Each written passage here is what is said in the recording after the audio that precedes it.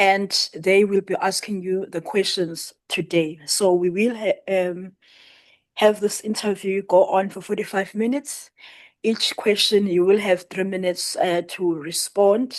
Do use all the 3 minutes, and the last question, question 11, you will be allocated 4 minutes to respond to that one.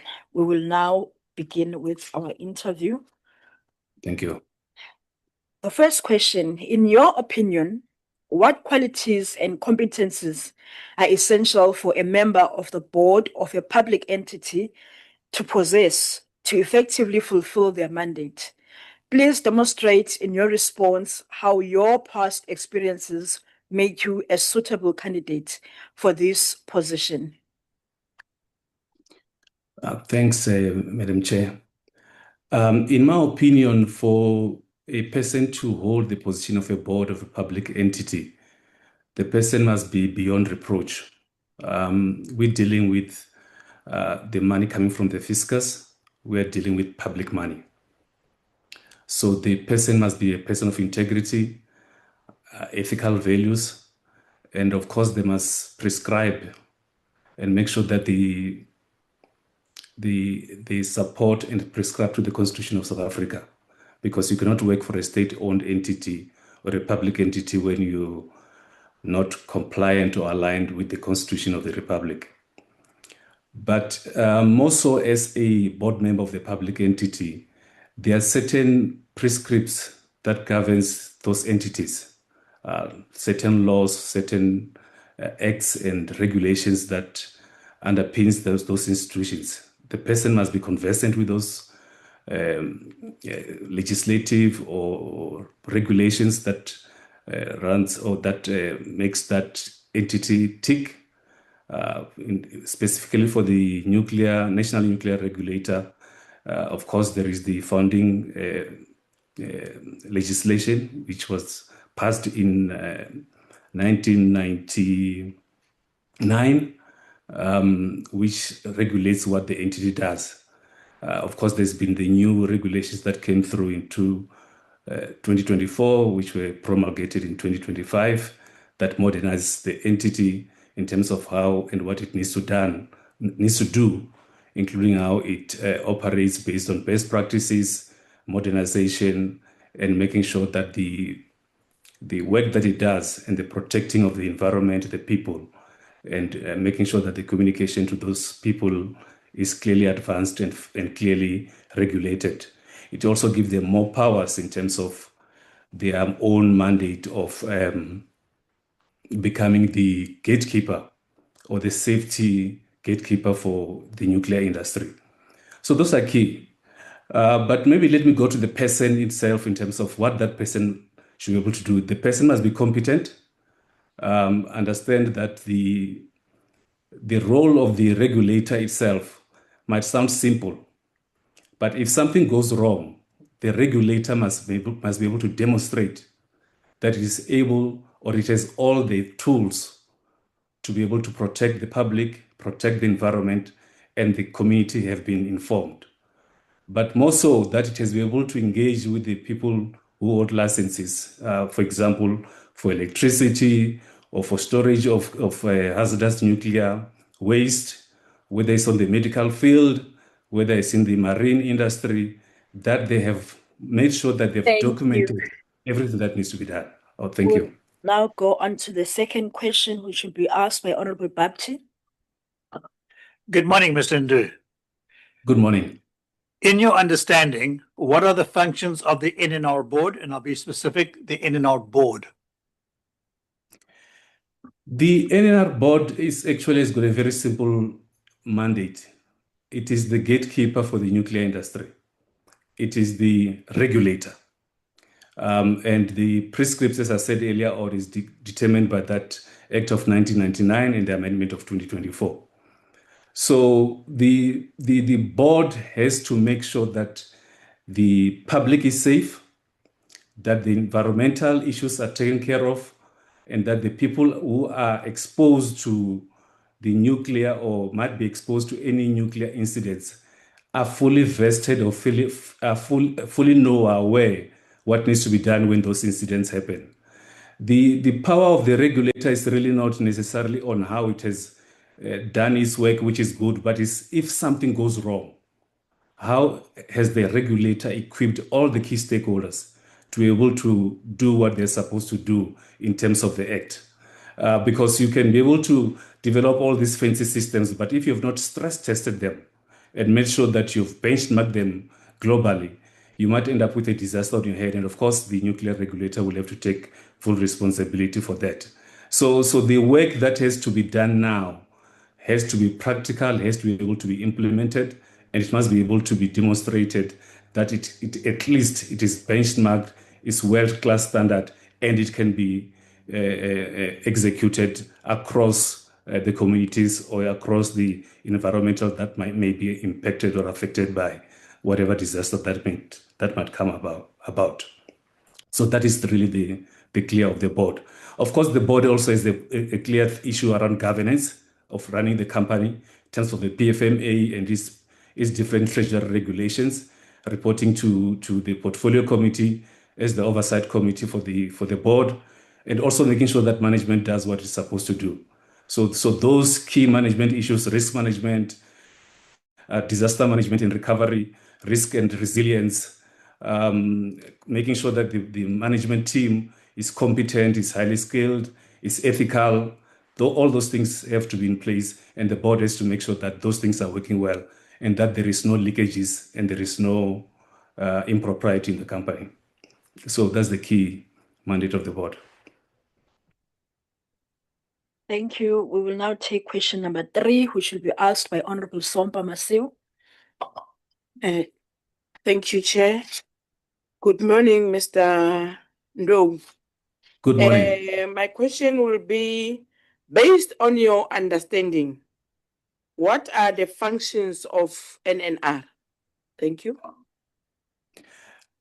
So the functions of the NNR is to develop systems and processes and methodologies to regulate the nuclear industry. Because they are the regulator. And maybe later on we can talk what the NNR is not about. But based on that, it's also making sure that all the key stakeholders that are impacted or affected by the nuclear industry, whoever the licensee holder is, fully know what is required of them, more so when there is a disaster. So the nuclear regulator has to regulate all those industries, whether it's electricity generation, whether it's the storage of hazardous waste of nuclear, whether it's the issues of maritime, because you know that the submarines use nuclear, whether it's the health industry in terms of the nuclear medicine that is currently being done, whether it's the work that is done by NEXA in terms of the research that they do around nuclear. I mean, there is issues now around the development of the PBMR, the Pebble Bed Reactor by ESCOM. There is other things that are going to come up now with the advance of the increase now in fuel. Nuclear technology or hydrogen economy or nanotechnology becomes a viable option for us. But we have to regulate those industries and make sure that they're operating safely, they're operating within the legislation, they're operating within the prescripts around safety, health, and environment where they operate. And of course, if something happens, we've got systems and processes to protect the public and the environment. It is benchmarked. It is peer reviewed by the other global players, and we are able to stand head and shoulder with the organizations like the International Atomic Energy Association and say that we have benchmarked, we are beyond reproach. So that's really the key role of the NNR in terms of executing its mandate. It is more protecting the public, making sure that the environment is protected and communicating to all the key stakeholders. Thanks. Thank you. We are now going to move on to Honorable Nkosi, who will ask question number 5. No, number 4. Honorable Drink will ask question number 4. Thank you, Chair. Mr. Ndou, question 4. Please demonstrate your experience in one, and I repeat, one of the following: radiation protection, nuclear medicine, mechanical engineering, electrical engineering, mining, metallurgical engineering, HR, labor relations, environmental management, emergency preparedness and response, information technology, governance and risk management, nuclear engineering, and nuclear physics. I might just choose one. Okay, I'll If choose you the have governance. experience in more, it's fine, but at least Yeah, one. I do have experience. I probably have seen on my CV that I was the head of strategy and planning at ESCOM. So, but maybe let me take the governance and risk management because that's what I was mostly responsible for. So I was the head of strategy support at ESCOM. Actually, I was the divisional executive at ESCOM responsible for that. So I was responsible for drafting the ESCOM strategy, the corporate plan, and make sure that it subscribes to all the prescripts of the PFMA Section 52 and also the Treasury regulations, all of them. So I was responsible for drafting and putting together those documents. I was overall responsible for the development of the current ESCOM strategy that was approved by the board in 2018 and then approved by cabinet in November 2018. So I led that process. So from a governance point of view, risk management, I have managed those entities, not only just developed the plans, but I led teams that made sure that the organization is responsible, is responsive. We report on PFMA. I used to come to Parliament with the executive team at ESCOM to report on issues relating to those matters, more so the PFMA in terms of wasteless and fruitless expenditures. We used to have long discussions around those. So I have developed that, and I must say also, chair and committee members, when I was responsible for developing the strategy and the corporate plan for ESCOM, I've never had any adverse finding in terms of whether it's audits. The plans have always been approved by the shareholders, and we also complied with the Treasury regulations as prescribed in the PFMA. So I have demonstrated that.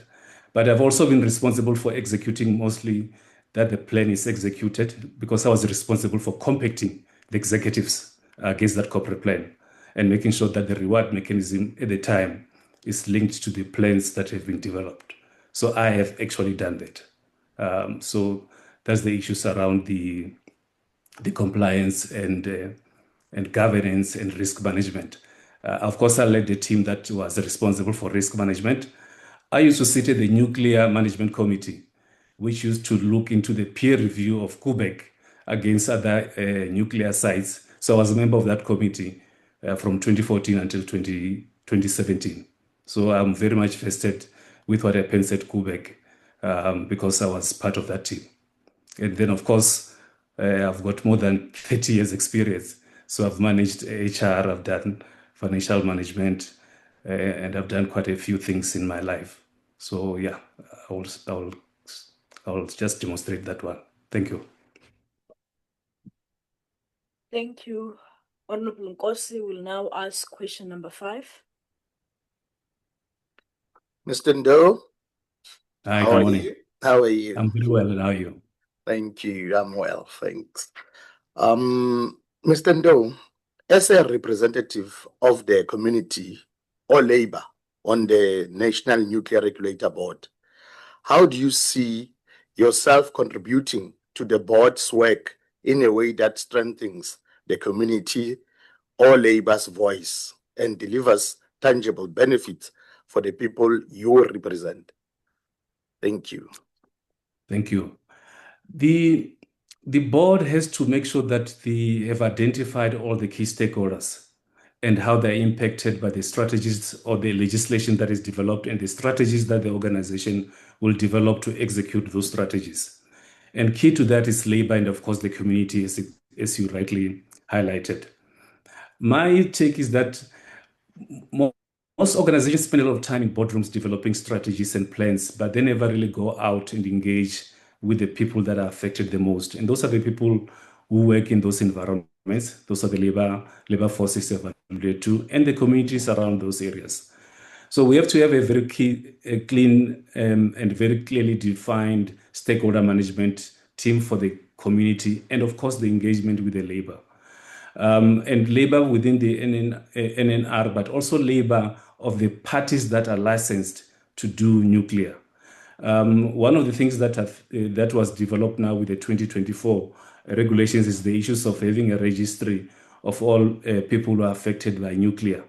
How do we then make sure that that register is up to date? How do we make sure that those people are properly taken care of, and whether the nuclear radiation or exposure, if they have, is not adversely impacting them?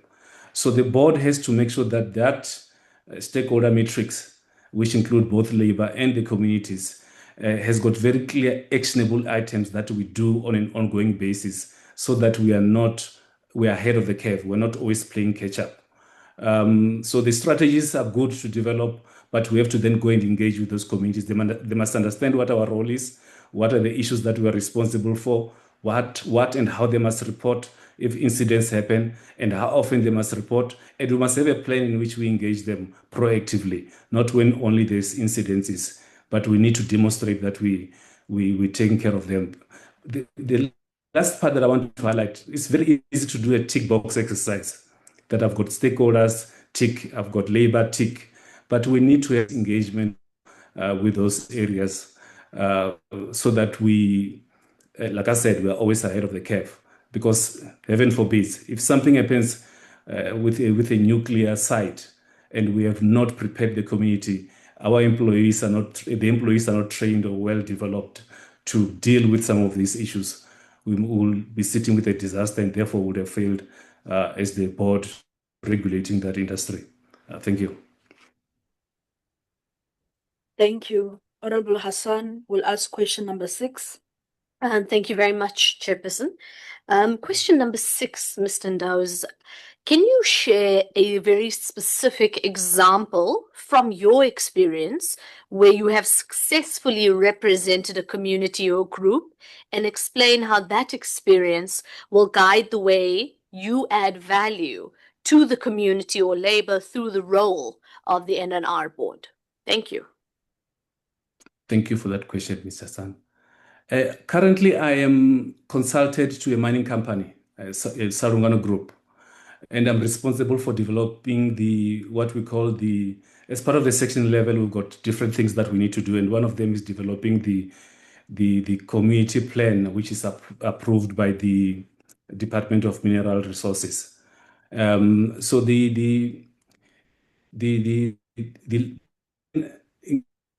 deals with how impact the community, and how does the mine enables the community to thrive and get not only job opportunities, how they are impacted by the activities of the mine in terms of the different adverse impacts, be it dust, be it pollution or explosive. Some of the mines, mostly those who do underground mining, end up creating problems for the communities in those areas.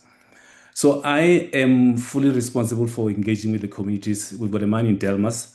We've got what we call a community forum and a business forum, where we meet with all the business people and the community people to make sure that they, number one, get the opportunities at the mine when work is required, but two, that they understand the mine impacts on them. We've got database of all the people that we have trained to become operators for different machineries. We've got database of people who are qualified to work in the mines, opportunities for them to work.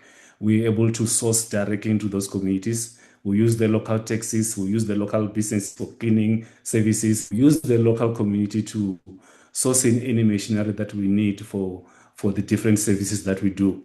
And we measure those on an ongoing basis, because then we use that for our BBB scorecards, but we also use that for our reporting to the minerals and resources in terms of the inspectors and things like that. So we have those communities that we do regularly. Of course, there's other issues, like in one of the operations that we're managing, we have graves where we have to deal with the communities to make sure that those graves are protected, that they are cleaned properly, and that they are not impacted by that are done. So that's what I currently as part of the social and labor plans that I am responsible for within the mining sector that I'm currently consulting. So those are the key things that I can demonstrate, which is currently within my portfolio. Thank you. We are moving on to question number 7, which will be asked by Honorable Drink. Thank you, Chair. Mr. Mdo, what do you consider the key challenges currently facing the NNR, and what suggestions would you make in order to address these challenges? Okay. I think the first one is the Kubek life extension. So one of the projects that I was responsible for previously was to increase capacity at Kubek and also increase the lifespan of Kubek, which I think has already been approved. What is the impact of that in terms of our NNR as a regulator? What does that mean? So we need to look into that long-term plan, also because of the environmental impact and the sensitivity around those areas around Kubek.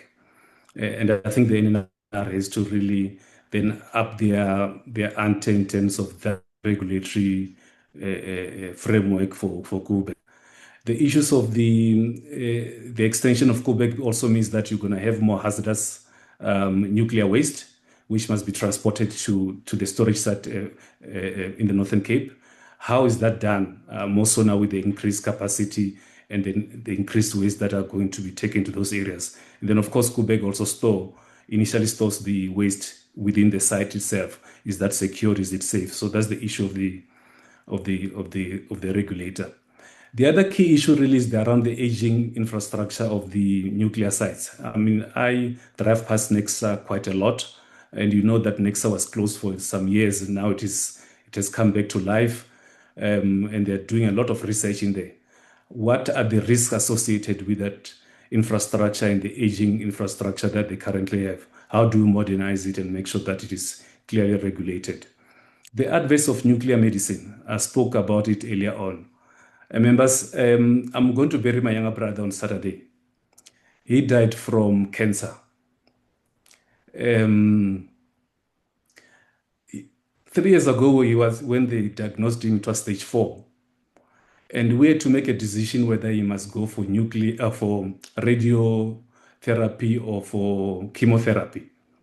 And we asked doctors, what are the risks associated with these treatments? What are the efficacies of each and every one of them? We need to make sure that those things are properly regulated so that a patient can be able to make proper decisions based on fact-based information. So the challenge that we currently have is, do we have adequate people to be able to develop those systems that can give confidence to the industry that things are done well? Then, of course, the other challenge is that how do we compare with the international peers? Can we stand with the Japanese or the French or the Americans and say our nuclear regulator is up to par? Can they come and do peer review with us? So that's one of the challenges. And of course, our own management team do have competent people, do have people who know what they need to do, and they're doing things that they're supposed to do on time, and everything is in place so that we do not have any disaster. Thank you. Thank you. Honorable Somba Massey will ask question number 8.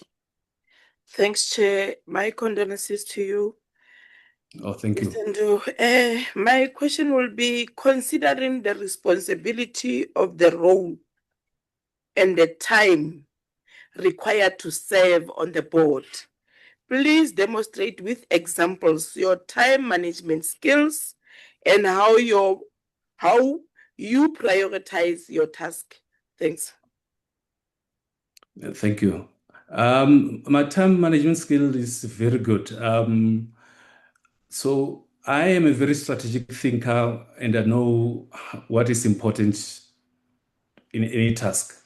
I've developed a lot of strategies that I've not only developed on time, but also make sure that they're executed and they're executed timeously. So in terms of demonstrating my ability to manage my own time, like I said, I've led the team that managed the ESCOM strategy, the implementation of the strategy, and we have never been found wanting in doing that. Where I am right now, and I can't really mention the name because they are a listed entity, we have managed the turnaround, and we were initially suspended by the JSE, and I was responsible for making sure that the time around for us to be uplifted by the JSE is achieved. I manage all the operational teams in terms of chairing the operations teams management meetings and managing the executive committee. I sit in the board of 2 of the subsidiaries, in each one of the operational one I chair. So I'm very good at doing the time management, but more so is identifying what matters. So what matters in the organization is determined by the mandate of the organization. If the mandate of the organization is not properly described, you don't have strategic objectives, then you will have a problem around what matters most. So you need to clearly define what are the organizational strategic objectives. Those are the things that are not for sale. They are not negotiable, and make sure that those things are done, because those determine how you do risk management, determine how you do build your resilience in the organization in case of a disaster. It also determines the limits in which you can be able to say no or continue to push, because if you don't clearly define those boundaries based on the strategic objectives, you end up spending a lot of time doing what I call a treadmill exercise, doing a lot of running, but your scenario not changing. So the prioritization of time is based on what matters most, and those are usually on the strategic objectives. Then, of course, there are also other enablers in the organization that enables the strategic objectives: your financials, your people, your controls, and your risk management systems that are in place. Those must be embedded. They must work all the time, and then you can focus on those things that matters the most. Thank you. Thank you. We are moving on to question number 9, which will be asked by Honorable Milem. Good morning, Mr. Ndu. Good morning. Good corporate governance is an important element in building a capable and ethical public sector. In your role as a board member of the NNR, which governance priorities would you ensure the NNR adheres to in order to ensure good corporate governance standards? Oh, thank you. So in terms of governance, like I said earlier on, this is a state-owned entity. It is governed by the PFMA, and then of course also the other governance principles that are relevant for any entity. But the issues around the PFMA is quite key for me from a governance point of view, because it determines how we then spend the public purse. So those are very important. So the board must make sure that the organization's compliance with PFMA, with its prescripts on all the treasury regulations linked to it, in terms of planning, implementation, reporting, and making sure that there's no leakages in the organization. So those are fundamental, more so because the regulator is fully funded by the state, and therefore it must also be fully accountable to the state, including the portfolio committee. Of course, there's issues of contradictions on whether the regulator can be governed by the state and still be independent. Yes, it can. We just have to make sure that we stick to our mandate. So that is important. The other thing that is important in terms of the governance is really the issues around the issues around safety, the issues around risk management, the issues around compliance, the issues around the auditing part of it, which is linked to the financial reporting, that there should be no adverse finding around those issues. The board has to be vested with those issues around people and people management, risk and reward, and risk and reward in the sense of the mandate of the entity, because you don't want this entity to end up doing other things that are not legislated or within its own prescripts as prescribed by the Act of 1999 into 2024. So those become quite key. But for the board itself to also make sure that it's got a proper board charter, it's able to review itself and make sure that it does what it's supposed to do as mandated by the shareholder. And they do that regularly. And of course, making sure that they engage with the different licensees and the licensee requirements of all the entities are are fully up to date. We've got a list of things that we need to check and make sure that they are done from a board point of view, and those are done regularly as per the schedule of the board or the schedule is prescribed by the board and its shareholder. So those become key. So those are the key regulatory things that the board needs to do. And of course, I've spoken about the peer review and the international benchmarks that we need to do, and making sure that we stress test everything that we do that is working, is implementable, and almost foolproof, that if and heaven forbid, if a disaster happens, we've got our ducks on the row and we can be able to implement. Thank you. Thank you. Honorable Ngosi will ask question number 10. Mr. Ndo, do you have any personal, financial, or professional interest that could affect or be perceived to affect your ability to perform this role impartially? Thank you for that question. No, I don't have. I left the public's I left ESCOM 7 years ago, 2018 December. So even if this issue of conflict of interest, I was just an executive there, so I don't have any impediments.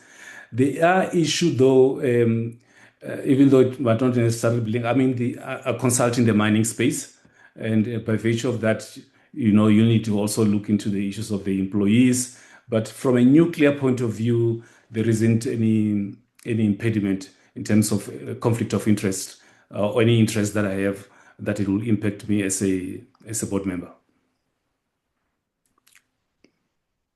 Thank you. We are now going to take the last question, which is a scenario, so please do follow.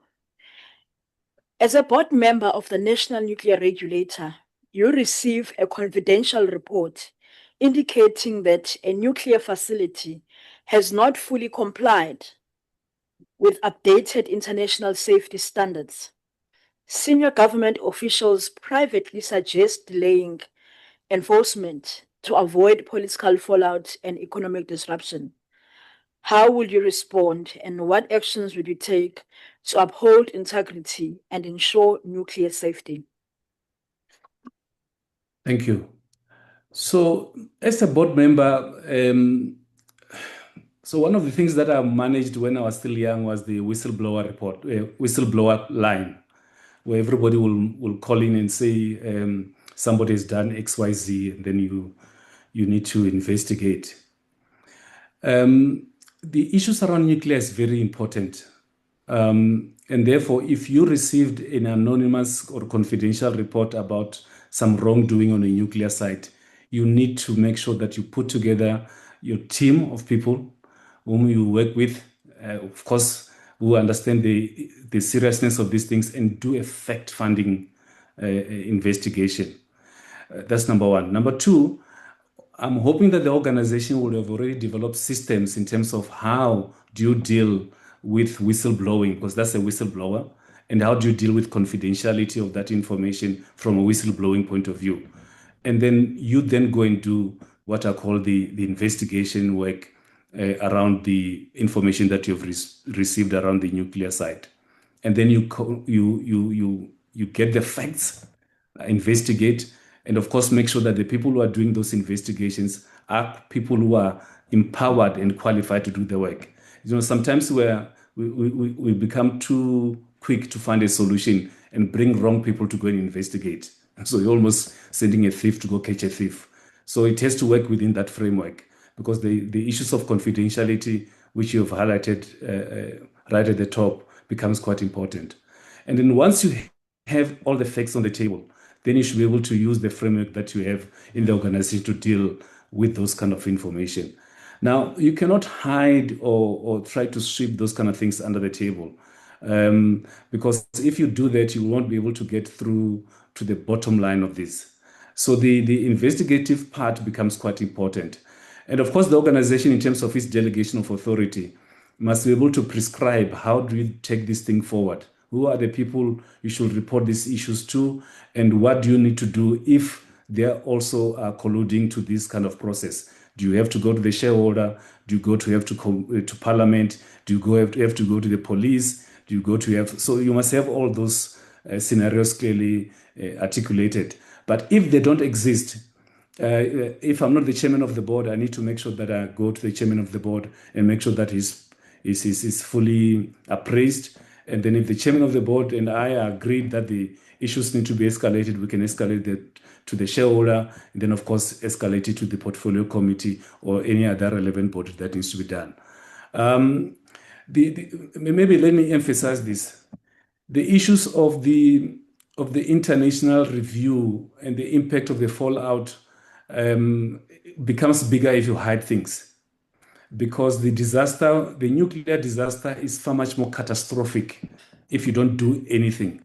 So you rather go there and say, this is what we have found, this is where we are finding wanting, and be able to tap into your international partners that you have so that they can come on board. I mean, some of you will recall, members, when the Fukushima incident happened in Japan, the Japanese had to bring in people from France, because France has got a big nuclear base, people from Germany, people from the USA to help them recover in the Fukushima incident.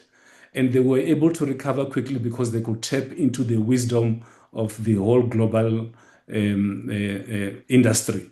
And that's what we'll need to do. So trying to hide things actually makes it worse, because the risk of doing nothing is far much more bigger.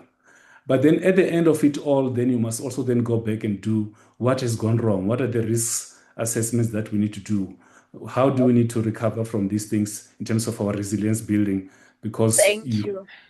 Yeah. Thank you so much. This brings us to the end of our interview. On behalf of the committee, I do want to send our deepest condolences Thank you. on the loss of your family member. Thank you for taking the time to be part of this session. Have a great day further. Thank you. Much appreciated, Chairperson and the committee members. Really, I'm quite excited that you gave me that opportunity. Thank you. And competencies are essential for a member of the board of a public entity to possess to effectively fulfill their mandate. Please demonstrate in your response how your past experiences make you a suitable candidate for this position. Thank you, Chair. So, Chair, for me, the qualities that that matter for a board member, it's leadership, being able to lead the organization in such a way that you are then able to get people behind you to fulfill a certain goal and a certain outcome. Regarding the experience that I have in leadership position, so I have been I'm currently an IT project manager. I've led and I've seen the implementation of IT projects across the public and the private sector. Currently in the private sector, in the public sector, I work for SASRIA, and I lead the implementation of strategic projects within the organization. So what really counts as well is emotional intelligence of a leader in making sure that your team and the mandate that is set before you is fulfilled. So for me, really, those two items are at the forefront of good leadership, and at the same time making sure that the mandate of a particular organization is achieved. Thank you. We are going to go on to the second question, which should be asked by Honorable Bapti. Good morning, Mr. Tswela. Good morning, sir. In your understanding, what are the functions of the NNR board? And I'll be specific, it's the board. So the function of a board is to play an oversight role in terms of making sure that the NNR performs. Secondly, in making sure that there's good governance in place to ensure that performance. So the mandate of the NNR should be fulfilled in key frameworks that are in place, adhering to the PFMA and adhering to the NNR Act. So ultimately, the board is responsible as the accounting authority, making sure that the NNR achieves its operational objectives and making sure that the mandate is achieved. Thank you. We are going to take the third question, which will be asked by Honorable Sompa Masiu. Thanks, Chair. Good morning, Mr. Zwela. Based on your understanding, what are the functions of NNR? Thank you. So the mandate of the NNR is to provide a framework that is innovative in making sure that the public, people, the environment is protected against nuclear radiation, and also form policies that protect the public from radiation.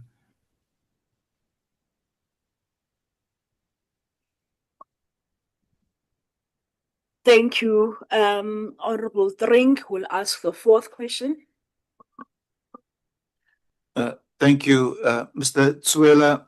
Please demonstrate your experience in one of the following: radiation protection, nuclear medicine, mechanical engineering, electrical engineering, mining, metallurgical engineering, HR or labor relations, environmental management, emergency preparedness and response, information technology, governance and risk management, nuclear engineering, nuclear physics.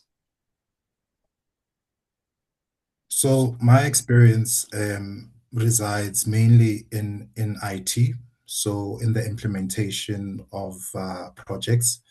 So the experience that I have is implementing projects from inception and seeing them through up until completion or delivery. With regards, that's also intertwined with HR somehow, because the team that I lead, they are subject matter experts. And what I then do is that I lead them in making sure that a certain outcome, a project outcome is achieved. So if there is that there's a lack, or there is a lack of training, or there needs some form of growth opportunities for a project member, I make sure that they get the necessary training to make sure that those projects are delivered.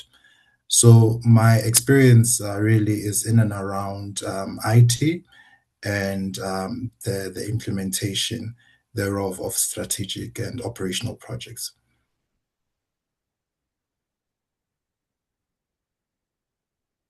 Thank you for your response. We are going to go on to question number 5, which will be asked by Honorable Nkosi.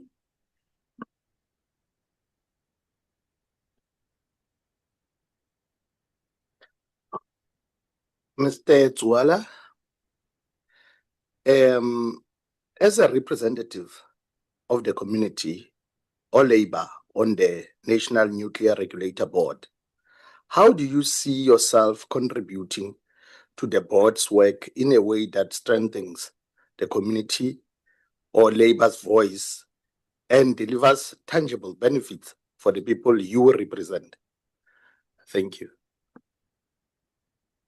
So my inputs and how I would provide value is to bring on board the knowledge that I've acquired over the years, and also the knowledge that I've had in serving in other departments and committees, to bring an oversight that would then strengthen the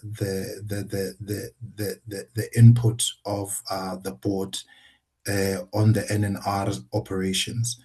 So in itself, when you're looking at how then that would then filter down to the community, making sure that there are policies in place and making sure that the NNR operations are effective, and making sure that the NNR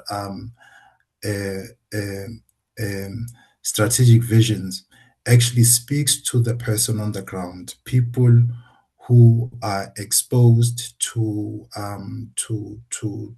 health and safety issues related to radiation, or making sure that we then alleviate all these issues that could potentially then impact society. We, I would imagine that at the forefront, or at the head of the agenda for the NNR, would be a crisis that we have as South Africans at the moment, which would be illegal mining. A lot of people are injured, and some are killed as a result of illegal mining. And I would imagine that the NNR would then be, through law enforcement, would then be in the process of making sure that people are protected from such illegal operations. So as a board member, really you want to have an objective input into making sure that the NNR is held accountable through its CEO and its management, in making sure that it performs. And performance would then ultimately meaning resolving these ills that I've just mentioned now. For example, illegal mining that impacts a lot of South Africans, and a lot of majority of them, unfortunately, in rural areas, and who are Black. So those are the issues that I think are at the heart as well, amongst other issues. But that's how I would then see myself playing a role in making sure that we curb these issues.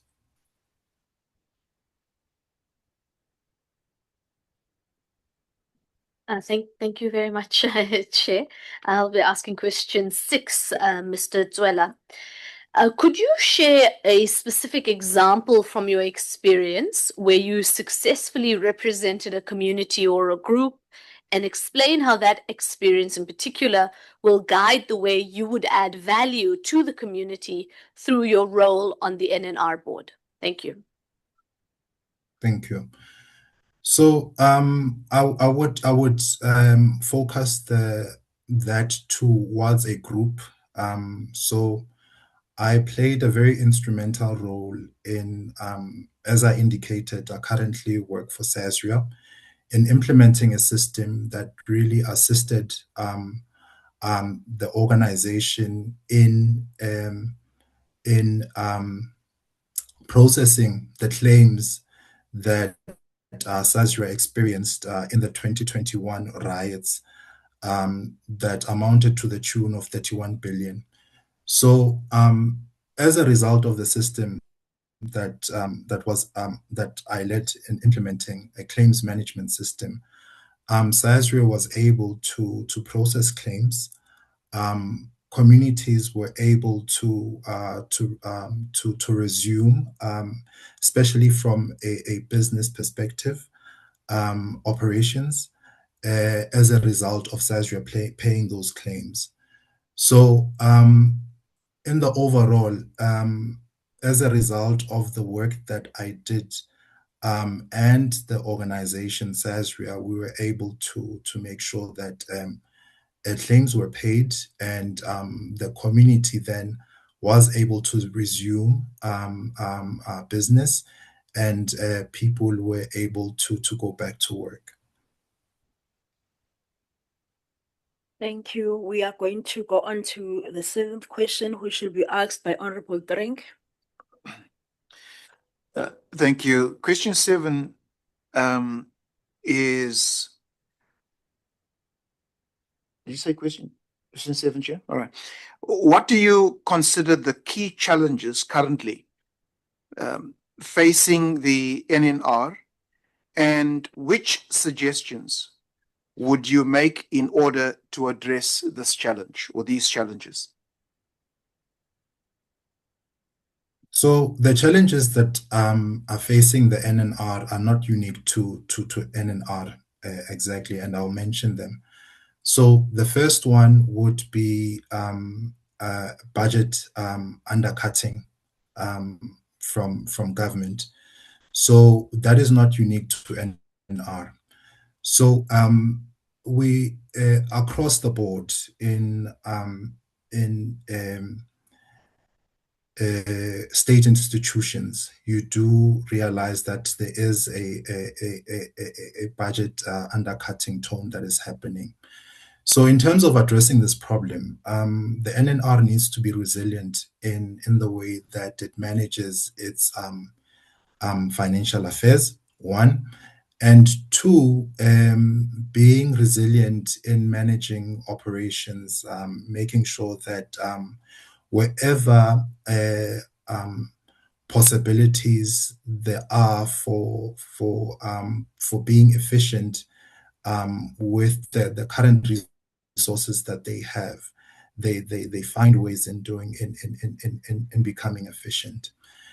And then so that's the first instance. The second instance I spoke to earlier on regarding illegal mining that's happening, and that is impacting not only the NNR but other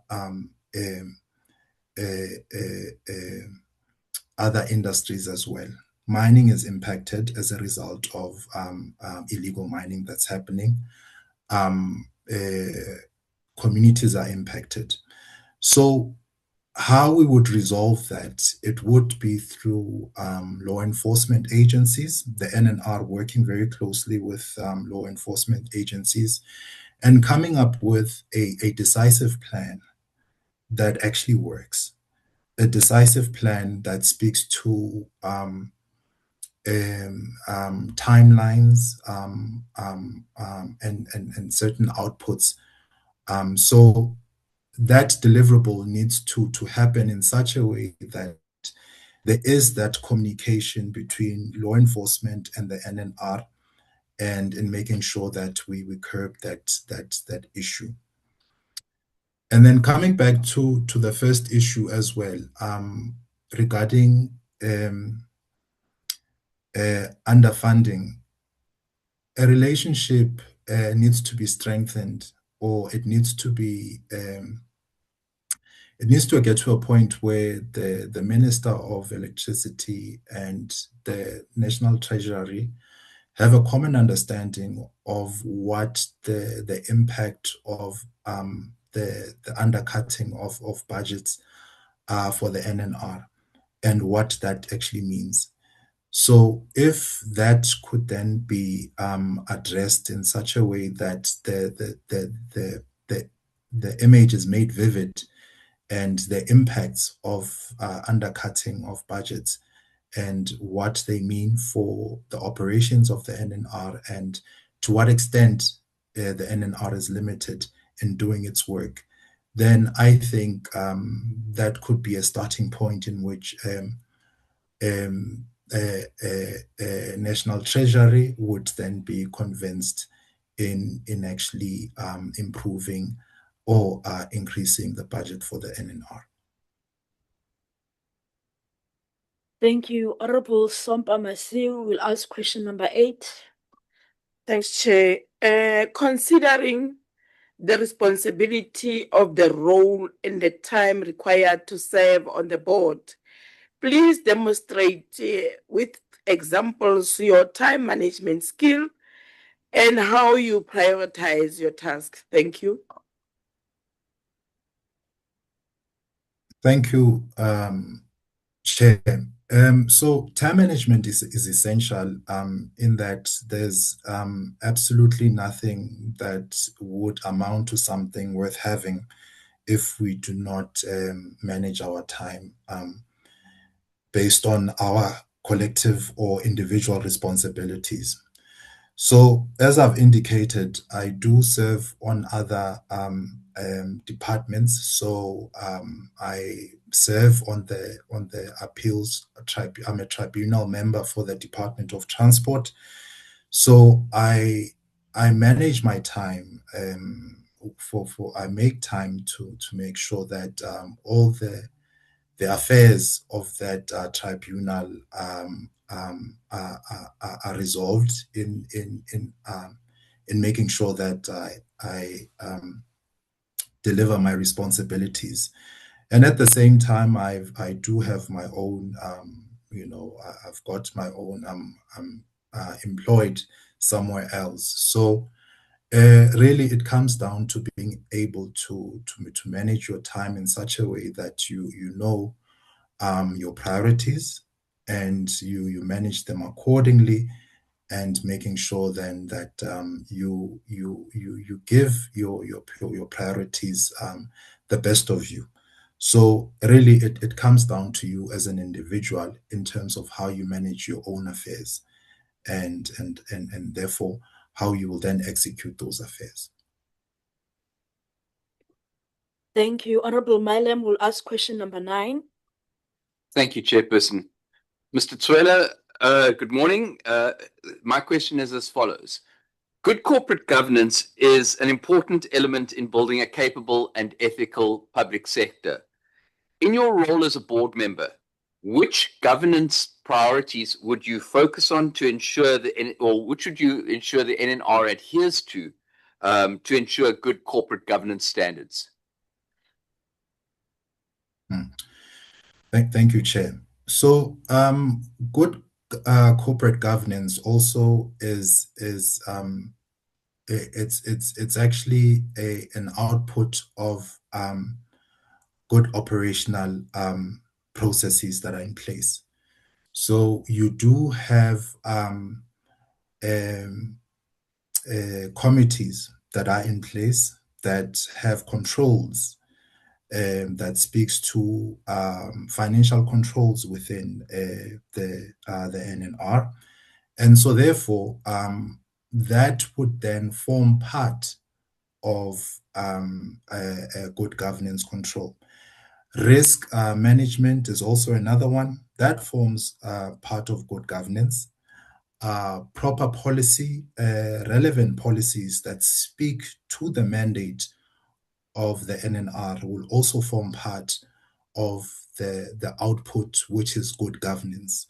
So ultimately, what I'm saying is that the output is good governance, but the inputs, if those inputs, such as your risk and audit committee, if controls are not monitored there, if risks are not raised there and addressed, then it becomes it seemingly becomes very difficult to have good governance in place, because good governance is an output product of all these other initiatives that then forms the ultimate, which is then what you would then describe as good governance.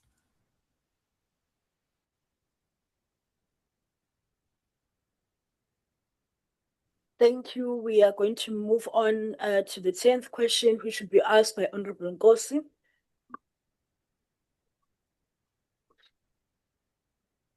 Mr. Tsuela, do you have any personal, financial, or professional interest that could affect or be perceived to affect your ability to perform this role impartially? Thank you. Thank you, Chair. Chair, no, I do not. I do not have any financial, neither do I have any interests that would impact my performance in this function. Thank you. We are then going to move on to the last question for this particular interview. It's a scenario, so please do follow. As a board member of the National Nuclear Regulator, you receive a confidential report indicating that a nuclear facility has not fully complied with updated international safety standards. Senior government officials privately suggest delaying enforcement to avoid political fallout and economic disruption. How will you respond, and what actions would you take to uphold integrity and ensure nuclear safety? Thank you, Chair. So, Chair, the first point of failure, we need to look at what the point of failure is. And I mentioned earlier on that there are risks that should be identified within operations and within the risk and audit committees. So if those have not been flagged within the audit committee and within the within management, then there is a potential a failure in terms of governance. So what I'm essentially saying is that as a board member, you hold accountable the CEO and management, and understanding the problem as to how is it possible that this would have then gotten to a point where it would be in such a way that it missed the CEO and management. So what I would essentially do then is to understand what the problem is, first and foremost. How did this problem miss? How did the CEO and the management team have not visibility to this problem? And then what I would not do is to cover it up based on a political standpoint or based on a political fallout. So ideally, what I would do is understand the problem. Secondly, make sure that the problem is addressed internally. And thirdly, communicate with the relevant stakeholders, more specifically the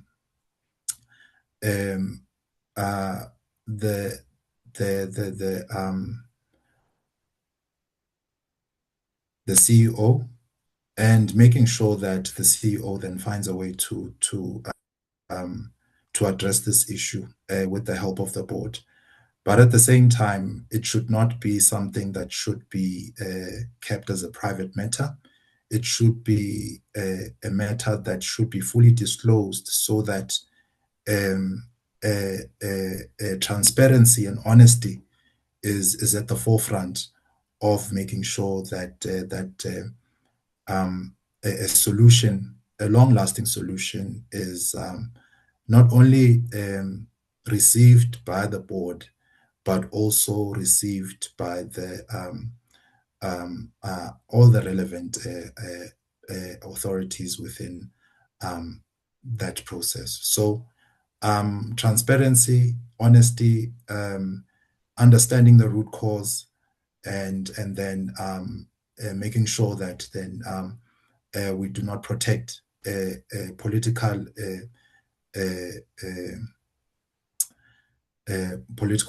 people or getting people to be protected because they are politically affiliated. So that is how I would approach this scenario. Thank you. We have come to the end of our interview. Thank you so much for participating, and we do wish you a good day further. Thank you so much. Thank you, Chair. Thank you, members. Thank you.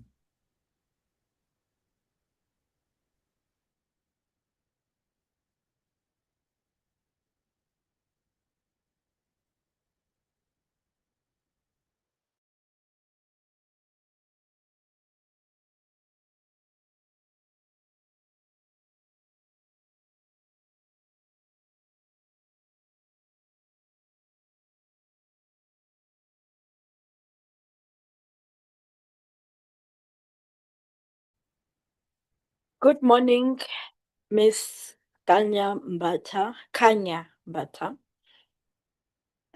This is Honorable Zama Kanyase, the chairperson of the Popular Committee on Electricity and Energy.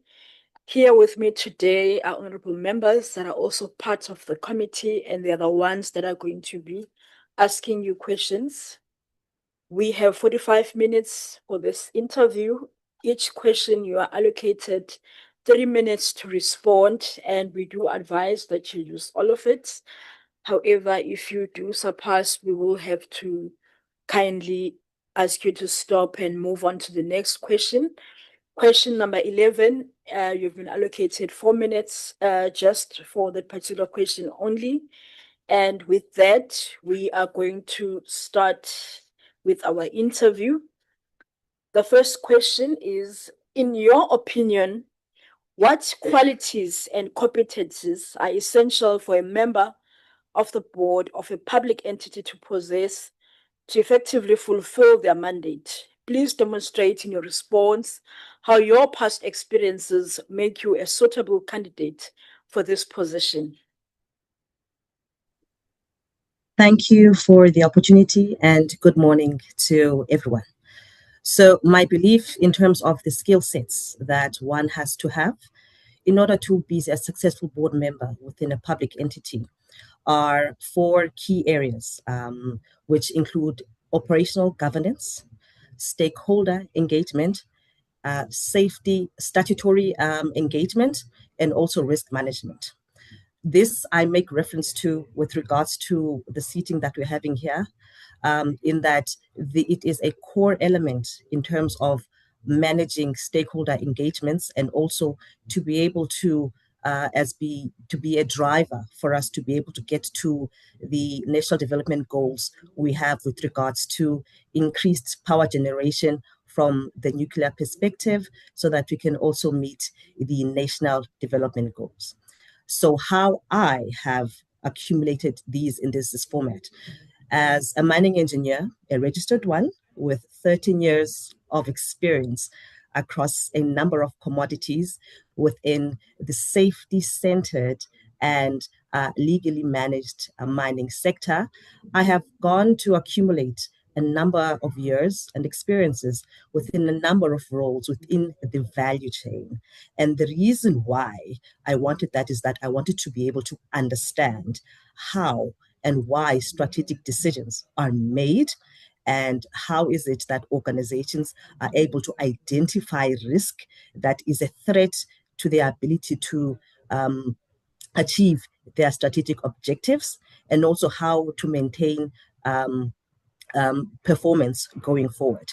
So within my current space and also within other spaces, I have what we call within the mining sector, I'm a part of a tripartite within the sector. So my roles, which range between operational management and also technical expertise within the strategic mine planning space, I would represent the employer's capabilities in order to be able to breach statutory compliances and also for stakeholder engagement. So from a statutory compliance perspective, I am charged with responsibilities in terms of the Mine Health and Safety Act Regulations 261 and also the Explosives Act of 1956 under the Directorate of the Police in terms of explosives management to be able to ensure that my organization that I currently work for adhere consistently to the expectations of the different sets of legislature to ensure that we continue to have the legal rights to operate within the space that we are, and also to ensure that we are providing a safe working environment as expected by those parts of the state. And then the third one would be the stakeholder. We have to move on to question number 2, which will be asked by Honorable Bapti. Sorry. Good morning, Ms. Mbata. Good morning, sir.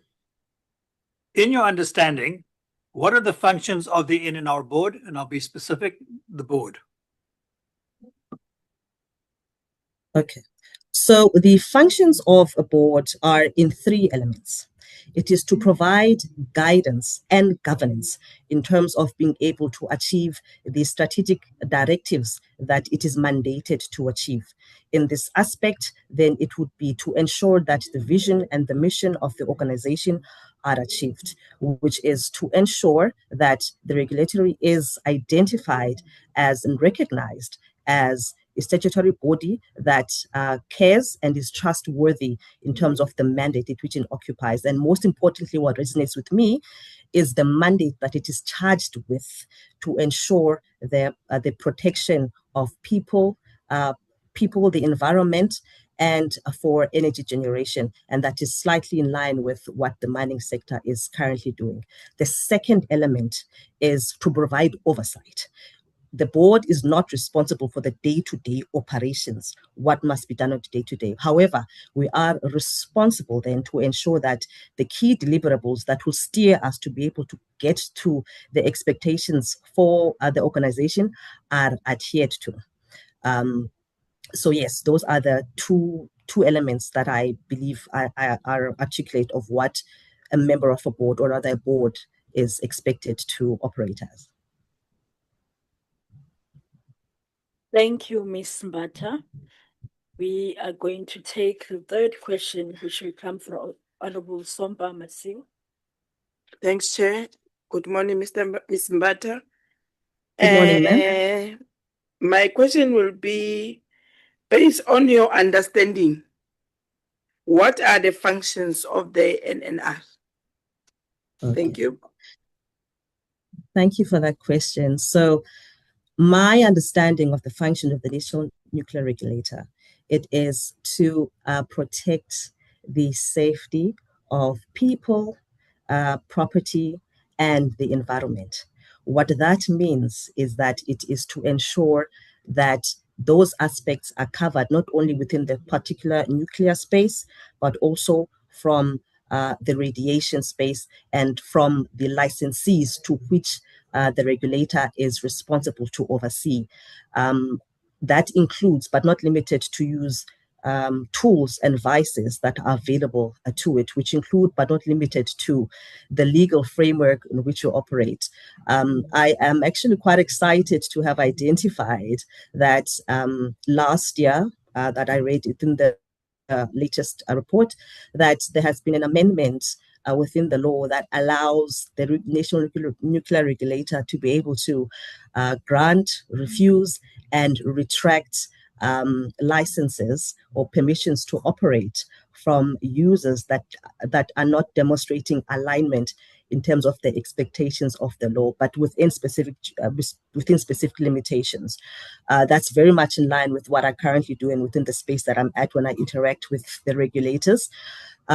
So yes, that is what I understand to be the true governance area, with the key stakeholder being the people, to ensure that we continue to protect the environment, but also balancing that out with the needs and the plan for the country to move forward in terms of the diversification of the energy mix at this point. Thank you. Honorable Thring will ask question number 4. Ms. Mbata, please demonstrate your experience in one of the following. I repeat, one of the following. You may add to it if you wish. Your experience in radiation protection, nuclear medicine, mechanical engineering, electrical engineering, mining, metallurgical engineering, HR, labor relations, environmental management, emergency preparedness and response, information technology, governance and risk management, nuclear engineering, nuclear physics.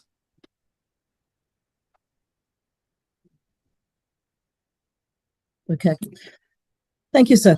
So I will demonstrate my explanation, or my demonstration would be a cross function of mining engineering and risk management.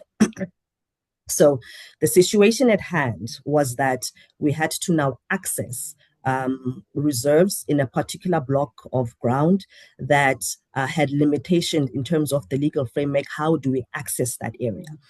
With my background within mining, I had looked at it, and then the first point was that how do we now get to access those reserves, pending the current limitation in terms of how do we access it legally, and also the timelines that we have. So in the first step that I did then in terms of the tasks was to pull out all of the legal limitations that we have been set in terms of being able to mine in that particular area, under mining permits and the conditions at which they were being granted.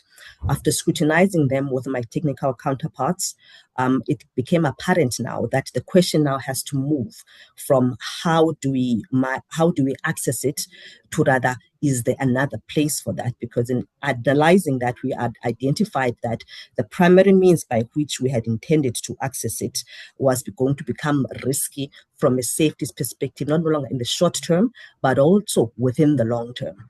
This then necessitated a risk management process wherein I called counterparts from the different sectors of skill sets technically within mining, so your rock engineers, your mine planners, your mine surveys, people that are responsible for the water use license, to sit together and then to evaluate the risk based on their expertise and their experience as to how would we then manage to undermine an area that has a dam. The final conclusion and then the learnings from that was that it was then identified that it would not then be best to access those reserves from that particular point because of the long-term risks and stability risks that it posed. And the learnings from that was to say, when at a particular point of entry or the point has been identified, the key enabler is to look at the reasons as to why. Is there a technical reason? Why? Is there a safety threat? But the takeaway was that the teamwork and alignment we had as a constituency were able to identify and disregard that area and motivate for another area to then be accessed. So that is my reason. That is a cross-contamination between mining engineering and risk management. Thank you. Honorable Nkosi will ask question number 5. Ms. Mbata, how are you this morning? I'm good, thank you, sir. And how are you? Very well, thank you. Ms. Mbata, as a representative of the community or labor on the National Nuclear Regulator Board, how do you see yourself contributing to the board's work in a way that strengthens the community or labor's voice and delivers tangible benefits for the people you represent?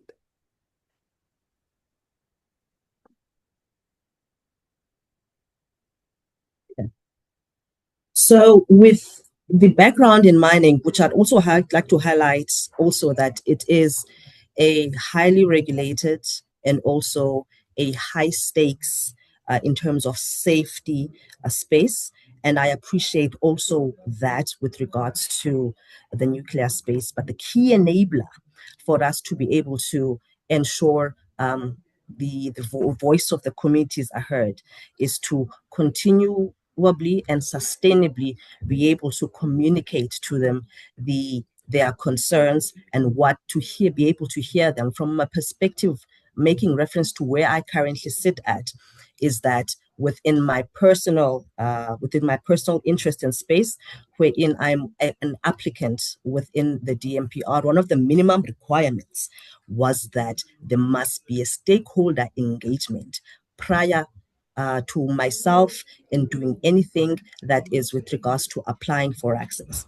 And I must admit that was a different ball game, moving from a unionized space to also going to discuss with community members. However, within that, developing a muscle to be able to engage different aspects that the constituency, the community was putting forward, their expectation in terms of the project going forward, and also what their plights might be. It gave me a proper perspective to say what their needs are, what their expectations are, and also to take that going forward. So as a point going forward, where I currently sit within that project, is I meet with them quarterly because the process is still not yet completed, to be able to give them feedback on the aspects that I've raised, that raises an element of transparency on their part, and also to show that I'm visible and that I care about where the aspects that they are coming from. And that is my answer with regards to using the community voice to be able to bolster my position within the National Nuclear Regulator. Thank you. Honorable Hassan will ask question number 6. Thanks, Chair. I think there's been a little bit of a covering already, but could you please share a specific example from your experience where you successfully represented a community or group, and explain how that experience will guide the way you add value to the community through your role on the NNR board? Apologies, ma'am. You're asking for a scenario where I've successfully represented a community group. Yeah, let me repeat. Could you share a specific example from your experience where you successfully represented a community or group, and explain how that experience will guide the way you add value to the community through your role on the NNR board? Okay. All right. So I will make a bit of a deviation or a difference in terms of the one that I'd answered. So I'd already indicated that I carry 2 legal responsibilities in the current space that I'm at. And one of those that I'm charged with within the Health and Safety Act is just to ensure that the environments in which the employees are working at are safe and they are conducive. And so there are monitoring means for us to be able to ensure that we are indeed within a particular threshold in terms of providing a safe and healthy working environment. The challenge that became was that, or the situation was that, the operation found itself at a crux where the exposure levels seemed abnormally high than what they should be for the different working categories. And having to take a step back, this then means that there is now a threat to the license to operate because we are operating outside of the legal bounds of the regulator. A step back, sitting on the dust committee, was for me to take a step back and go and engage with the unionized personnel, which is the coal miners at the face, on the different platforms, to be able to communicate this risk, to be able to ensure that they understand what the process is, and to then forge a way forward and propose to say, what can we then do as a collective? The ultimate outcome was then to ensure that there is no cross-contamination or maybe spikes within the system, that we agreed on a way forward, which is to say that let's continue to explain the process that happens on a weekly basis. Let us agree to say the devices that are being used to sample will then be clamped, and let us then agree to say that we will take photos. So within those platforms, I came back to the operational team to put a proposal forward, because now this not only affects their safety, but also our credibility within our own teams. And that's going to impact our ability to lead them. So I represented and put those items forward, and then I'm part of the team now that goes back and continues to sit in those investigations, to communicate this, to show care and respect, but also to open up more avenues for us to be able to engage. And that is how I had represented my my constituencies, my colleagues, the workers in the face, to my management team. So that's a bit different to the example that I gave before. Thank you. Thank you. We are going to go on to take the 7th question, which will be asked by Honorable Drink. Thank you, Ms. Mbata. What do you consider the key challenges currently facing the NNR, and which or what suggestions would you make in order to address these challenges? So on Monday, I gave a call to a cousin of mine who lives in Cape Town. And I had just asked her to just call in to say, do you know about the sirens that are notifications about a emergency preparedness? Have you heard them?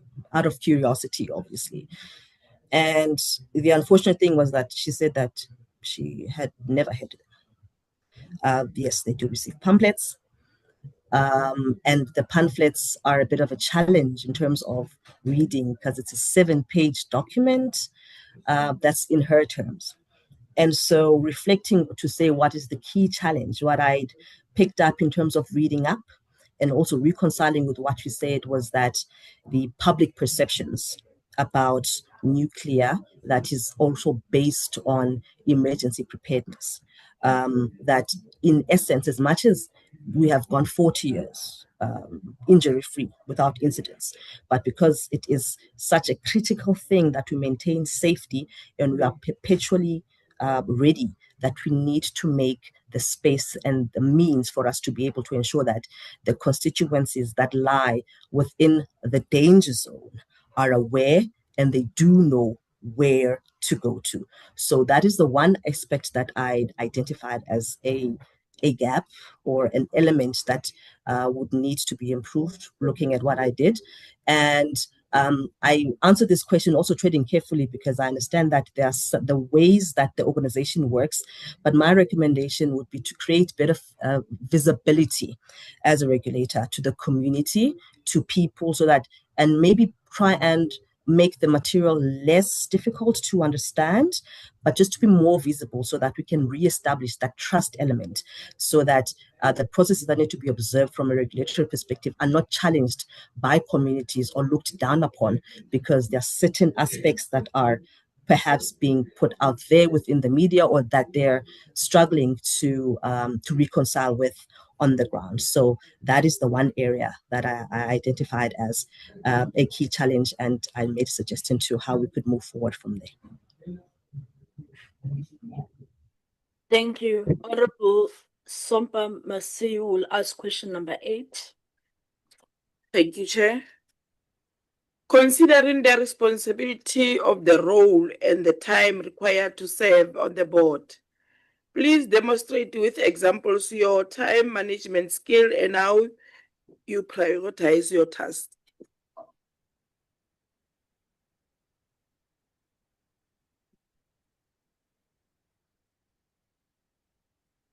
Okay. So looking at the multifacetedness of maybe the current space that I'm at as a demonstration, is that the situation that I'm currently faced with is a project that is going to be delayed as a result of the lack of submission of plans. And I'm a one manager that's responsible across 2 pieces of legislature. And so in terms of time management, to be able to push that is one, to be able to identify what the priorities are with the particular deadlines. And using then the technology that is available to me, what I did was to time block to be able to now reach out to stakeholders that I could, depending on the relations that I have, be able to delegate certain responsibilities that do not have any legal liability, so that the ground is then covered for myself on that regard.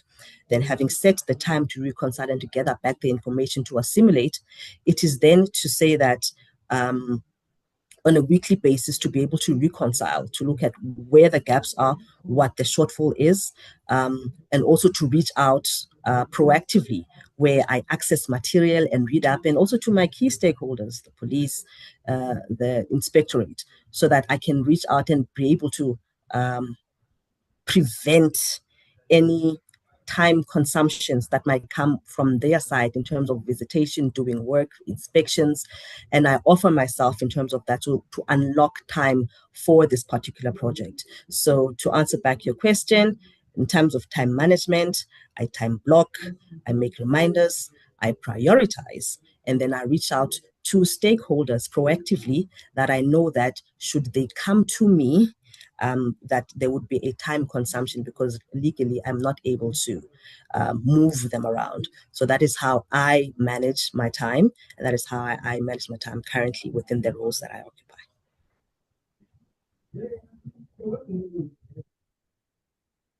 Thank you. We are going to move on to the 9th question, which will be asked by Honorable Milam. Thank you, Chairperson. Ms. Mbata, let's move on to number 9. Good corporate governance is an important element in building a capable public entity and an ethical public sector. In your role as a board member, which governance priorities would you ensure the NNR adheres to ensure good corporate governance standards? Okay. So there's actually 2 that I am quite interested in, right? So the first one being in terms of stakeholder engagement, and also from a risk management perspective. My identified or the area of interest would be to identify the key enablers, or rather the leading indicators that the board would be able to use to be able to get an assurance that the strategic objectives of the NNR are not at risk or are not being affected. I'll give you an example of what currently do at operations. So we have had quite a bit of incidences that range from injuries and just incidences, and they were affecting service providers. And at the time, I was acting mine manager, so I took it upon myself to realize that there is something that is amiss in terms of safety, and there's something we're not managing in terms of risk. So after having liaised with the teams, which is the task that I went about, was to get a proper understanding to where the gaps might be in terms of the risks. What came to pass was that they needed more time to be able to go and identify and become and execute visible felt leadership in different areas. And that would then bring about some level of decrease, but proactively on my part as a leading indicator. I had then set with my chief safety with a proposal and a request, which has been granted and what we're executing actually, to have a leading indicator of near misses, because it is through the registration of those near misses and that are recognized to encourage people to come forward that would be able to identify opportunities for us to correct things that would have otherwise resulted in the injury on an unfortunate fatality to happen. So those are the things that I would focus on to bring people about to understand what would be the key enablers, or rather the leading indicators, because lagging indicators are a bit too late, so that we can use those elements as guidance and to give us assurance as a board to say, are we on the right track in terms of risk management? Are we on the right track in terms of safety engagements instead of stakeholder engagement? So yes, that's from my side. Thank you. Thank you. We are going to move on to question number 10, which will be asked by Honorable Ngosi. Ms. Mbata, do you have any personal, financial, or professional interest that could affect or be perceived to affect your ability to perform this role impartially? No, sir.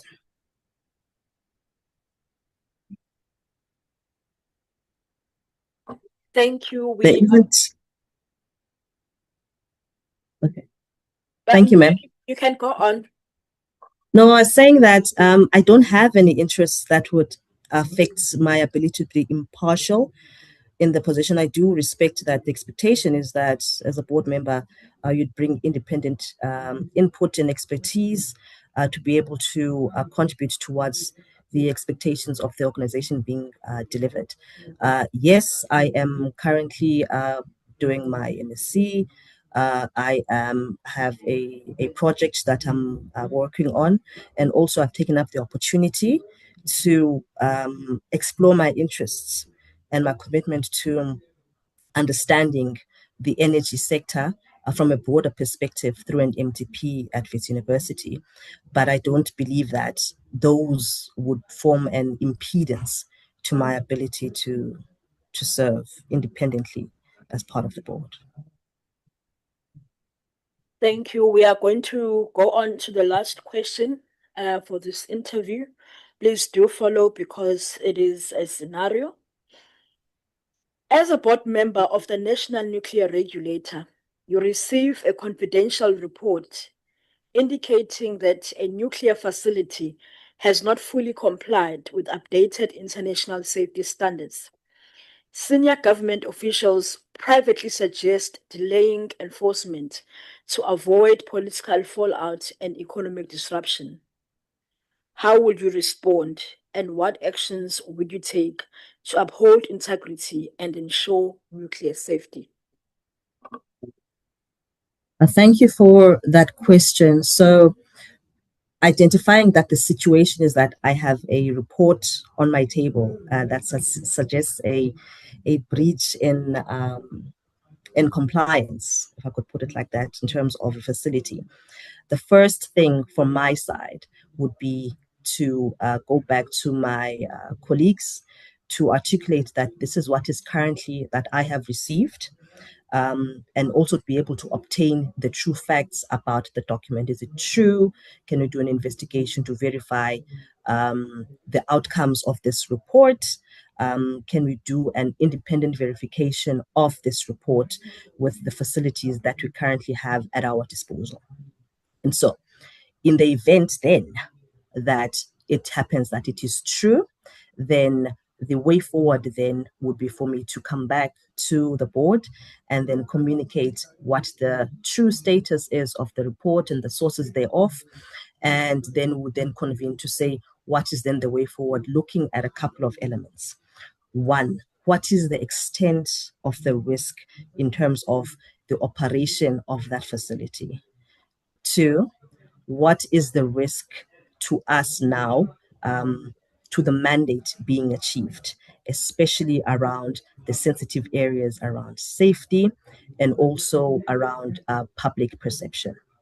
Having quantified and identified the risks thereof, we'd have to identify then now what would be the mitigation means for those corrections, having also previously reached out for assurance from the operational teams to understand as the board to say, what proof then do we have or can we access to say that this is indeed the case, and what was the modus of the failure, and where can we correct then going forward?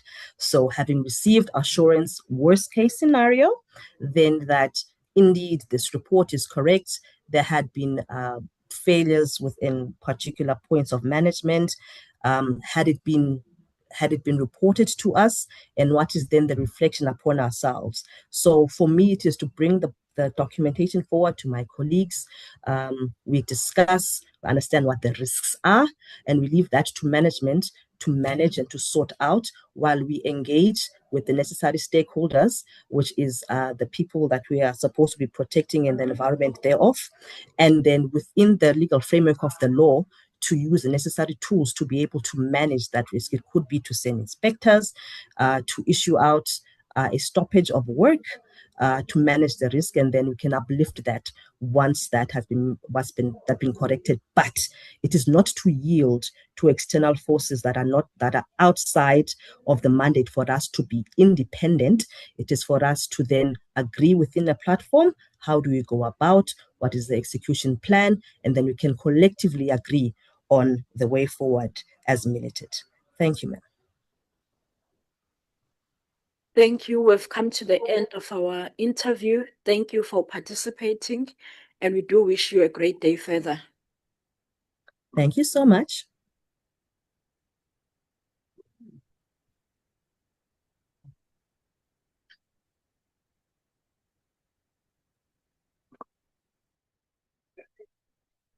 That's fine.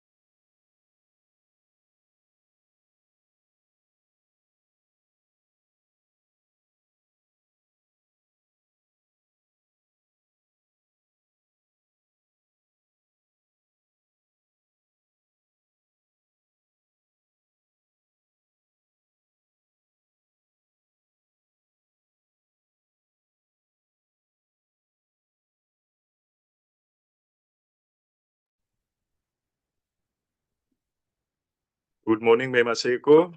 Rico Kotse here. Can you just switch on your mic and your video, please, ma'am, and just say something? Let us see if everything is in order. Okay.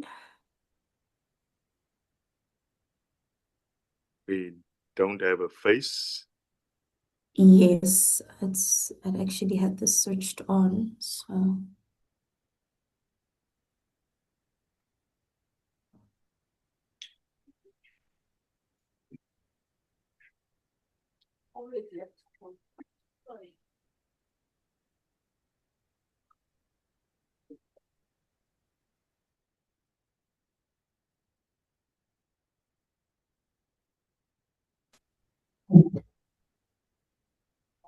Still nothing.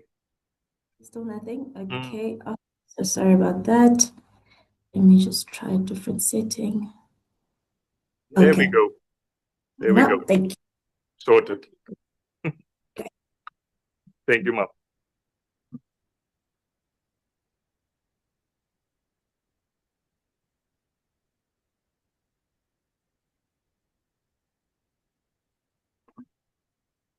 Good morning, Ms. Maseko. This is Honorable Zamakanyase, the chairperson of the Portfolio Committee on Electricity and Energy. And here with me are honorable members who are also a part of the committee, and they will be asking you the questions in this interview. You do have 45 minutes to respond, except for the last question, question number 11, where you will be allocated 4 minutes to be able to respond. So we are going to start with the process. The first question, in your opinion, what qualities and competencies are essential for a member of the board of a public entity to possess to effectively fulfill their mandate? Please demonstrate in your response how your past experiences make you a suitable candidate for this position. Good morning, Chair. Firstly, I just want to confirm if I'm audible. Yes, you are. Thank you, Chair. Chair, a suitable candidate for such a role is a person who is aware of the principles of good corporate governance. In my expertise, Chair, I possess a qualification in political science, LLB, and currently completing 2 internationally accredited qualifications through the Chartered Governance Institute. Chair, in one of the scenarios, besides my business, my educational acumen, Chair, I'd like to mention also my business ventures, which I have 2 legal services consultancy, one specializing with legal advisory, compliance, and governance services. But a third one, Chair, is a nonprofit organization where we provide free legal education to township and or disadvantaged communities. For this particular board, Chair, I would say the person that needs to be considered for this role is a person who demonstrates independence, competence, accountability, and responsibility. One of the examples in my practice, Chair, which best display my abilities was a recent situation where a client came to me, Chair, with what I would call a heavenly contract, where the individual came with a contract where the numbers looked good, the terms and references seemed convincing, and the road to success seemed inevitable. Chair, in this scenario, I had to advise a client to withdraw from a contract simply because of compliance risk. My contribution, Chair, to a public entity or this board, Chair, would be to prioritize safety and compliance over short-term goals. I think it's very important to also have someone, Chair, who not only has governance credibility, but someone who also sees the value of community empowerment. And for that reason, Chair, I deem myself a suitable candidate, both from a governance perspective as well as my drive towards community empowerment, Chair. Thank you. Thank you. We are going to move on to the second question, which will be asked by Honorable Bhakti. Good morning, Ms. Maseko. Good morning, sir. In your understanding, what are the functions of the NNR board? And I'll be specific, the board. The functions of the NNR board for me, sir, would be oversight and communication. More so, it would be to firstly ensure that we uphold the provisions of the NNR Act, as well as to prioritize creating the NNR Act. The NNR is established to regulate, but I think it's high time that the board also prioritizes the importance of open communication with our communities, in as far as the subject of nuclear energy and the information thereof. So over and above enforcing governance, good ethics, ensuring that we adhere to financial management accountability frameworks as required by the PFMA Act, and upholding the provisions of the NNR Act, I do think a primary responsibility over and above, again, oversight and communication is to engage openly with our communities, being the public. Thank you, sir. Thank you. Moving on to the third question, which will be asked by Honorable Sompa Masil. Thank you, Chair. Miss Linda Maseko. Apology, member, I cannot hear. No, I'm just greeting you, Miss Linda. Hello. Sorry, member, I cannot hear you. Let me just check on my side. Do you hear me now? Can you hear me now? Yes, I can hear you. Do you hear me? Yes, I can hear you now. Thank you. Okay. No, I was just greeting you, Miss Linda. My question. Thank you, ma'am. Okay. My question will be based on your understanding. What are the functions of NNR? Thank you. The functions of NNR, as per the Act, firstly, it is to establish the National Nuclear Regulator. Two, it is, what can I say? To set out the board governance roles, as well as to ensure the mandate, which is to protect the public as well as the environment from nuclear damage. The NNR as a regulator, as an independent body, should be seen as a last line defense, especially when it comes to maintaining its independence against government and the industry. I wouldn't say the primary role of the NNR is to create awareness, but that would be a necessary feature. However, I would say it's just to regulate the National Nuclear Regulator. Thank you, ma'am. Thank you. We are going to move on to take question number 4, which will be asked by Honorable Drink. Thank you, Chair. Ms. Maseko, please demonstrate your experience in one of the following.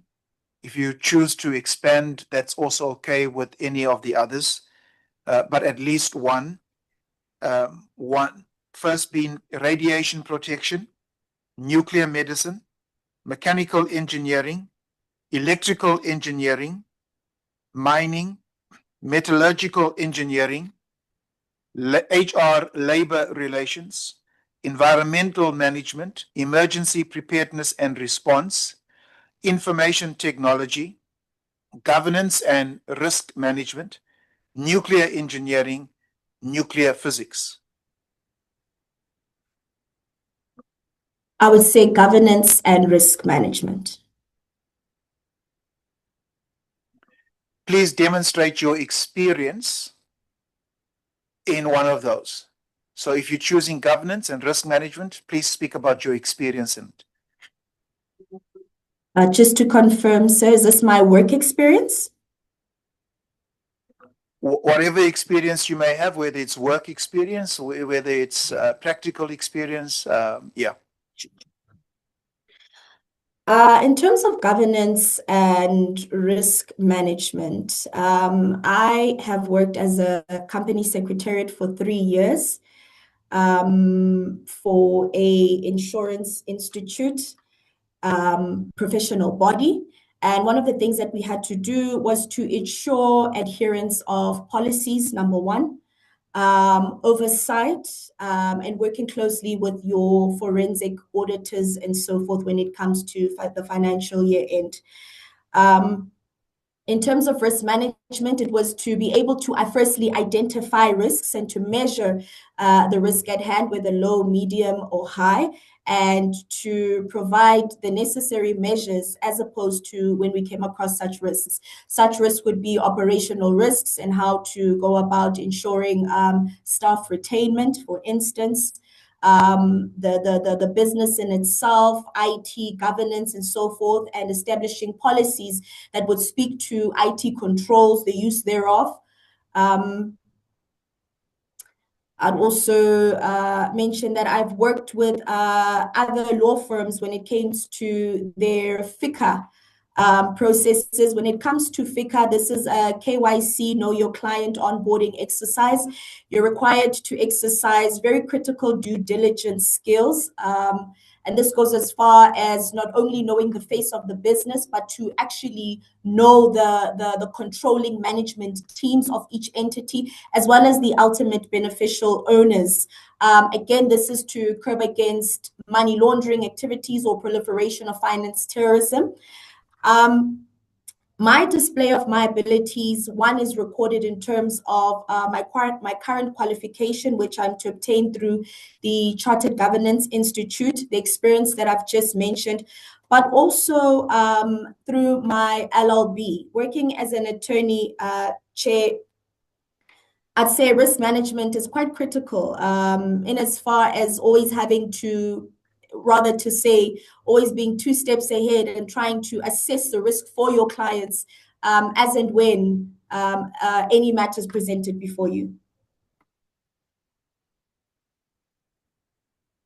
Thank you. We are going to move on to take question number 5, which will be asked by Honorable Nkosi.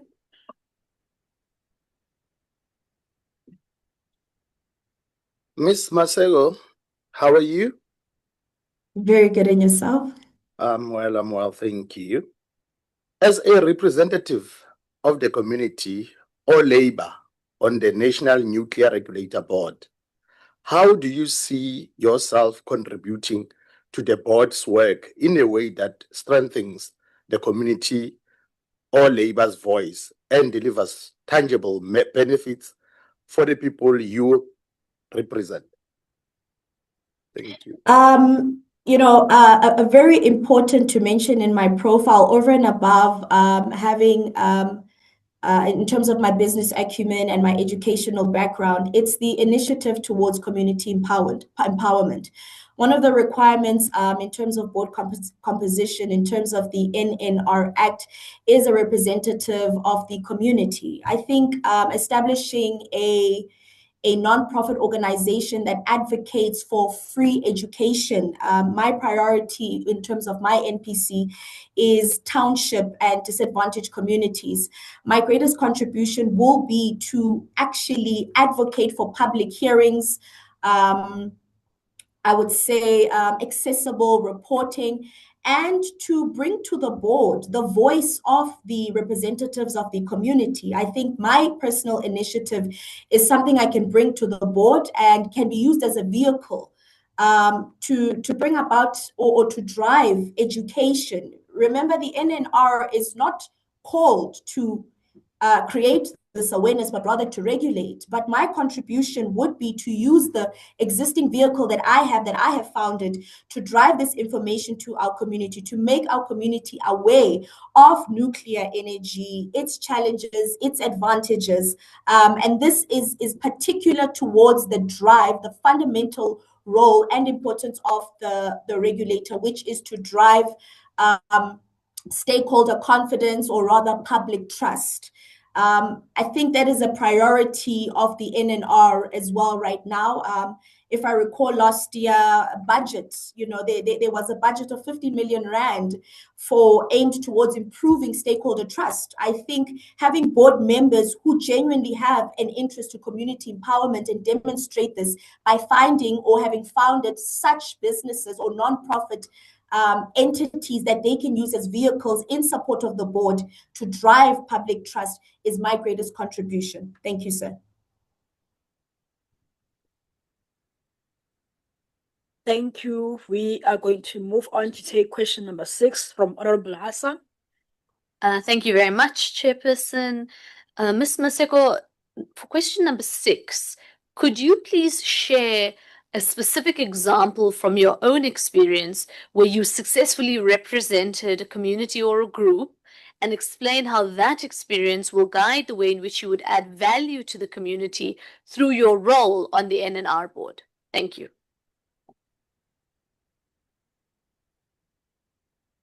Sorry, can I ask if you could repeat the question? Sure. Could you share a specific example from your experience where you successfully represented a community or a group and explain how that experience will guide the way you add value to the community through your role on the NNR board? Thank you. This one is a little bit more personal. I'd say growing up as someone from Soweto and, my business venture leading me to be competitive in corporate and then coming back to now provide free initiatives where my community can be empowered through education. This in my community, as I have been renowned by my community, has made me a representative of my community, more like the voice of the community. For example, in one of the seminars that we host, we've educated people on wills and estates, administration of estates, and actually helped people to be able to render certain services that they would rely on attorneys and actually educate them on a DIY approach, a do-it-yourself approach, giving them all the necessary information. This is what I would like to believe has made me a representative of my community, specifically around Deep Kloof, Orlando, and I've had people just in Soweto at large. So I hope if I've answered your question there, ma'am. If not, may I just get clarity on the aspects that I've not covered? Thank you. We are going to move on to the 7th question, which will be asked by Honorable Drink.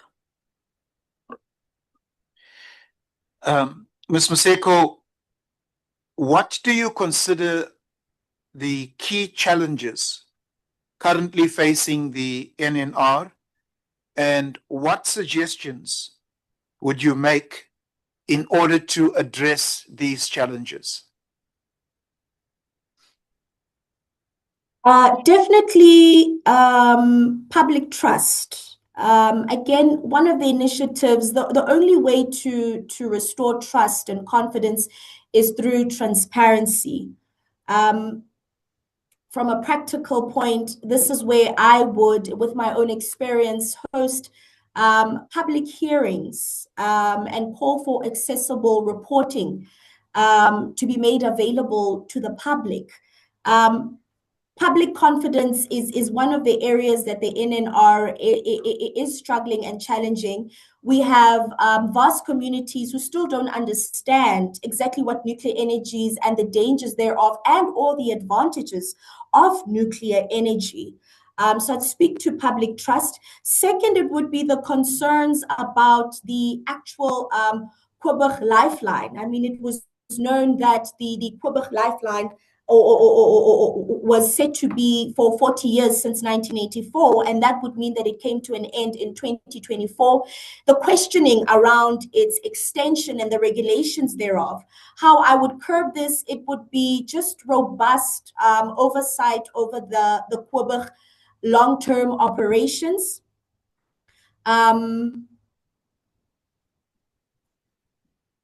and as well as the use and the effect of the board in driving confidence, or rather ensuring communication thereof, of the NNR. I would think another aspect or challenge of the NNR would be costs. As we know, our nuclear waste disposal site, especially from just the digging up of trenches to bury some of the waste, this is a costly exercise. So the funding aspect would be one of them, as well as the reporting. I would say the reports or the feedback, for instance, the budget that was allocated 15 million towards improving the stakeholder trust. What measures were taken to date? If this was said in June 2025, a year later, what measures have been taken? What efforts are being taken as well? And as well as some of the international standards. One of the challenges I would also poke at would be whether the committee is looking at reviewing or remedying the absolute power given to the minister to appoint and dissolve board members. I think there are a lot of technicalities that we need to look at as a board to address before we even now try to strive towards the public trust. So there are a lot of internal controls, technical issues that need to be addressed at board level first, before we seek to source the confidence and the trust and the communication thereof to the public. Thank you. Thank you. We're going to go on to take question number 8, which will be asked by Honorable Sompa Maseo. Thank you, Chair.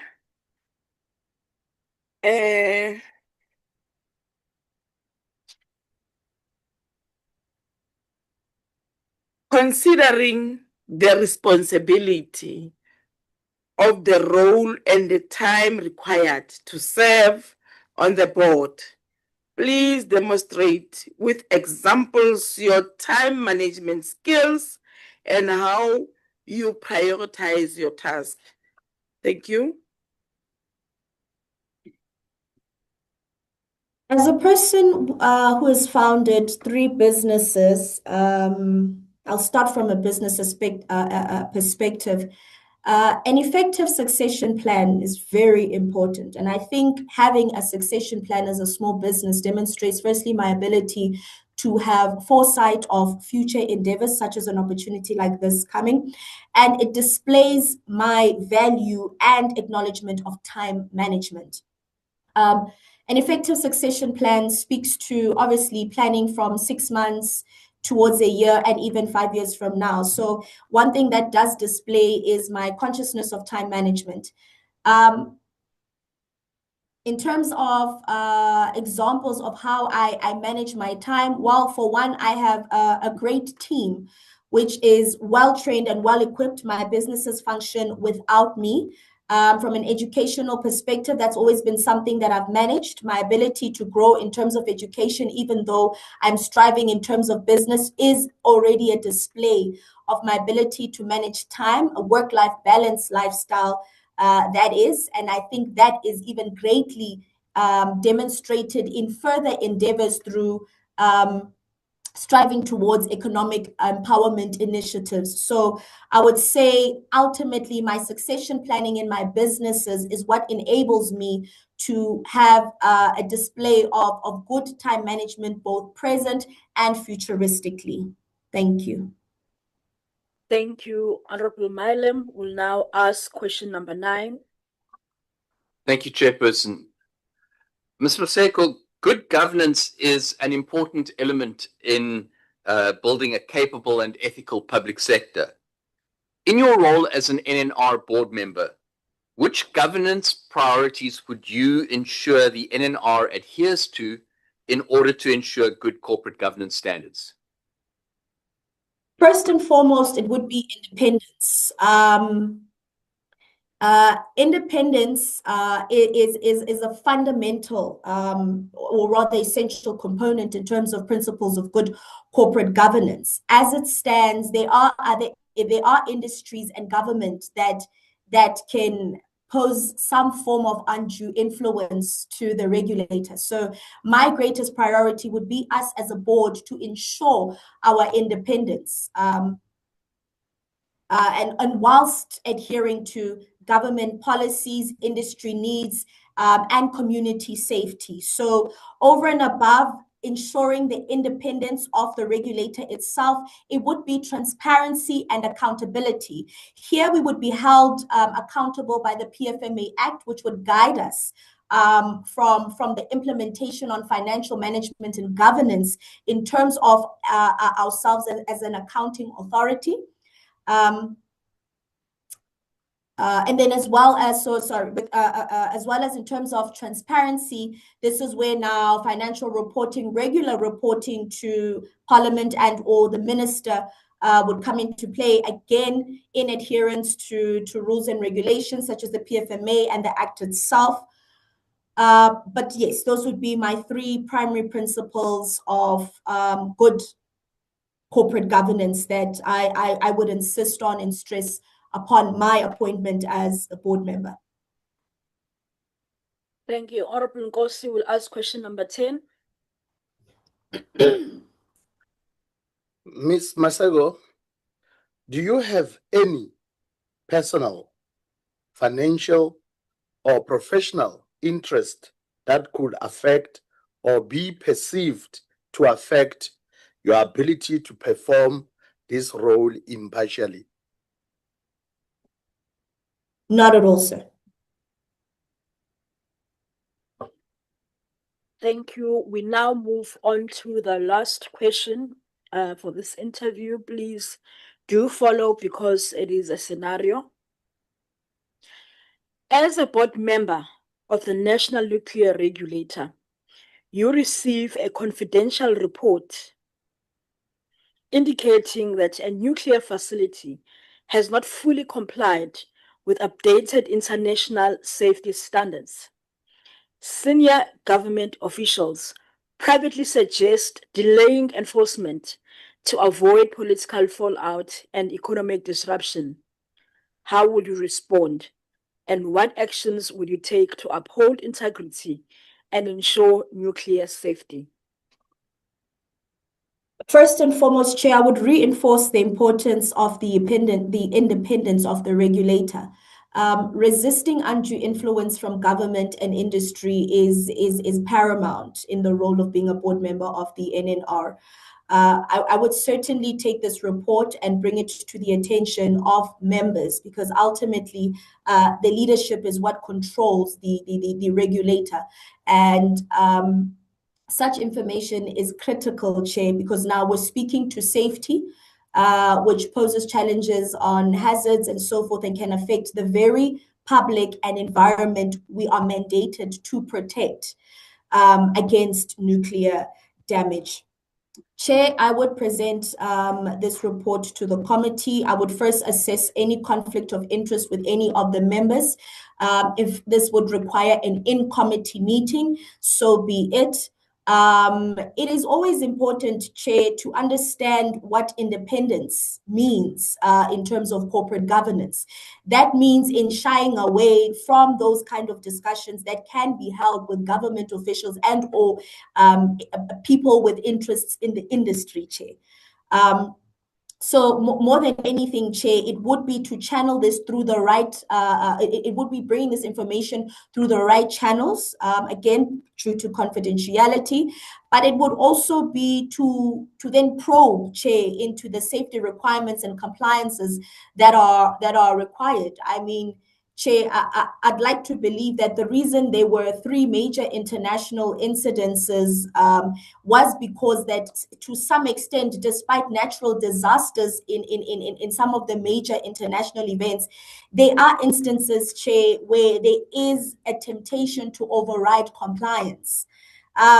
Chair, with regards to my strive to further my studies, the understanding of independence, compliance, and governance is where I am trying to grow and master from an educational perspective, even from a work experience perspective, Chair. having an attitude where you resist undue influence, Chair, is something that I hold as a primary necessity and as a personality trait that I possess, Chair. When it comes to anything that can impact the people or our environment, Chair, it cannot be deemed as information that cannot be addressed or ventilated by fellow board members, Chair, and attended to from a regulation and compliance perspective. So, Chair, I would not ignore something like this. I would certainly bring it to the attention of fellow members. We would have to probe into the information, do investigations, thorough investigations. Again, all of this is done with confidentiality amongst the board itself and or any service providers whom we would require.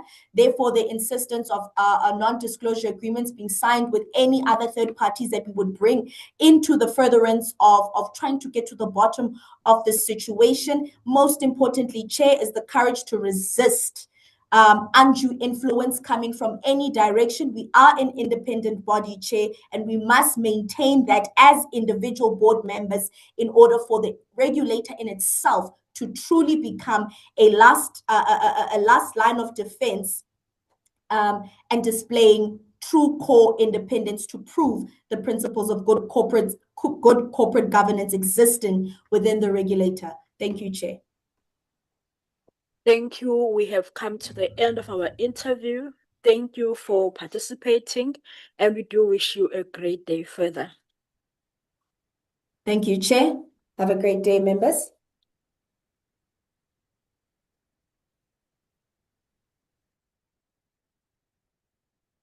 The ones who will be asking the questions today. We have 45 minutes for this interview. Each question you will be allocated 3 minutes to respond to them, except for question number 11, which will have 4 minutes. And we do advise that you use all your 3 minutes, but however, if you surpass, we will have to kindly ask you to pause so that we move on to the next question. And with that, we are going to begin with our process. Can you just indicate once more if you are in a position to hear everything?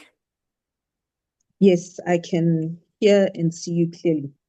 Okay, thank you. So the first question, in your opinion, what qualities and competencies are essential for a member of a board of a public entity to possess to effectively fulfill their mandate? Please demonstrate in your response how your past experiences make you a suitable candidate for this position. Okay. I haven't greeted everyone, but good afternoon. My name is Bali Sashai. I'm a practicing advocate.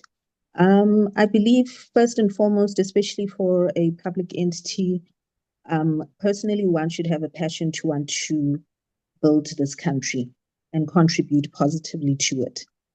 I believe that one needs to be ethical and also be willing to learn, because you cannot know everything. But in terms of being a director or a member of a board, you need to be well aware about the Public Finance Management Act, as well as the National Nuclear Regulator Act, from which the NNR obtains its authority. You need to be aware about the Nuclear Energy Act. And one also needs to understand that the mandate of the board is to not only guide the entity, but also understand that it's there for the basis of safety of the environment, the people, and the property in South Africa against nuclear damage. I've got extensive experience on boards. The first board that I was ever appointed to was the Office of Disclosure under the Department of Human Settlements, and that was approximately 4 years ago. And since then, I've been appointed to the Transport Appeals Tribunal, South African Dental Technicians Council. So I deal with corporate governance on a daily. I'm also on the Syria Appeals Tribunal. So I would think I would be well versed in terms of corporate governance issues as well as what is required to be a director. And one must also be able to be willing to articulate themselves accurately and be willing to listen to the voices of the other directors, because they've also got experience in terms of board membership. So we can learn from each other so that we can make that particular entity better. Thank you. Honorable Bapti will ask the second question. Good afternoon, Ms. Shai. I can't see you. Okay, I can see you now. Good afternoon. In your understanding, what are the functions of the NNR board? And I'll say specifically the board. What are the functions of the NNR board, or just the NNR as an entity? The board. Oh, the board. As I said, it gives guidance in terms of what the organization should be doing. It gives oversight, strategic direction, leadership, and also advice, and report to the Minister of Energy in relation to what is happening in the industry as well as what is happening within the organization.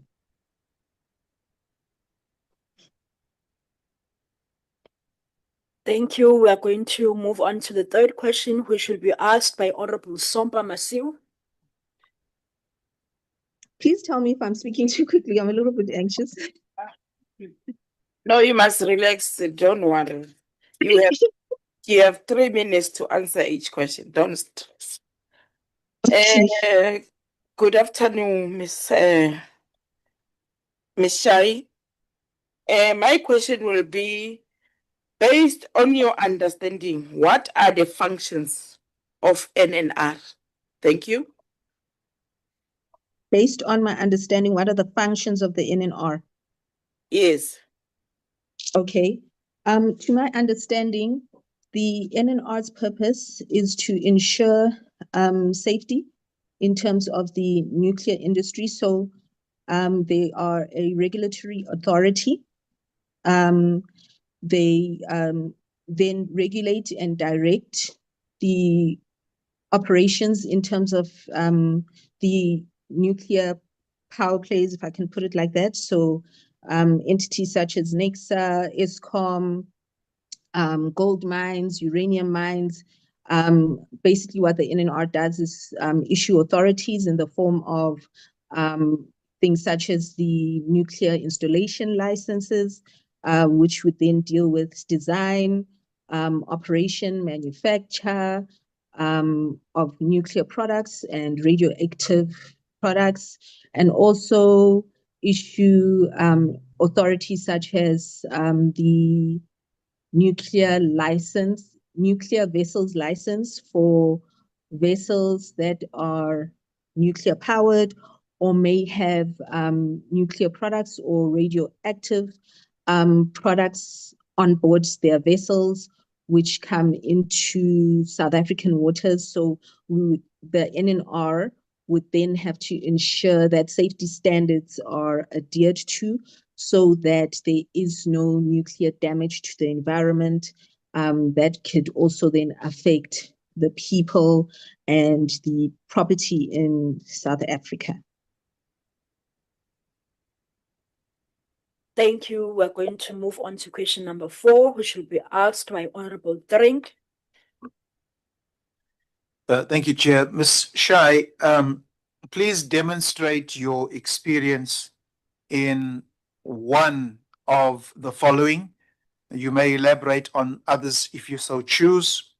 So your experience in one of the following: radiation protection, nuclear medicine, mechanical engineering, electrical engineering, mining, metallurgical engineering, HR or labor relations, environmental management, emergency preparedness and response, information technology, governance and risk management, nuclear engineering, nuclear physics. Okay. So as I said, I'm a practicing advocate. I was admitted as an advocate in 2022, but primarily prior to that, in 2013, I started my legal career as a national legal officer at the biggest union in South Africa, being NUMSA, National Union of Metal Workers South Africa. So from when I left NUMSA in 2017, I became a full-time commissioner of the CCMA, the Commission for Conciliation, Mediation and Arbitration. And in 2020, I became a part-time commissioner and started working not only at the CCMA, but at various bargaining councils as a commissioner. So primarily, I am an employment law expert. That is my niche. But from when I then got into, when I was admitted, after doing my pupillage and becoming a member of the bar, I started doing commercial and civil work. I'm also an accredited mediator over and above mediation and arbitration of labor disputes. So I'm well versed in terms of employment law as well as HR standards, human resources standards in the employment industry. I am familiar with the fact that the biggest union or the most recognized union within the nuclear industry is NEHAWU. So I understand that the dynamics that come with that, but that is primarily my experience, and I'm still a part-time commissioner. I also appear at the Labour Court in representing, giving legal advice, opinions, and so forth. And I am a mediator. I mediate various types of disputes. I'm also, as I said, a member of the Gauteng Rental Housing Tribunal as a mediator. So primarily that is where my experience comes from. But I've also been a board member since 2021, if I'm not mistaken. That's subject to correction if I. So in terms of corporate governance, I'm aware about what that is about and how the Companies Act would then come into play. It's also how important the King 4 report on corporate governance of South Africa from 2016 is a major role, as well as the Public Finance Management Act, because all of my board memberships have been within government entities.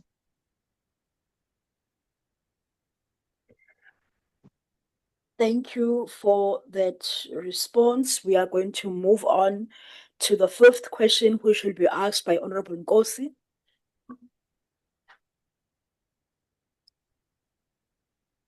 Ms. Shai, how are you?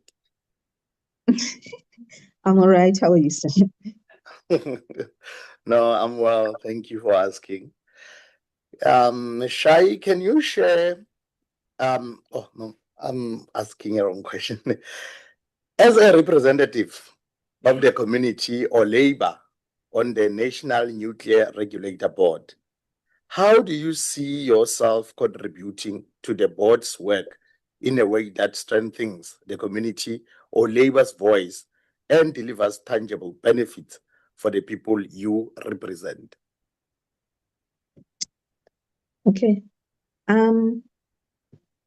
As I said before, I'm passionate about being ethical. I love helping people, and I believe that when you're on a board such as the NNR, primarily people need to be informed as to what the NNR does, its scope of authority, and how it can help. Currently in South Africa, we're facing what one would call an energy crisis. The ministry is doing its best, the Ministry of Energy, as well as the government in entirety, to find alternative energy resources.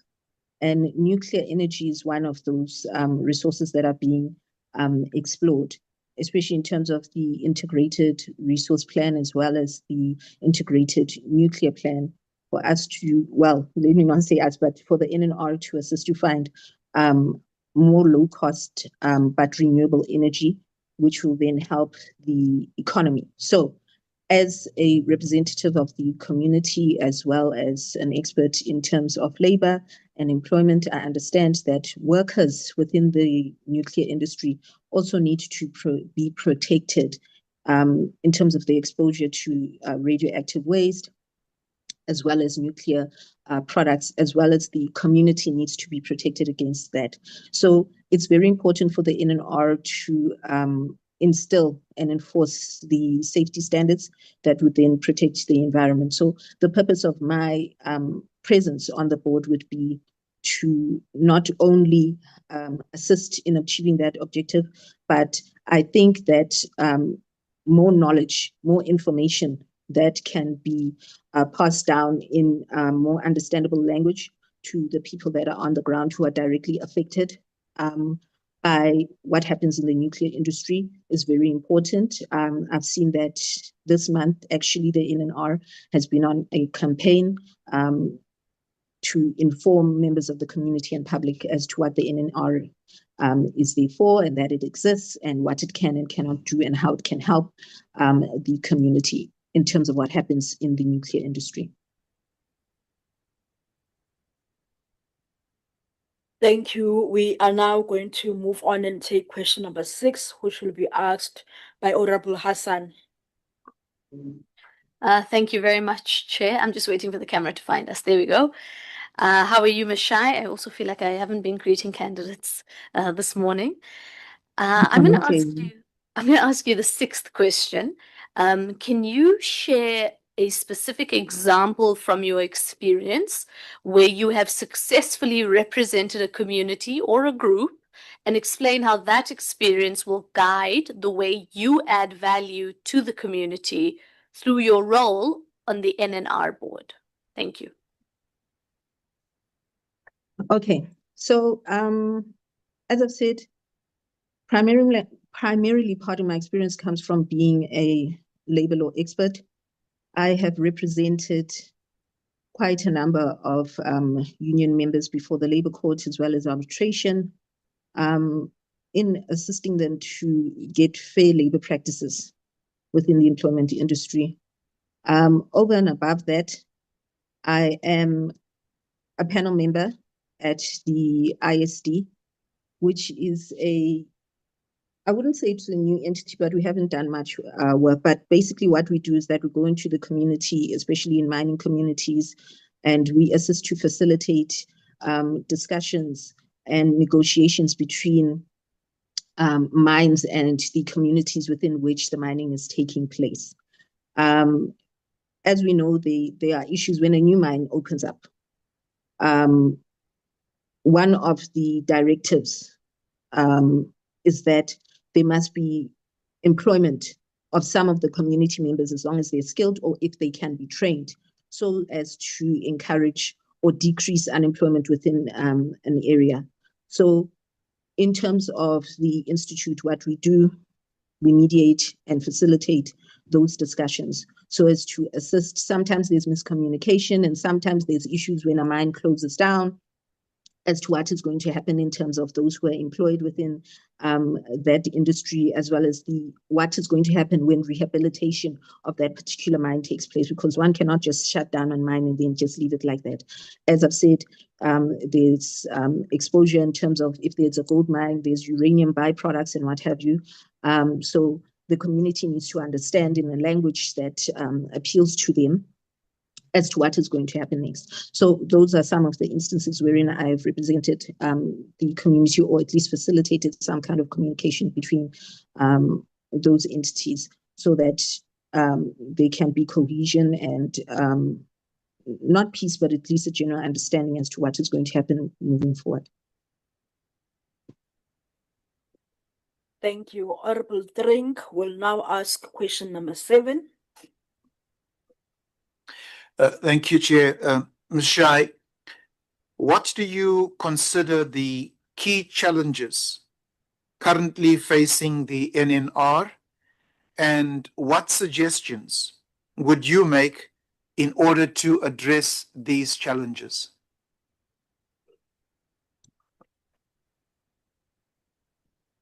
Ooh.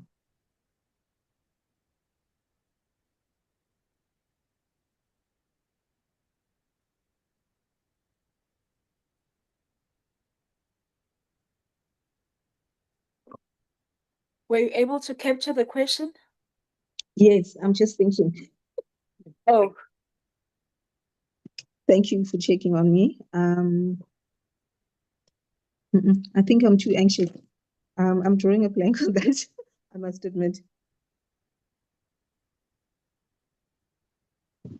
You want me to repeat the question, and maybe after I've repeated the question, and then you could just, I think, just take your time and relax. The question essentially asks, what do you consider to be the key challenges facing the National Nuclear Regulator, and what suggestions would you make in order to address these challenges? Oh, gosh. Sorry about that. Okay, think.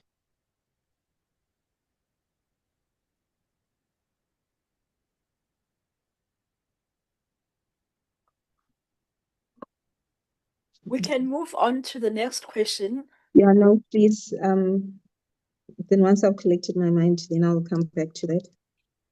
Okay, we'll move on to take question number 8, which will be asked by Honorable Sompa Masu. Okay, thanks, Chair. Ms. Shai, just relax. Just relax. Relax. Leave those things, those blinds, they're the one that are defocusing you. Leave them. Just focus.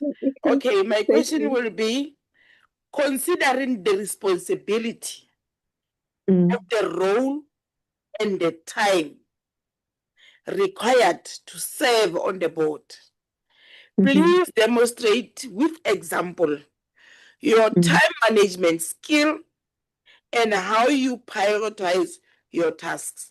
Thank you. Okay. To my understanding, the board must meet at least once every financial quarter. And for me as a professional, I'm also a mother. I understand time constraints and time obligations that occur to be sitting on a board. I've said, as I said, on quite a number. The point is to try to get ahead of tasks, try to complete them prior to the deadline, and also ask for help if needed for whatever assistance I may need, even if it's from the company secretary to get more information, or if I am on a subcommittee in terms of meeting my deadline. But also, I would give the generic answer of time management, scheduling. So I understand that being on a board, sometimes you have late night meetings or early meetings, or you have to travel because you have to do inspections or be in a particular place for a particular meeting. And what I do is that I wake up very early. I've got a 2 and 5 year old that are also momage. So as a mom, I understand that my time is precious. For what I do in terms of, my board memberships, I read ahead of time. I do my best to read ahead of time. Sometimes it involves a lot of late nights, but I've been able to do so as well as run a practice and be a commissioner and mediate all at the same time. So I understand how important time management is and how to allocate it, but also just being early for a meeting rather than arriving right on time is what's important. Thank you. We are going to take the 9th question, which will be asked by Honorable Milam. Thank you, Chairperson. Good afternoon, Ms. Shai. My question is as follows. Good corporate governance is an important element to build a capable and ethical public sector. Now, in your role as a board member, which governance priorities would you ensure the NNR adheres to in order to ensure good corporate governance standards? I think 2 are the most important to me, which is transparency and accountability. Especially in terms of adhering to the Companies Act and the Public Finance Management Act. One always needs to be cognizant that the role that you are playing on the board is very important. The PFMA supersedes all legislation except for the Constitution. But you must be cognizant as a board member, especially for that particular board, which laws are applicable. So as a board member, you are a non-executive director.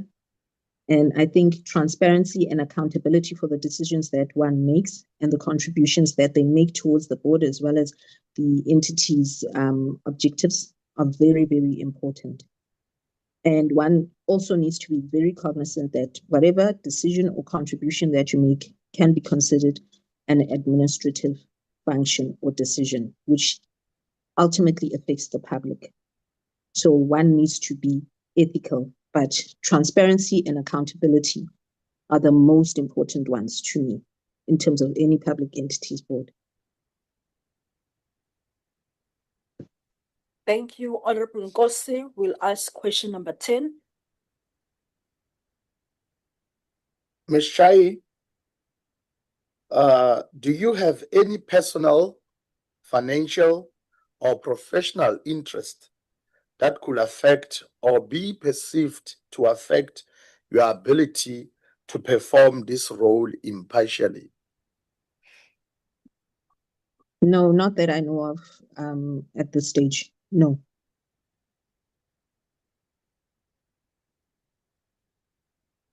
Thank you, Ms. Shai. We are going to go to the last question now, which is a scenario. So I will ask you to try and follow. As a board member of the National Nuclear Regulator, you receive a confidential report indicating that a nuclear facility has not fully complied with updated international safety standards. Senior government officials privately suggest delaying enforcement to avoid political fallout and economic disruption. How would you respond, and what actions would you take to uphold integrity and ensure nuclear safety?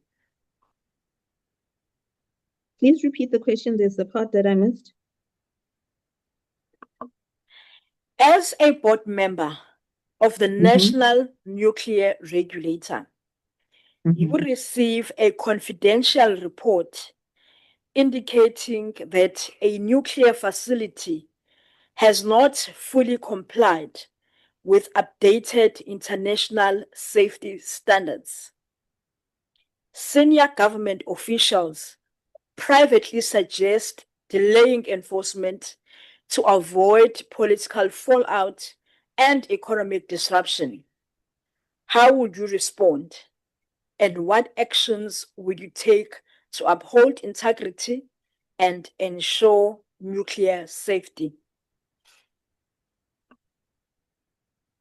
Okay, so practically it would be my responsibility as a member of the board to raise this issue in a board meeting and ensure that it's an agenda item. I understand that it is a confidential report that has been given to me, but it is my responsibility as a non-executive director to raise it if it has not been raised, and then disclose to the other board members as to the information that has been given to me, as well as the source. And then secondly, for me to suggest that a resolution be taken in relation to how it is that the regulator is going to deal with the matter, because regardless of the political fallout, the primary mandate of the NNR is to ensure that safety standards are adhered to, especially because the NNR is formed based on the NNRA Act 47 of 1999. And the NNR was established in terms of the Treaty on the Conventions of Nuclear Safety. So as a signatory, as South Africa is a signatory to this treaty, we have an international, not only national, but international obligation to adhere to the safety standards. So if one of the entities that has been authorized by the NNR does not adhere to the safety standards, that is a violation, and it is a responsibility of a board member who has come to this knowledge to disclose such information, and action needs to be taken. Then the minister would need to be informed accordingly, and if there are any fines that are to be attributed or any legal action that needs to take place, it has to take place, because the NNR is supposed to be a neutral body, not controlled by a particular political party or have any financial interest in the progress of any entity that has been granted authorization by the NNR. So one always needs to remember that that is the purpose of the NNR, and any kind of flouting of safety regulations has more than enough risk to cause damage to the environment, to people, the property, as well as the employees that work there. So that would be my stance, even if it's unsupported. Thank you. Honorable Drink will ask question number 7 one last time. In terms of the challenges, okay. All right. Now that we're a little bit more comfortable, Okay. question 7, what do you consider the key challenges currently facing the NNR, and what suggestion would you make in order to address these challenges? I think one of the challenges is what is happening in terms of ESCOM at Koeberg. The safety standards that need to be adhered to there, as well as the fact that at Koeberg, mostly non-renewable energy is being used to manufacture electricity, which is obviously needed. So one of the challenges is to assist in terms of finding alternative sources of energy, as well as regulating the research around that. As I said, in terms of the integrated resource plan and the integrated nuclear plan, what needs to be found is alternative energy resources, and more information needs to go out to the public as to what the NNR does, as well as how alternative sources of energy can be found and where exactly, as well as dealing with the aspect of the radioactive waste that comes from that. Thank you. With that, we have come to the end of the interview. Thank you for your participation, and we do wish you a great day further. Thank you. I thank you for the opportunity.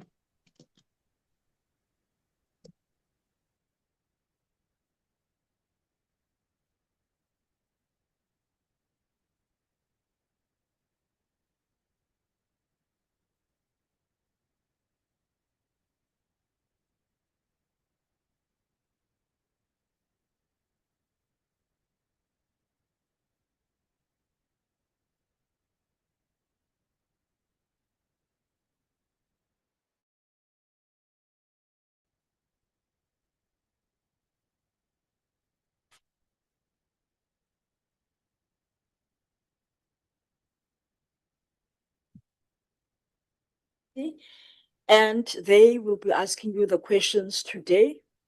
We have allocated 45 minutes for this interview. Each question, you will be allocated 3 minutes to be able to respond, except for question number 11, which you will be allocated 4 minutes for that particular question. With that, we are going to begin with our process. The first question: in your opinion, What qualities and competencies are essential for a member of the board of a public entity to possess to effectively fulfill their mandate? Please demonstrate in your response how your past experiences make you a suitable candidate for this position. Thank you, Madam. I think the first issue is that the first quality is about competence. Anyone who serves in a board must be competent in many respects. The first competence is the competence around honesty. You know, you must be a very honest person. Make sure that whatever decisions you take are to your best of your abilities honest. Number two, I think other qualities that you must act in the public interest. No matter how much pressure is out there, whether it's commercial pressure, operator pressure, or political pressure, you must always act in the public interest because the mandate of the organization must come first. It could be in different boards, different mandates. In this instance, our mandate here is firstly to make sure that we protect people, property, and environment. I think the last important quality is that you need to be able to act as a member of a team, meaning you need to have confidence in your board members, confidence also in the management that are actually being entrusted to exercise the mandate whilst the board is out of session. Thank you. Thank you. Honorable Babti will ask question number 2. Good afternoon, Mr. Lefutso. Good afternoon, sir. In your understanding, what are the functions of the NNR board? And I repeat, the NNR board. The number one function of the NNR board is to exercise the mandate of the board in terms of the Act, NRR Act of 1999, which is to protect people, environment, as well as property, insofar as the nuclear mandate is concerned. So in that regard, we have to exercise oversight over the functioning of the entity, that it conforms to the requirements of the Act, as well as the PFMA and any other relevant acts that are out there, including international obligations. I think the other one is the issue around the environment that is important, around sustainability, and making sure that the work of the board also improves sustainability.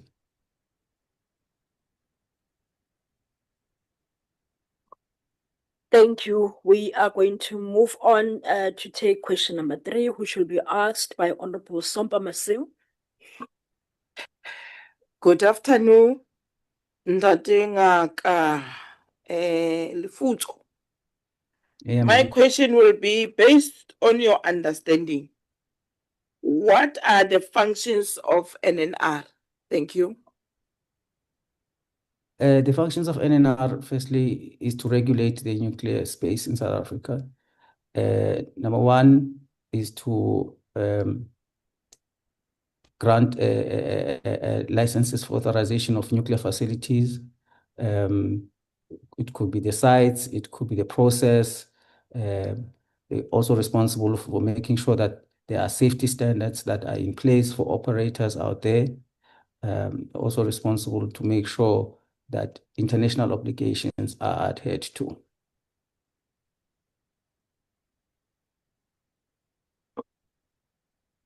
Thank you. Honorable Drink will ask question number 4.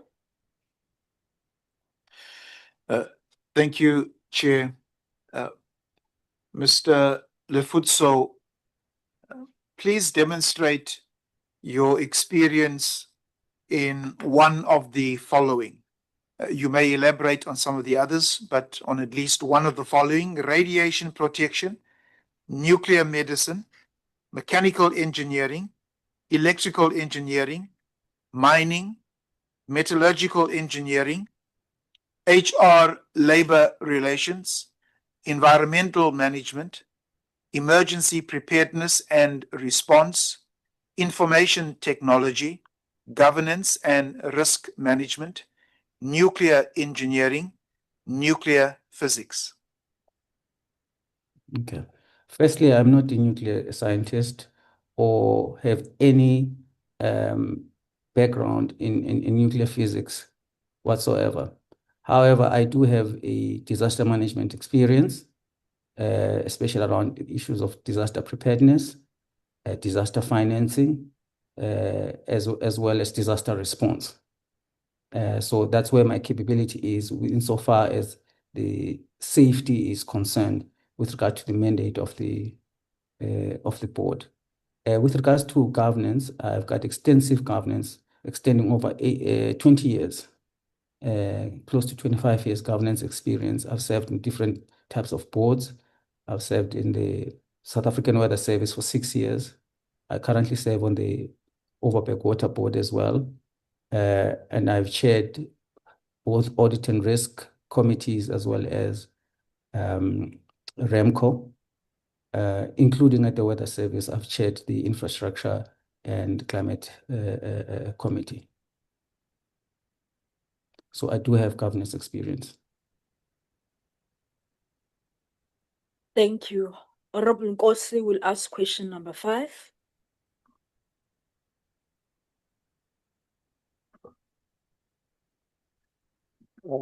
Mr. Lefutso, how are you doing?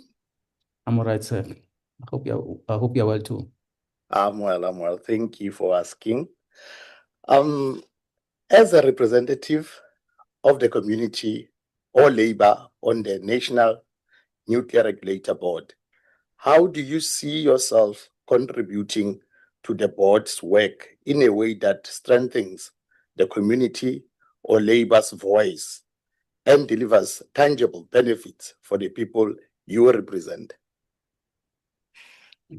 Labor is a very important stakeholder in the board and also in the community. I'll explain. Firstly, the employees of the organization are very important. We always say that human resources are the number one assets of the organization. How do we translate that? Firstly, is that we need to hire competent management. If they are already competent management, we need to make sure that we retain the competent management in the organization. We need also to hire competent middle managers, scientists, and any other employee that is going to serve the organization. So from a labor point of view, we need to create good policies that will make sure that management has the space to operate in the technical field in the best way that they can. And then the board must actually support that and also make sure that we budget accordingly so that there are no issues with regards to availability of funding. From outside point of view, from a labor point of view, we just need to make sure that we increase the pool out there of people who are interested in this industry around nuclear energy, nuclear science, and nuclear medicine as well, so that we build a huge ecosystem of scientists or of technicians in this industry for South Africa and also for the national interest, because we cannot afford to lose this core competence as a country. Thank you. Thank you. We are going to move on to take question number 6, which will be asked by Honorable Hassan. Thank you very much, Chairperson. Mr. Lefutso, could you please share a specific example from your experience where you have successfully represented a community or group or labor, and please explain how that experience will guide the way you add value to the community through your role on the NNR board? Thank you. Okay. I'll be 55 years old in the next 2 months. So what that means is that I've been around the block for quite a long time.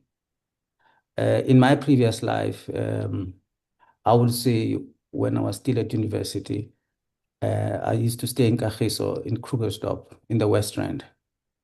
We used to have a civic movement called the Kagiso Civic Association. I was a deputy secretary of the Kagiso Civic Association. It was a non-political, community-based organization. You can say it was like a ratepayers association. It was not affiliated to anybody. And our role was to make sure that people were given an opportunity to own homes. We developed what we call now Extension 12 in Kagiso. It's a huge settlement now that has become a formal township or a suburb for that matter. So I was part of that group that has been involved in the civic movement. And I've done my part at the community level in that regard. I never assumed any political role or assumed any political office. I've always been an activist at heart. Thank you. Thank you. We are going to move on to take question number 7, which will be asked by Honorable Drink. Thank you, Chair. Mr. Lefutso, is it Doctor or Mr.? I'm Dr. Lefutso. Apologies for not getting that right at the outset. Dr. Lefutso, what do you consider the key challenges currently facing the NNR, and what suggestions would you make in order to address these challenges? I think the number one challenge is to make sure that people are aware. There is awareness about the work of the NNR. It's one of those organizations that are hidden from the public eye. I think the awareness, especially for young people, that they can actually get involved in nuclear science, that the ecosystem around nuclear is actually built in South Africa. I'm not going to be saying that we need to make preference for nuclear energy or this or not. That's a policy issue. However, for us, it's very important that our country develops its nuclear capability. Our country uses this resource for the betterment of the people of this country. And as the NNR, we must make sure that safety is number one and that this industry is actually resourced. Thank you. Thank you. We are going to take question number 8, which will be asked by Honorable Sompa Masil. Thanks, Chair. Considering the responsibility of the role and the time required to serve on the board, please demonstrate with example your time management skill and how you prioritize your tasks. Okay. I start my work between 3 and 4 o'clock every morning. I'm one of those people who are early risers, and mainly it's just to read and write. I read quite a lot. I write quite a lot. I do reviews of international papers during that period until probably about 6 o'clock. That's when my day starts. All right. Thereafter, obviously, I've got day-to-day responsibilities for my work, my academic work as well as on a quarterly basis, I serve on the board of the Water Board. So I've also got responsibilities as a father and as a husband as such. But I'm very, very committed to any task that I'm responsible for. And I create sufficient time for all the activities. It doesn't mean that I finish everything in one day, but I try to do my best for each day. Thank you. Honorable Hassan will ask question number 9. Thank you very much, Chair. Dr. Lefutso, apologies from my side as well for that mistake. Good corporate governance is an important element in building a capable and ethical public sector. In your role as the board member, which governance priorities would you ensure the NNR adheres to ensure good corporate governance standards? Thank you. I think the first important one is that we don't need a board that is operational. We should refrain from being an operational board, meaning interfering in management decisions or the ambit where management actually has to act and as board members and then interfering. I think there has to be that separation. That's the first thing. The second one is around procurement. The board should not be involved in procurement due to the issues around malfeasance in the public sector, you know, and also other pressures that we know that are there in the public service. What has happened, I've served on 2 boards, specifically the Weather Service and the Overberg Water Board. I make sure that I understand what the delegation of authority is. And if there are instances where there's a blur in terms of management responsibility and the board's oversight roles, we make sure that those are actually cleared up and that the necessary changes are made so that we separate our role as stewards of the organization from management as such. Because it's very important. And boards that are involved in procurement are problematic. Thank you. Thank you. With that, we'll move on to Honorable Nkosi, who will ask question number 10.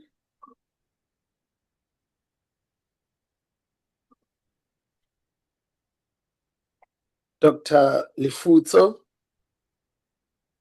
do you have any personal, financial, or professional interest that could affect or be perceived to affect your ability to perform this role impartially? Thank you, sir. I don't have any.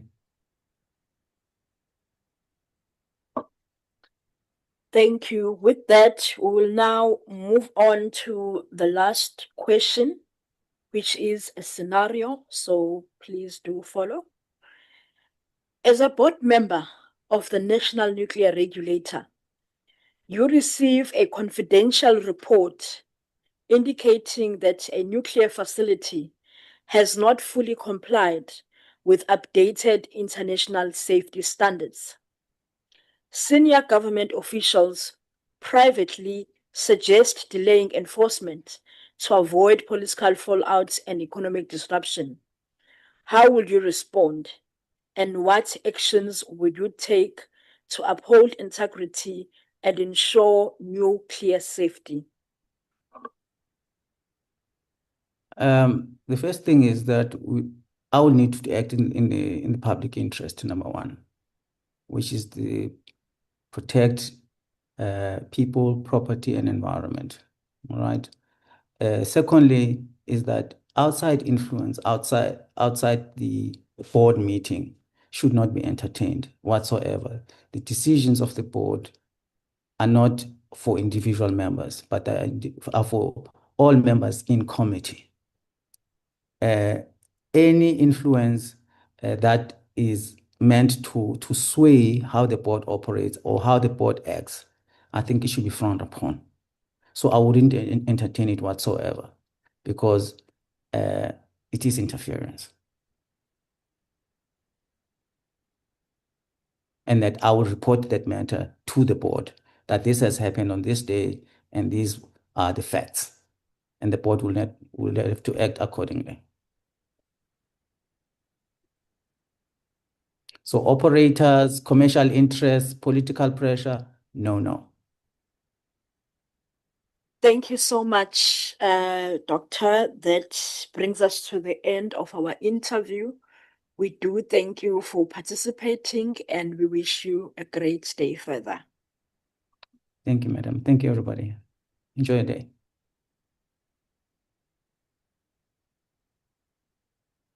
Excuse our... Yeah. So this is Honorable Zamakanyase, the chair of the Electricity and Energy Portfolio Committee. I'm here with honorable members who are also a part of the committee, and they are the ones who will be asking you questions today. We have allocated 45 minutes for this interview. For each question, you have 3 minutes to respond. And we do advise that you use your 3 minutes. But if you do surpass it, we will have to kindly ask you to stop so that we move on to the next question. Question number 11 has been allocated 4 minutes because of the length of the question. With that, we are going to begin with our process. And this is the first question. In your opinion, what qualities and competences are essential for a member of the board of a public entity to possess to effectively fulfill their mandate? Please demonstrate in a response how your past experiences make you a suitable candidate for this position. Thank you, Chairperson, and to the panel members for the opportunity to come and state my case for this very, very important role. I do serve on a number of regulatory bodies, and therefore I believe that my experience there would have be of some benefit to this particular entity. To answer your question, I believe that we need to look at what underpins or acts as a policy or a guide in order for the NNR to operate. And that is the National Nuclear Regulator Act. And when we dive into what its powers and its functions are, it is in there that you realize what the entity would be looking for. So particularly individuals that would come and are able to strengthen its risk management frameworks, people who would have an understanding of the PFMA Compliance Act, and then also individuals that are au fait with governance, fiduciary duty, ensuring that there's transparency in reporting, and has an understanding of the environmental exposure or impact that nuclear could have on society. Thank you. Honorable Bharti will ask the second question. Good afternoon, Mr. Son. Good afternoon, sir. In your understanding, what are the functions of the NNR board? And I repeat, the NNR board. Okay, so the board would have a few compliance matters that it would need to address, particularly around understanding what the purpose obviously is of the Act, which is to regulate nuclear activities, to enforce its safety, and to protect the environment and its people. So the scope then would then cover nuclear installations. It would be perhaps radioactive materials and other. The board, I'm trying to look at the organogram now because I'm thinking there would ordinarily be a council, there would be a board, and there would be executive management that then reports to that board. So the board's role is really on compliance as far as governance is concerned. That its successors are aligned to the adherence and adoption of the International Atomic Energy entity as part of its regulatory framework. Licensing and oversight would become part of that. Public protection is another one. And as I've mentioned, governance.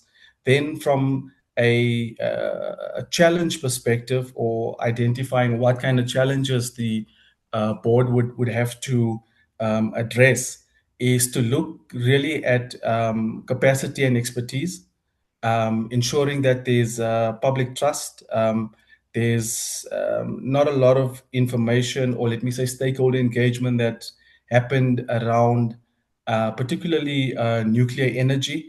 I'll cite, for example, the Koeberg plant in the Western Cape and its surrounding areas, Blouberg and Melkbos, and what its impact can be, and how best the environment or they can participate in ensuring that the environment is safe, and also to hold Eskom accountable to their compliance and monitoring, and being able to balance the current expansion programs that are happening there with safety of its people as well as the environment.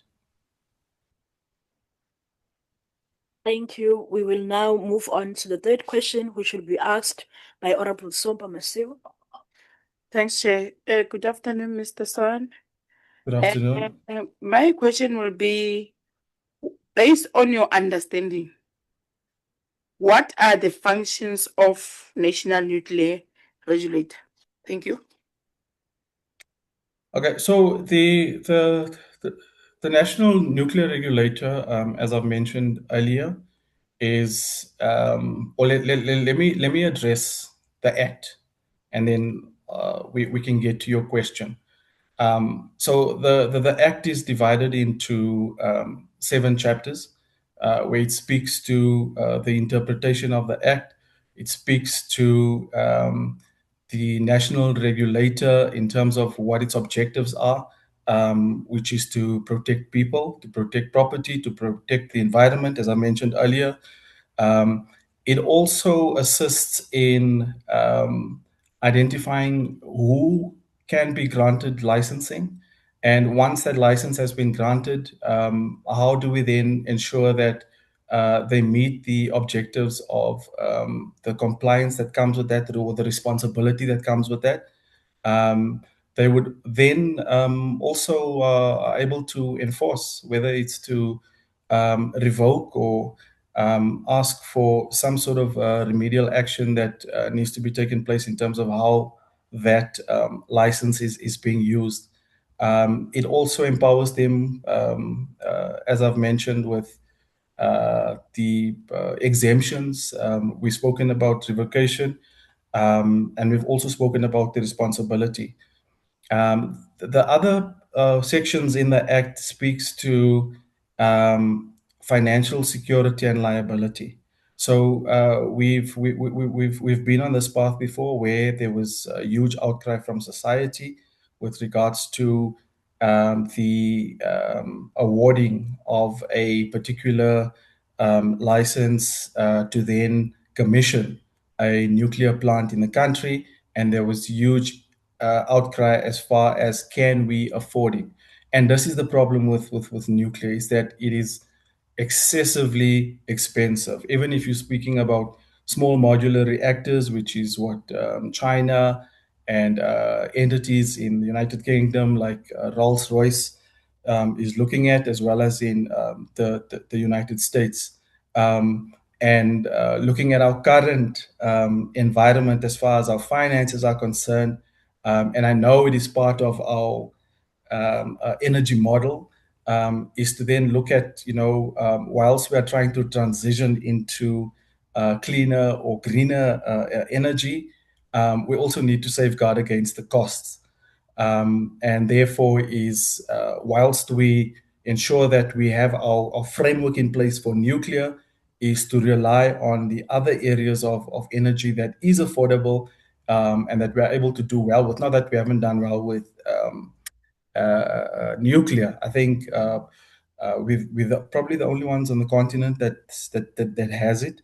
And even from a safety perspective, I think we're right up there with probably the top 5 as far as safety management is concerned. And that is also another part of the Act that gives the responsibility to the council, the board, the executive, to ensure that the safety standards are maintained, that there's emergency preparedness, and that there's protective action plans in place, that we not reactive in terms of how this is done, but also proactive.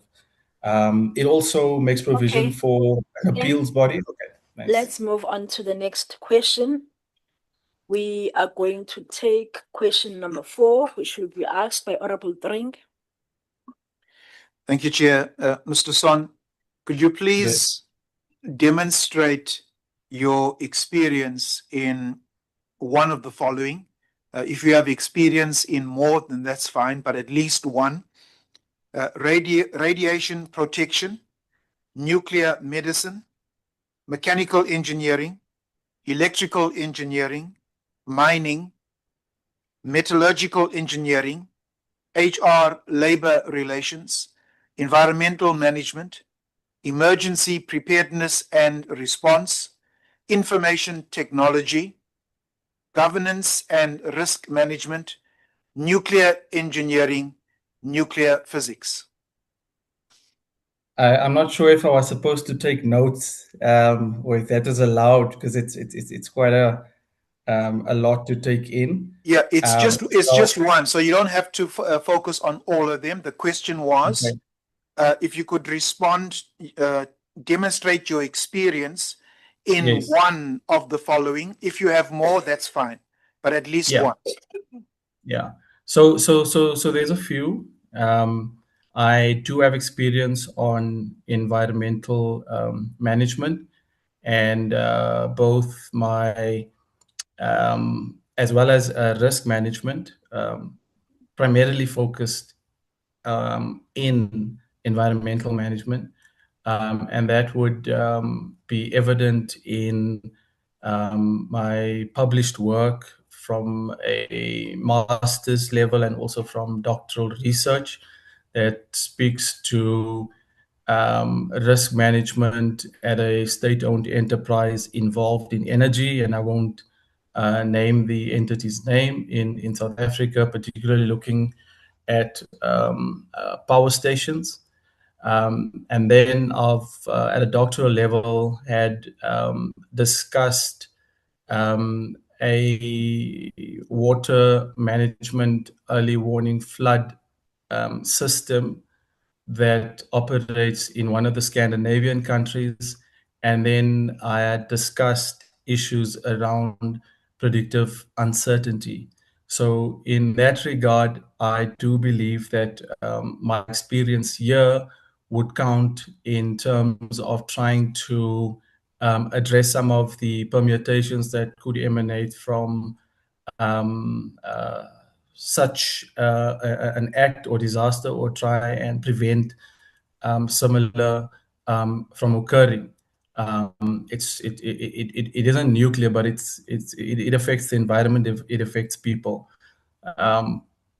Then, from a labor management perspective, I've have extensive experience at a GM level, at CEO level. I currently serve on a number of boards where I particularly serve in the Human Resource Remuneration Committee, and speaks to the kind of issues that you raise as far as labor relations are concerned.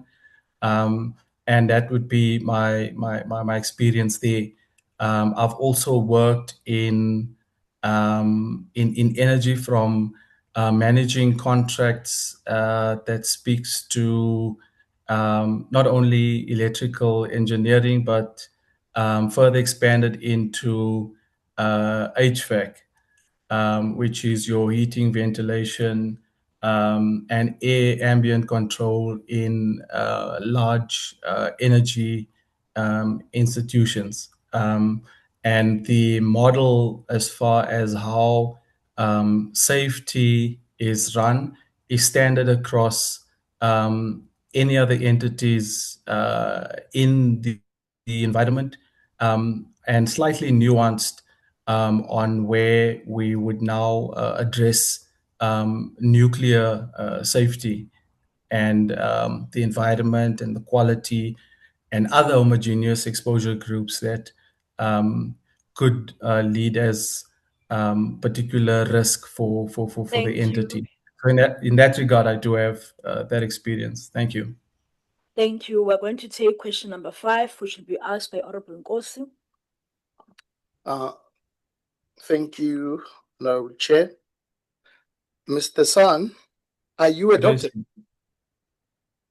I am, yes. Okay, no, sorry, I will have to address you properly.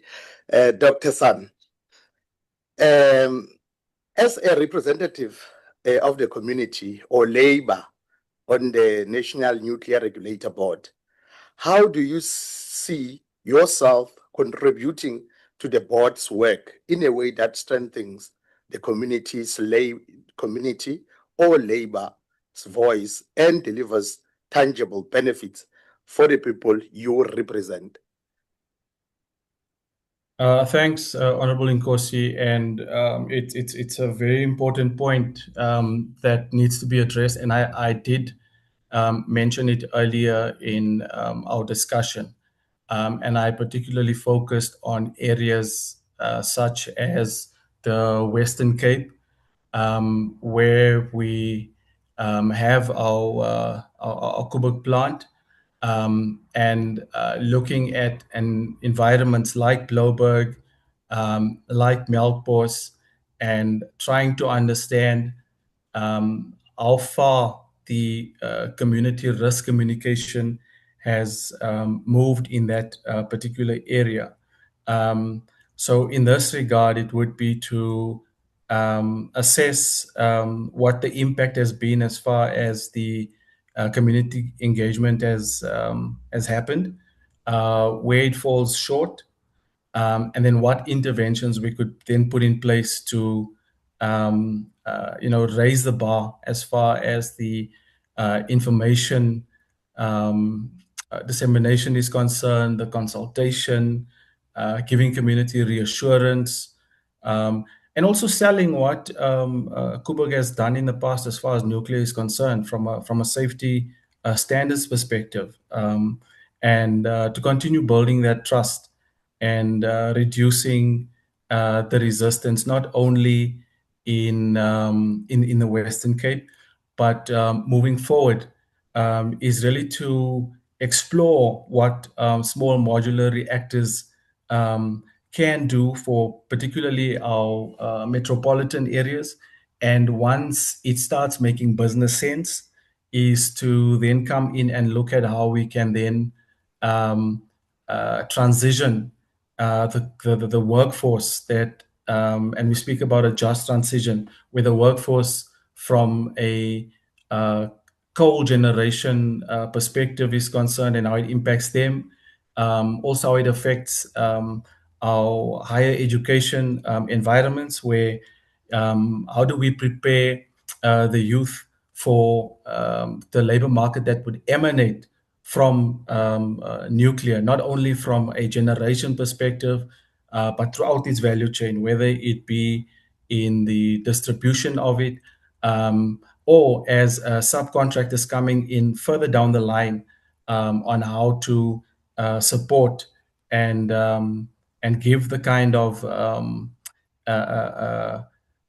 inputs that are required in order to ensure the safety of nuclear, its affordability, its energy security, and whilst we're working on the transformation issues. So not only from when I say transformation, I'm not talking only about transforming where people are currently placed from a technical perspective, but transforming as well in terms of Thank you. which parts of society are participating in this entity, particularly broad-based Black economic empowerment. Thank you. We are going to move on to question number 6, which will be asked by Honorable Hassan. Thank you very much, Dr. Sun. Could you please share a specific example from your experience where you have successfully represented a community or group, and please explain how that experience will guide the way you add value to the community through your role on the NNR board? Thank you. Thank you, Honorable Hassan. One such example is also cited in my administrative submission, particularly my CV, and also it is widely publicized that it should be in media documentation as well, where I had engaged as part of a team in a community that looks at particularly the social labor plans of a mine. And remember, in mining, which is not very different to the energy production, is that you would have to, as a starting point, have a mine closure plan and a mine rehabilitation plan. And part of that plan speaks to a social labor plan, which now affects a community. There should be engagement with the community. There should be engagement with the local authorities. Some areas has established lines in that there's a municipality that has a integrated plan that speaks to the needs of that particular community, which is now all that work has been done with the various stakeholders. And then is to link that up with the particular mine. In this case, we're talking now nuclear, and whichever entity, like we're saying, is it going to be Alliance that comes from India? Is it going to be Rolls-Royce that comes from the United Kingdom? Is it going to be China? Is it going to be America? Regardless of that entity or its naming convention, is that we have to put the community first in terms of what their needs are, what the risks are. Will they be able to get employment? What other benefits they're going to get from this? Are they going to be protected from an environmental perspective? And other risks associated with the commissioning of such a plant in their particular area. What are the short-term gains and long-term gains? How do we, is it a build, operate, transfer model that we're bringing in, and how do they benefit first as the local community, and get them to get the necessary skills to run the plant once we get to the end of this 20 or 50-year agreement, and that they are able to then move forward with this particular entity, and that they have been kept in its operation, its support, and governance structures, including ownership thereof. Thank you. We are going to take question number 7, which will be asked by Honorable Drink. Dr. Son, what do you consider the key challenges currently facing the NNR, and what suggestions would you make in order to address these challenges? Okay, so thank you, Honorable, for the question. And I think we had also cited those up earlier in our discussion. The first one is balancing affordability with safety and other risk issues. We have the technology, but at this point, and I've done these sums. I'd like to. I wasn't asked for an opportunity to declare earlier, but I'd like to make a declaration that I have worked with the China nuclear regulator and looked at the affordability issues and also environmental issues of commissioning such a plant as far as small modular reactors are concerned in the country. And it's gravely expensive. So, but I'm still optimistic because, and I'll tell you why, is that we live now in an era where technology evolves faster than what we are evolving. So I think at some point in the near future, that price comes down, and then we are able to get on board and commission some of these sites that would particularly be of importance to where we need to be also moving forward as a country as far as data centers are concerned. There's huge projects happening in the USA where they're trying to move huge data centers away from Asia into their markets. And I think our conditions are the same, but we will need power in order to power those data centers. So whilst we're trying to balance this affordability issue, is we shouldn't be waiting. We should be really speaking to higher education, to the SETAs to ensure that we create causes and invite international experts that are au fait on the subject of nuclear and its technicalities and engineering is concerned, and to capacitate our youth, give them the necessary expertise. And then parallel to that is ensure that we continue educating public so that we gain the trust and address the skepticism about nuclear safety and its transparency, and look at these new economies that we should be moving towards. Again, I cite Kuwait, where we've done exceptionally well on the continent. I think as far as safety is concerned, probably one of the top 3 or top 5, if not number 1. We don't have a Fukushima story that we can speak about here, or is it Harrisburg Island in the US where accidents has occurred? Touch wood, we haven't seen any of that with Kuwait. So Thank those, you. I believe, is the challenges, but also can become our success factors. Yes, we move on to the next question, which will be asked by Honorable Sompa Masiu.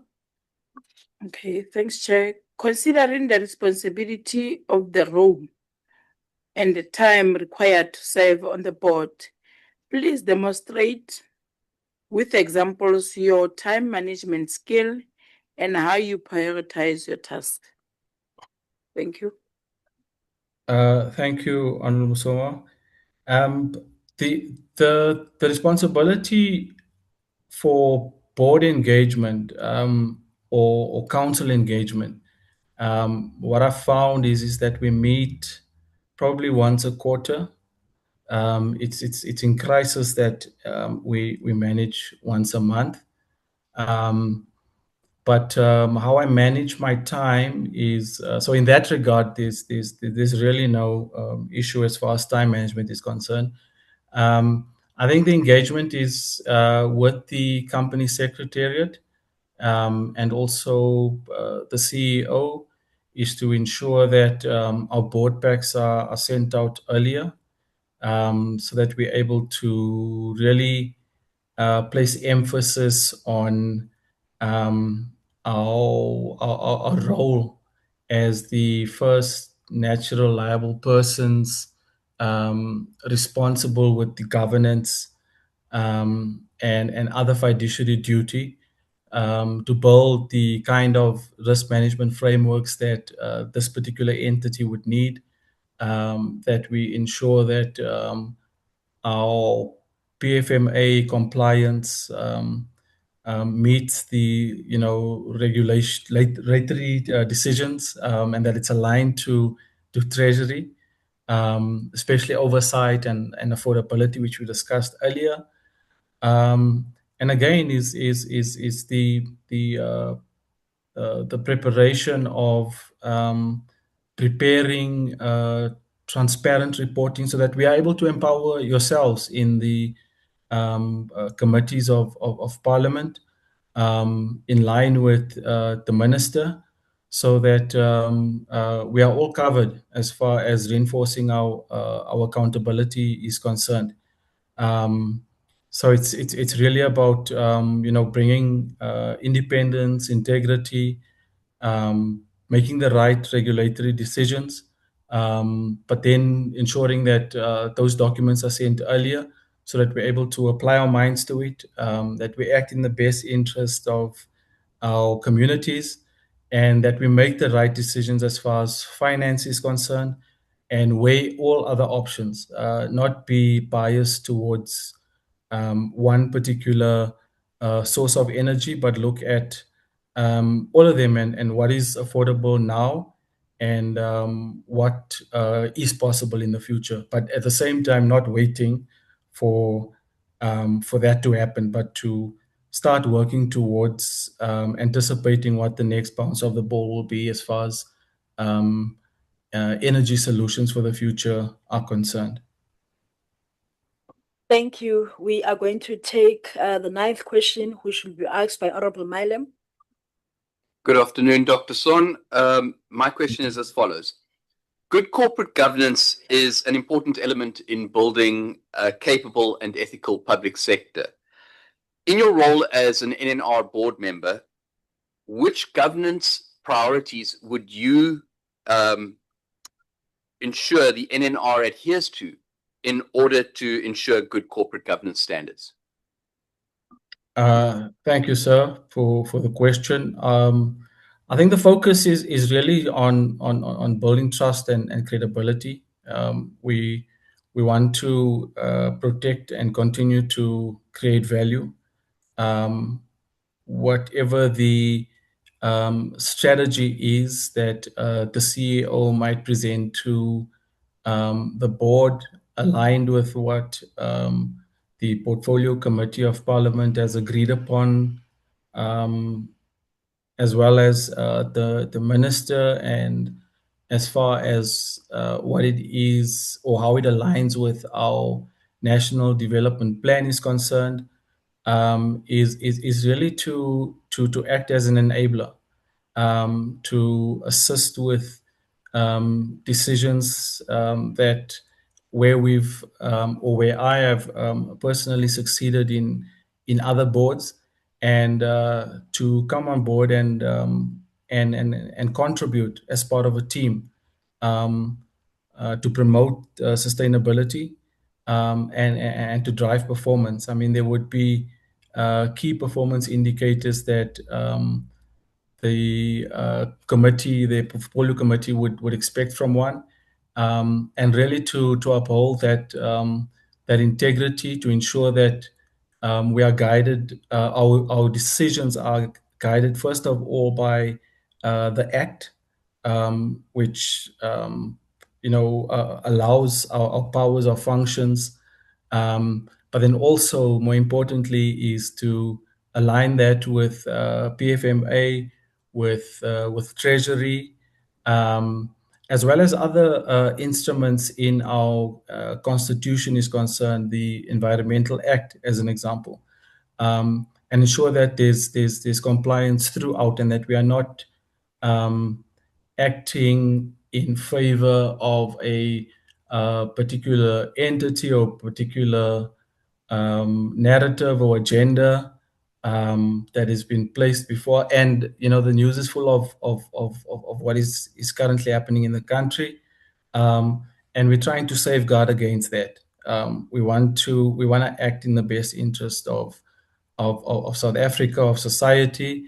We want to ensure that we, through these systems, and I'm not dwelling from the point, through these systems of governance and fiduciary duty, is to ensure that right down to where it matters is that we're able to bring and train youth that are able to be skilled in what this particular future product service brings to the country, and that they are able to rebuild not only ESCOM but South Africa as someone or an Thank you. entity or country that can export energy to as high up Thank as you. Kenya as it's done before. Thank you. Honorable Nkosi will now ask question number 10. Dr. San, do you have any personal, financial, or professional interest that could affect or be perceived to affect your ability to perform this role impartially?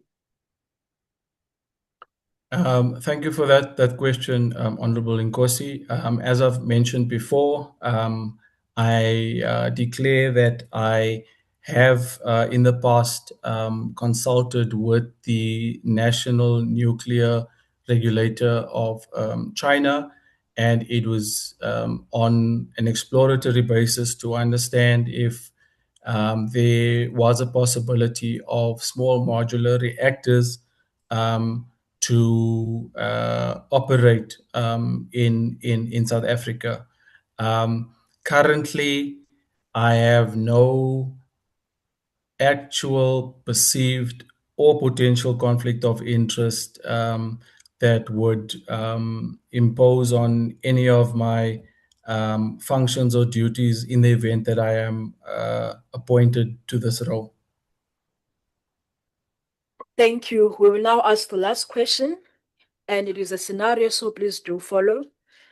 As a board member of the National Nuclear Regulator, you receive a confidential report indicating that a nuclear facility has not fully complied with updated international safety standards.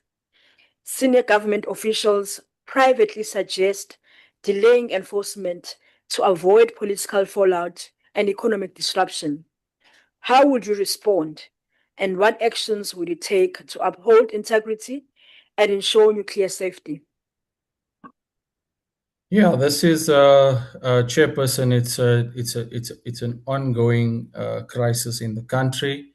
I've just recently spoken to one of the other boards that I sit in, and I've mentioned that we should really enforce our whistleblowing mechanisms.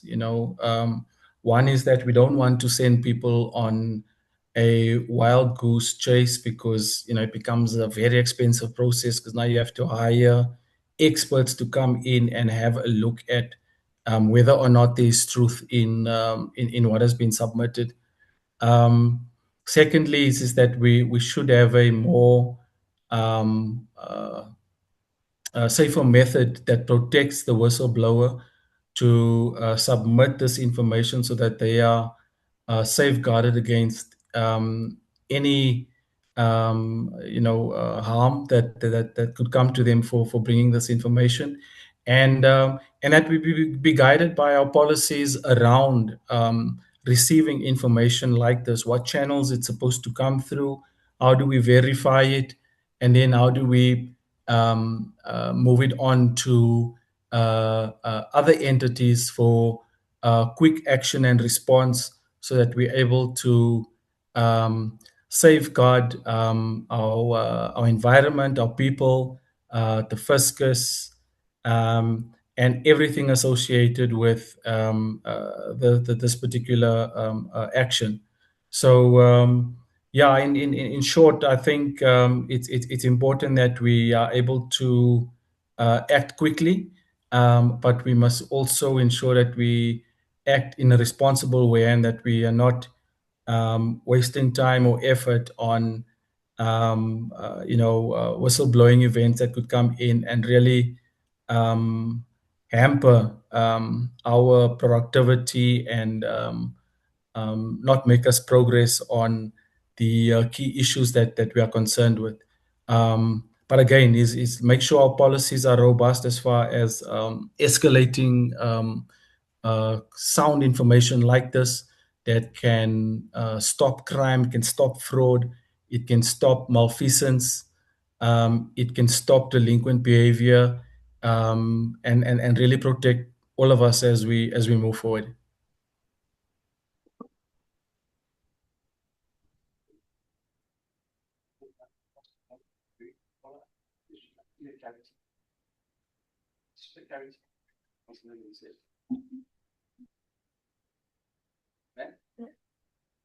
I'm checking with.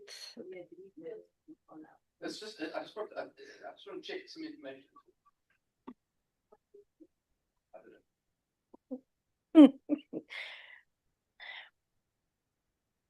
Is he done responding to this question? I am done, Chairperson. Okay. I think we've agreed not to ask follow-up questions, besides the fact that we don't have time anymore. The next person is waiting. With that, that brings us to the end of the interview, and thank you for participating. We wish you a great day further. Thank you so much, Chairperson, and to colleagues, and I look forward to the next process. Thank you.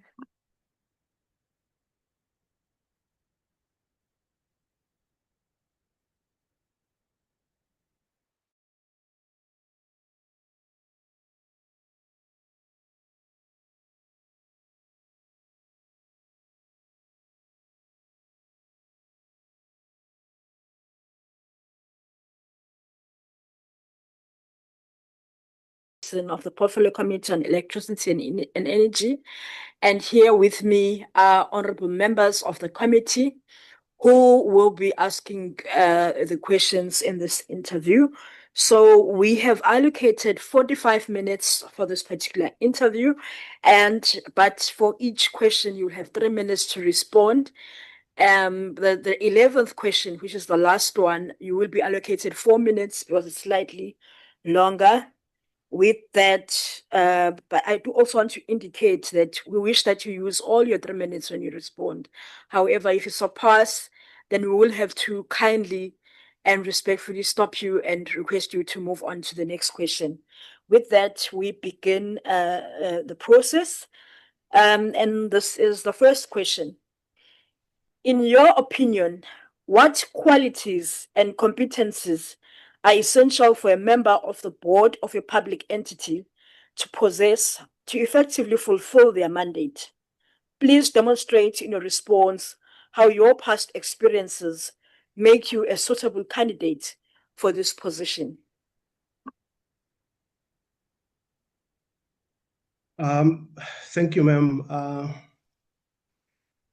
In your question, for a member to be a good member to be suitable for the board, I think it should be in a position to provide strategic oversight, to offer fiduciary responsibilities, to have ethical leadership, to have risk and governance expertise, and to ensure that the mandate of the organizations is achieved. Thank you. Honorable Babti will ask the second question. Good afternoon, Dr. Mkwena. Good afternoon, sir. In your understanding, what are the functions of the NNR board? And I repeat, the NNR board. Yes.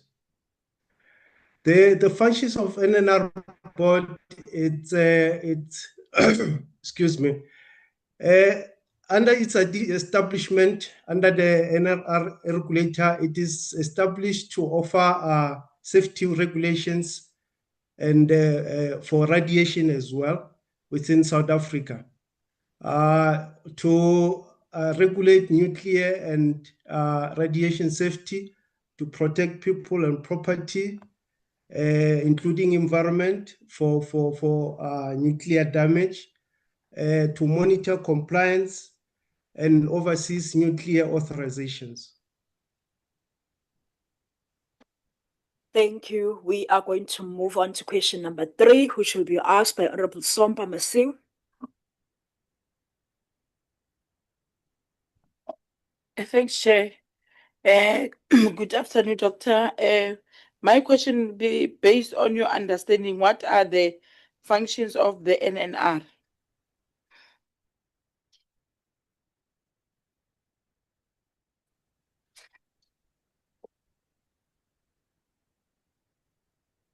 Are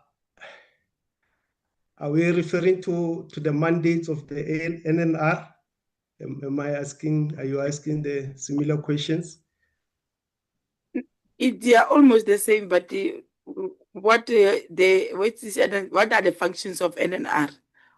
What is exactly NNR doing? Well, from my understanding, it's what I've just alluded previously, that the function of NNR is to regulate nuclear and radiation safety in South Africa and ensure compliance and oversees nuclear authorizations within the country. Thank you. We are going to move on to take question number 4, which will be asked by Honorable Dring.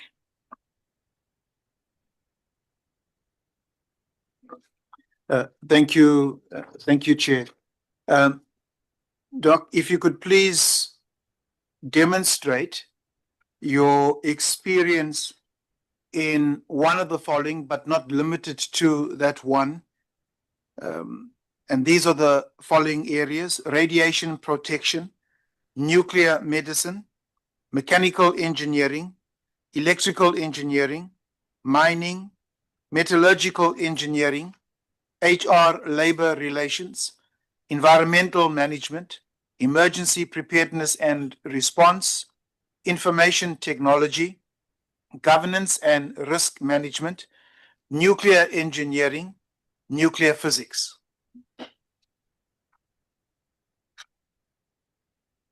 Well, from my understanding, where I stand, NNR, their mandate is to ensure that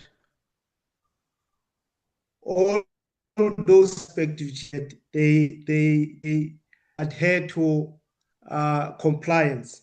For example, the waste radiation, when they put them on the ground, they need to adhere to the rules of NNR on how to not to contain or not to become a hazard in the future. So they need to comply to all rules of NRR, so that it shouldn't cause a hazard in the near future. Same goes to other disciplines like uranium. Same goes to other disciplines like Kubek power station. Whatever the functions they do, they need to ensure that they function within the compliance of NNR regulations.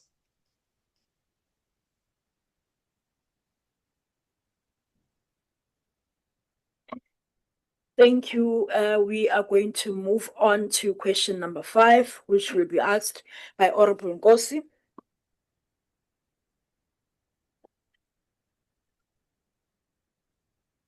Dr. Mokoena.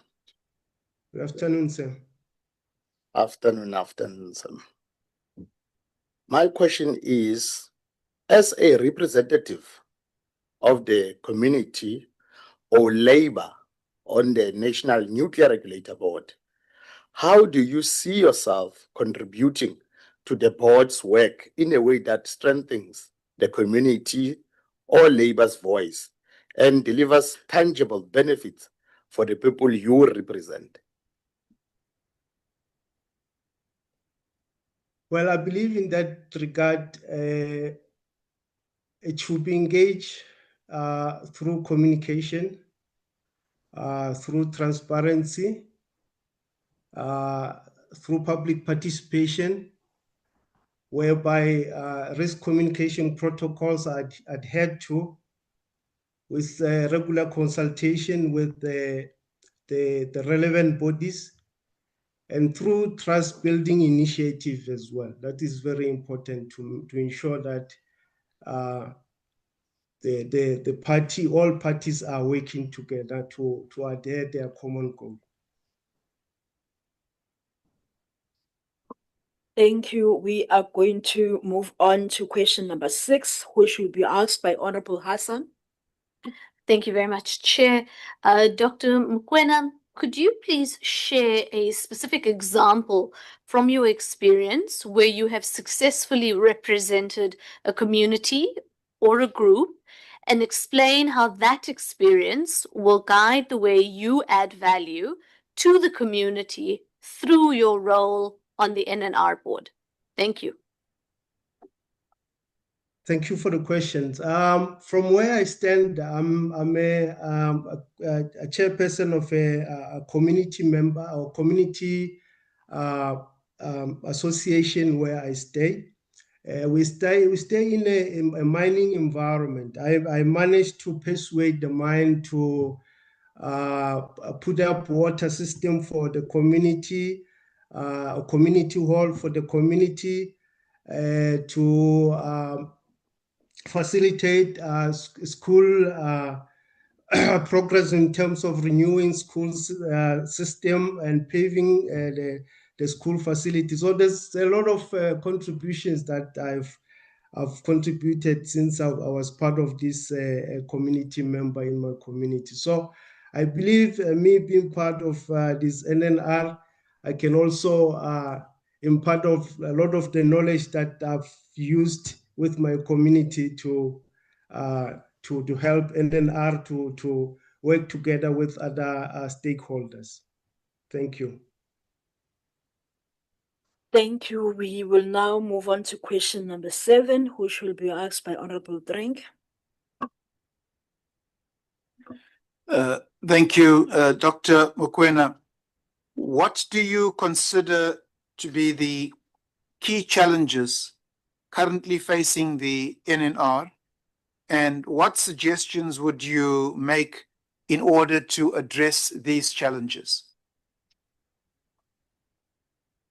Well, I think there could be a couple of them. One of it could be the future expansion of power stations like Quebec under the regulations. The most second pressing issue is the cybersecurity within the companies. It's a bigger challenge. Cybersecurity, it affects a lot of companies, and it needs a lot of intervention whereby companies need to put policies in place on how to react on the business continuity once they experience the challenge of cyber risk. That is where my expertise comes in, where I can help the organization to put up plans on how to counter-effect cybersecurity, and also implement plans on how to react quicker after you have experienced such challenges as cybersecurity. Thank you very much. Thank you. Honorable Sompa Masi will ask question number 8. Thanks, Chair. Considering the responsibilities of the role and the time required to serve on the board, please demonstrate with example your time management skill and how you prioritize your tasks.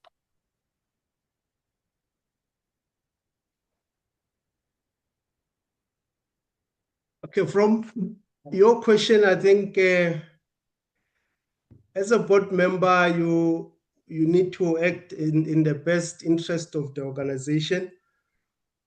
You need to exercise a due care and diligence.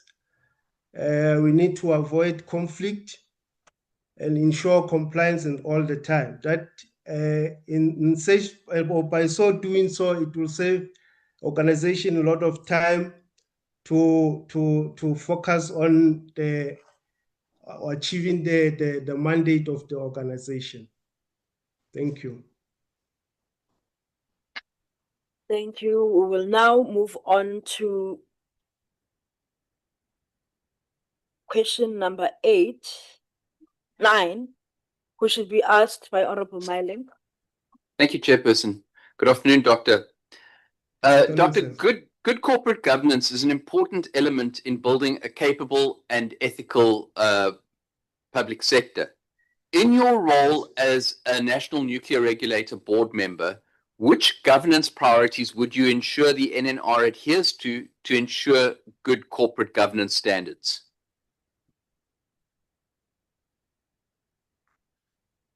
Well, there's a couple of them, a couple of legal frameworks depending on the organization, but with regard to the SOEs, PFMA is part of it.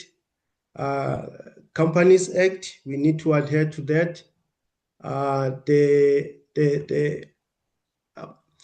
mandate of the organization or regulatory mandate of the organization, we have to adhere to that. Also including a King report, which is it's an advisory guidelines for the organizations. That's a very important frameworks for SOEs. Thank you. Thank you. Honorable Nkosi, please ask question number 10. Dr. Mokoena, Yes, sir. do you have any personal, financial, or professional interest that could affect or be perceived to affect your ability to perform this role impartially? Thank you, sir. Not in the best of my knowledge. I have no conflict. I have no personal interest in the organization, which could avoid me to perform my duties. Thank you. Thank you. We now move on to the last question for the day, which is question number 11. It is a scenario, so I will ask you to please follow. As a board member of the National Nuclear Regulator, you receive a confidential report indicating that a nuclear facility has not fully complied with updated international safety standards. Senior government officials privately suggest delaying enforcement to avoid political fallout and economic disruption. How would you respond, and what actions will you take to uphold integrity and ensure nuclear safety?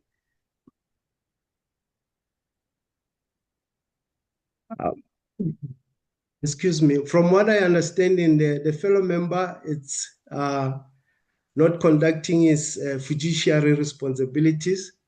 In that regard, I will report that as a conflict, and I will ensure that I report the matter, and it should be recorded, and request the board that they excuse the member while we resolve the matter, to ensure that safety of the country and the organization it is adhered to. Thank you very much. Thank you. That brings us to the end of our interview. We thank you for your participation and wish you a great day further. Thank you so much. Thank you for having me. I really appreciate it.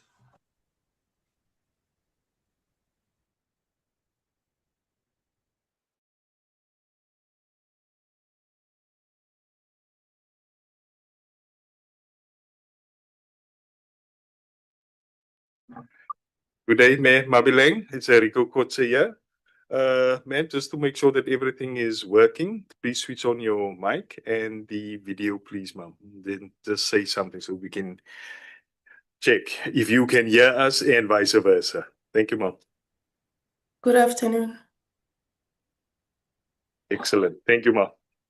Good afternoon, Miss Mabeleng. My name is Yes. My name is Zamakanyase. I am the chairperson of the Portfolio Committee on Electricity and Energy. And here with me are honorable members that are also a part of the same committee, and they will be asking you the questions today. So we have allocated 3 minutes for your response to each question, except for question number 11, which you will have 4 minutes to respond to that particular one. And we do wish that you use all your 3 minutes. However, if you surpass it, we will have to kindly stop you and request to move on to the next question. With that, we are going to begin with our interview. And this is question number 1. In your opinion, what qualities and competencies are essential for a member of the board of a public entity to effectively fulfill their mandate. Please demonstrate in your response how your past experiences make you a suitable candidate for this position. Okay, a member of the regulator has to have skills, even if they don't have technical skills, but they at least need to have basic knowledge of nuclear and radiation. And they also need to have technical skills in terms of safety. Safety management principles are the same. And then as a board member, you need to have integrity. You need to be a responsible person who is very transparent and fair in everything that you do. I also need to be ethical. All the decisions that I do, I need to make sure that they don't put the regulators' reputation in disrepute.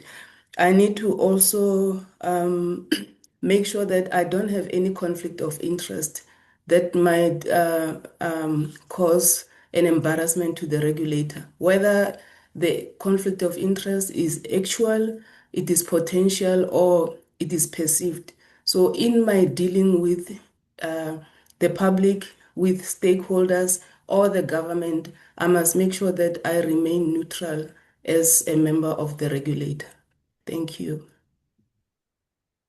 Thank you. Honorable Babchi will now ask question number 2. Good afternoon, Ms. Mabeleng.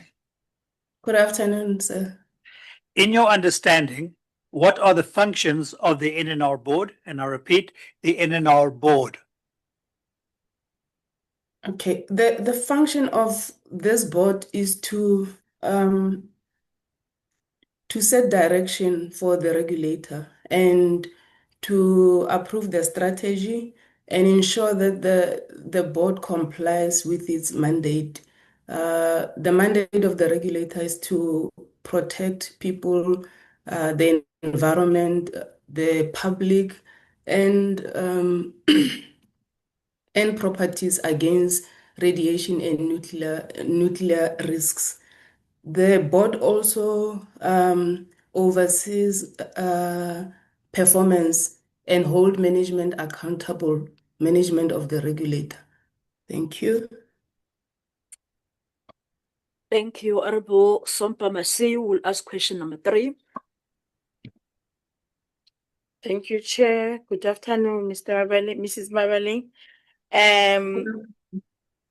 Yes, based on your understanding, what are the functions of NNR? Thank you. Okay. In my understanding, the function of NNR is to protect the environment, people, and property and public interest against nuclear risk and radiation risk. This is done by making sure that the operators are licensed and authorized through the regulator, and then the regulator ensures compliance by conducting inspections and enforcement of safety regulations.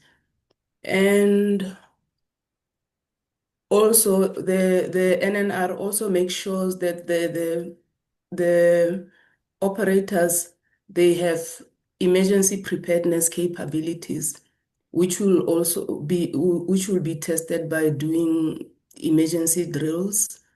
And yes, the the regulator has to be independent in all its doings. It must not bow down to pressure from commercial or from government or from business. Thank you. Honorable Dring will ask question number 4.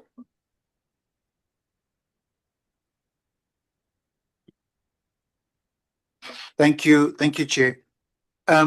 Could you please demonstrate your experience in one of the following, but not limited to one. And the following areas are radiation protection, nuclear medicine, mechanical engineering, electrical engineering, mining, metallurgical engineering, HR, labor relations, environmental management, emergency preparedness and response, information technology, governance and risk management, nuclear engineering, nuclear physics. I don't understand the question. I have to demonstrate my knowledge. If you in one, at least one, but not limited to one of those that I've read out. So demonstrate your experience, your knowledge, Okay. experience, but experience is the question in one of those areas. I didn't get the whole list, but I will just demonstrate my experience. I am an occupational health and safety specialist. I've worked for ESCOM, which is electrical. I've worked in mining. I have worked for the Department of Labor, which is a regulator. It gave me a firm foundation in inspection and enforcement of labor legislation. My qualification, I've got an MBA, which is strategy and business administration. And I have a certificate that I acquired in labor relations from the same institution where I got my MBA. Emergency preparedness and response is part of safety management. In all the roles that I had to make sure that the company that I was working for, we have an emergency plan and recovery plan in case there were to be an incident. And we also had to make sure that we have a valid mutual agreement with other stakeholders that are our neighbors or medicals or the police or fire brigade. And then we had to do fire drills, and the learnings from those fire drills, we had to implement them and make sure that we have an effective emergency preparedness and response plans. I don't know if I missed others on that long list. It is just up to you. If you wanted me to repeat the list, I could have, but if you're satisfied, then that's okay. You can repeat the list. Radiation protection. Okay. Nuclear medicine, mechanical engineering, electrical engineering, mining, metallurgical engineering, HR, labor relations, environmental management, emergency preparedness and response, which you covered, information technology, governance and risk management, nuclear engineering, nuclear physics. Okay, also governance and risk management, because I've sat on boards and several committees of the boards. So I am conversant with corporate governance and risk management. Risk management, because I'm a safety specialist, everything that we do is risk-based. So we have to understand the risk that are associated with the operations of the company so that we can manage the risks. So I believe it will be the same for the regulator. Every decision that the board has to make, it has to be risk-based, and the solution that is also provided has to be risk-based. You can't spend a lot of money on a control that is not really managing risk. Thank you. Thank you. We now move on to question number 5, which will be asked by Honorable Nkosi. Ms. Mabeleng, how are you? I'm okay.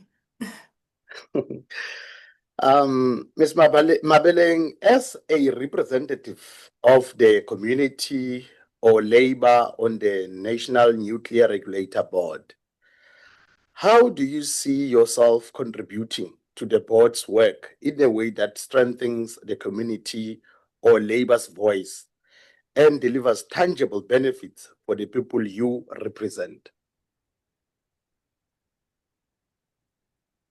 I believe the tone of how the regulator carries itself or how it is perceived, it is set at the top.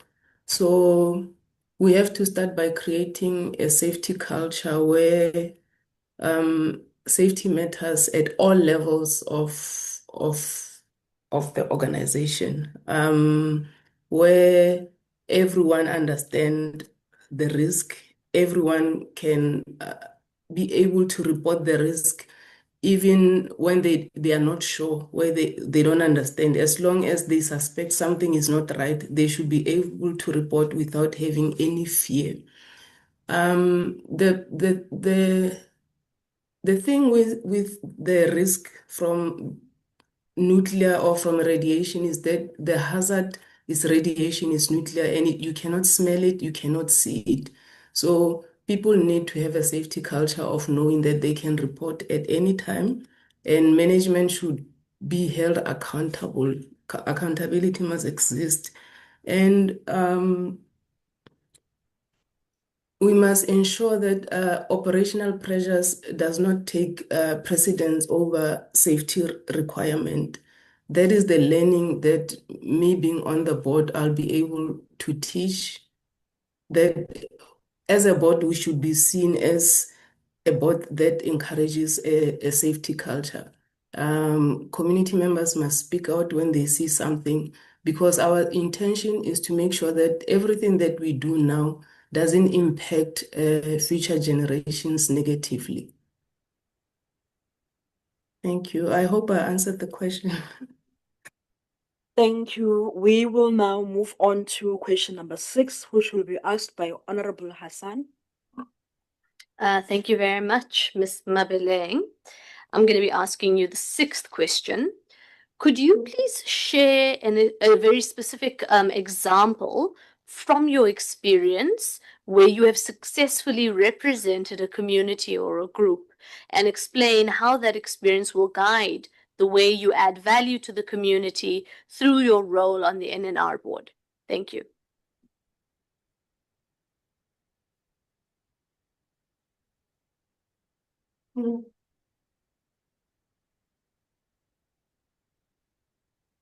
I've never represented a community, but my job has always been to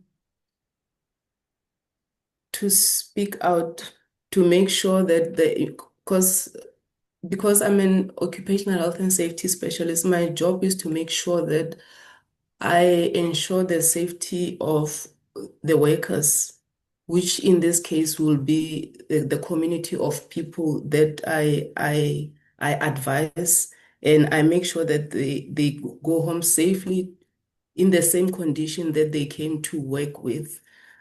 As a representative of people, making sure that I preserve their safety and I ensure that they are safe at work, I teach.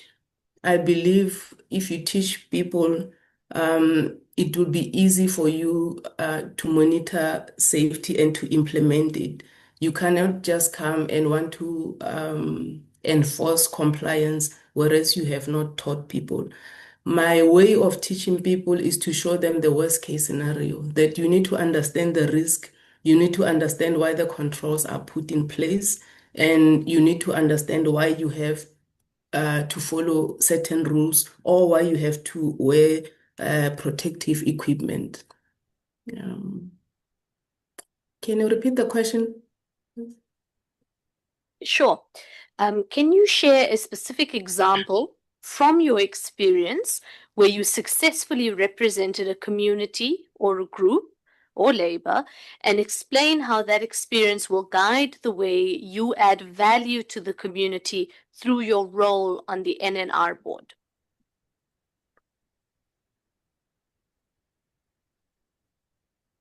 My role has been an advisor.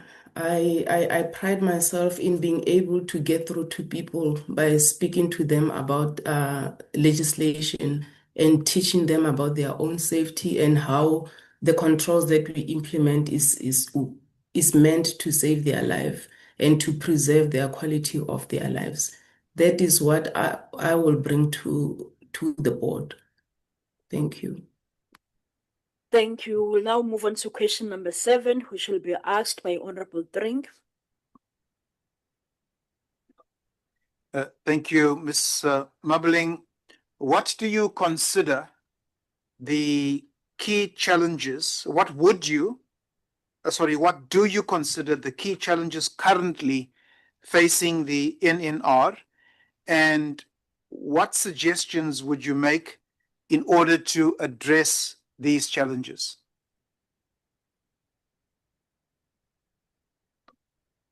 I think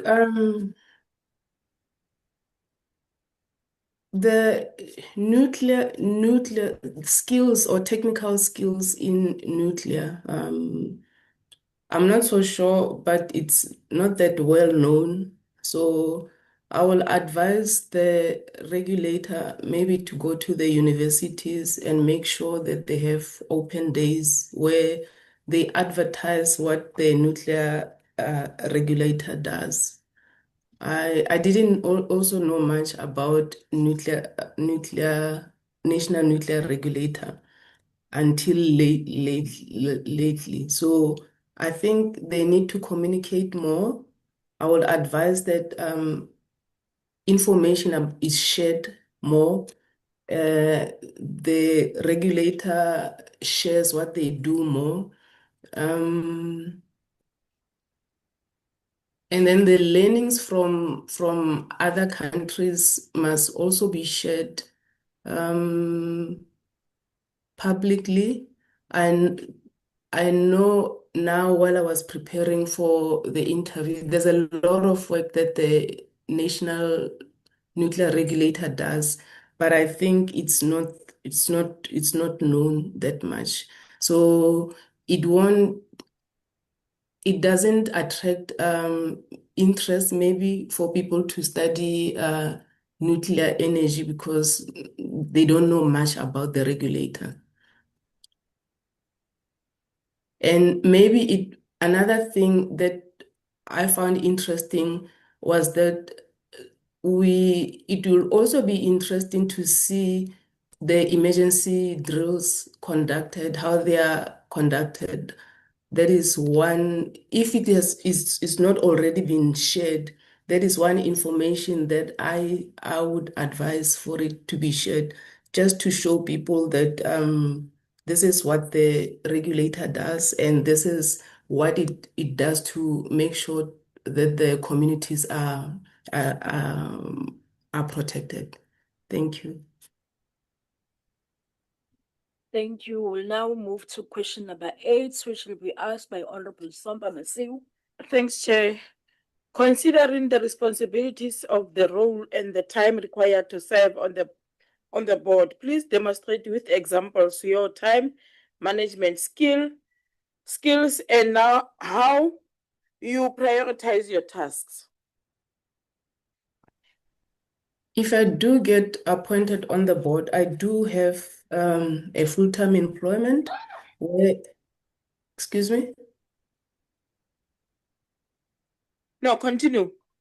Oh, I thought someone was talking. Okay, I do have a full-time employment where I declare conflict of interest, that anything that I do outside my employment, I declare at work.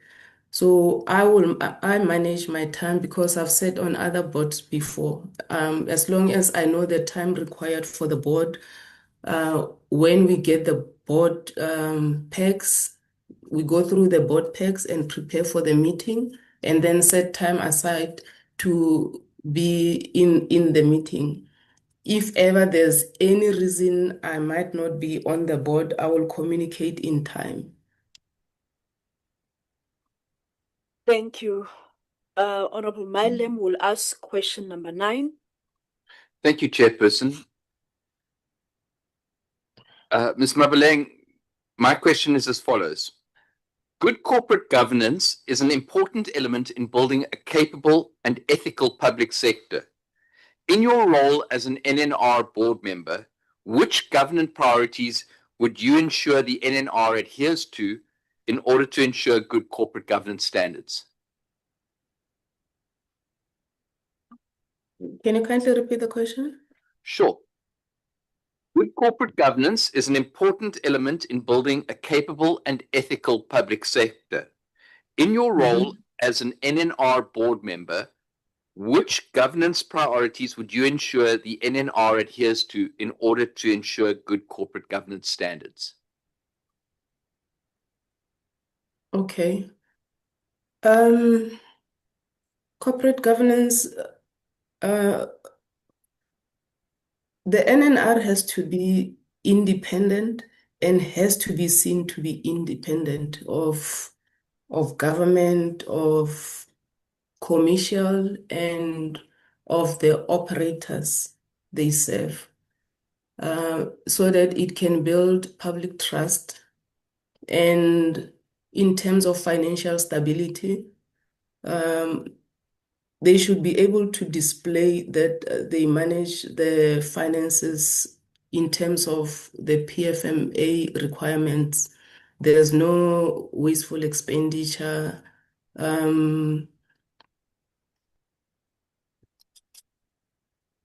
And everything that they do, they must make sure that there's sustainability, financial sustainability, technical sustainability. The people that are appointed in NNR must be technically capable to do the work that they do.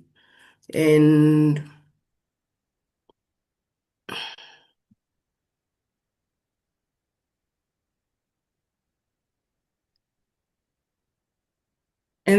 the board will continuously oversee performance, that the regulator is compliant, is technically capable by making sure that there's continuous learning and is hiring the right people in the right roles. And it is continuing to do its mandate with the financial resources that it has. Thank you. Thank you. Honorable Nkosi will ask question number 10.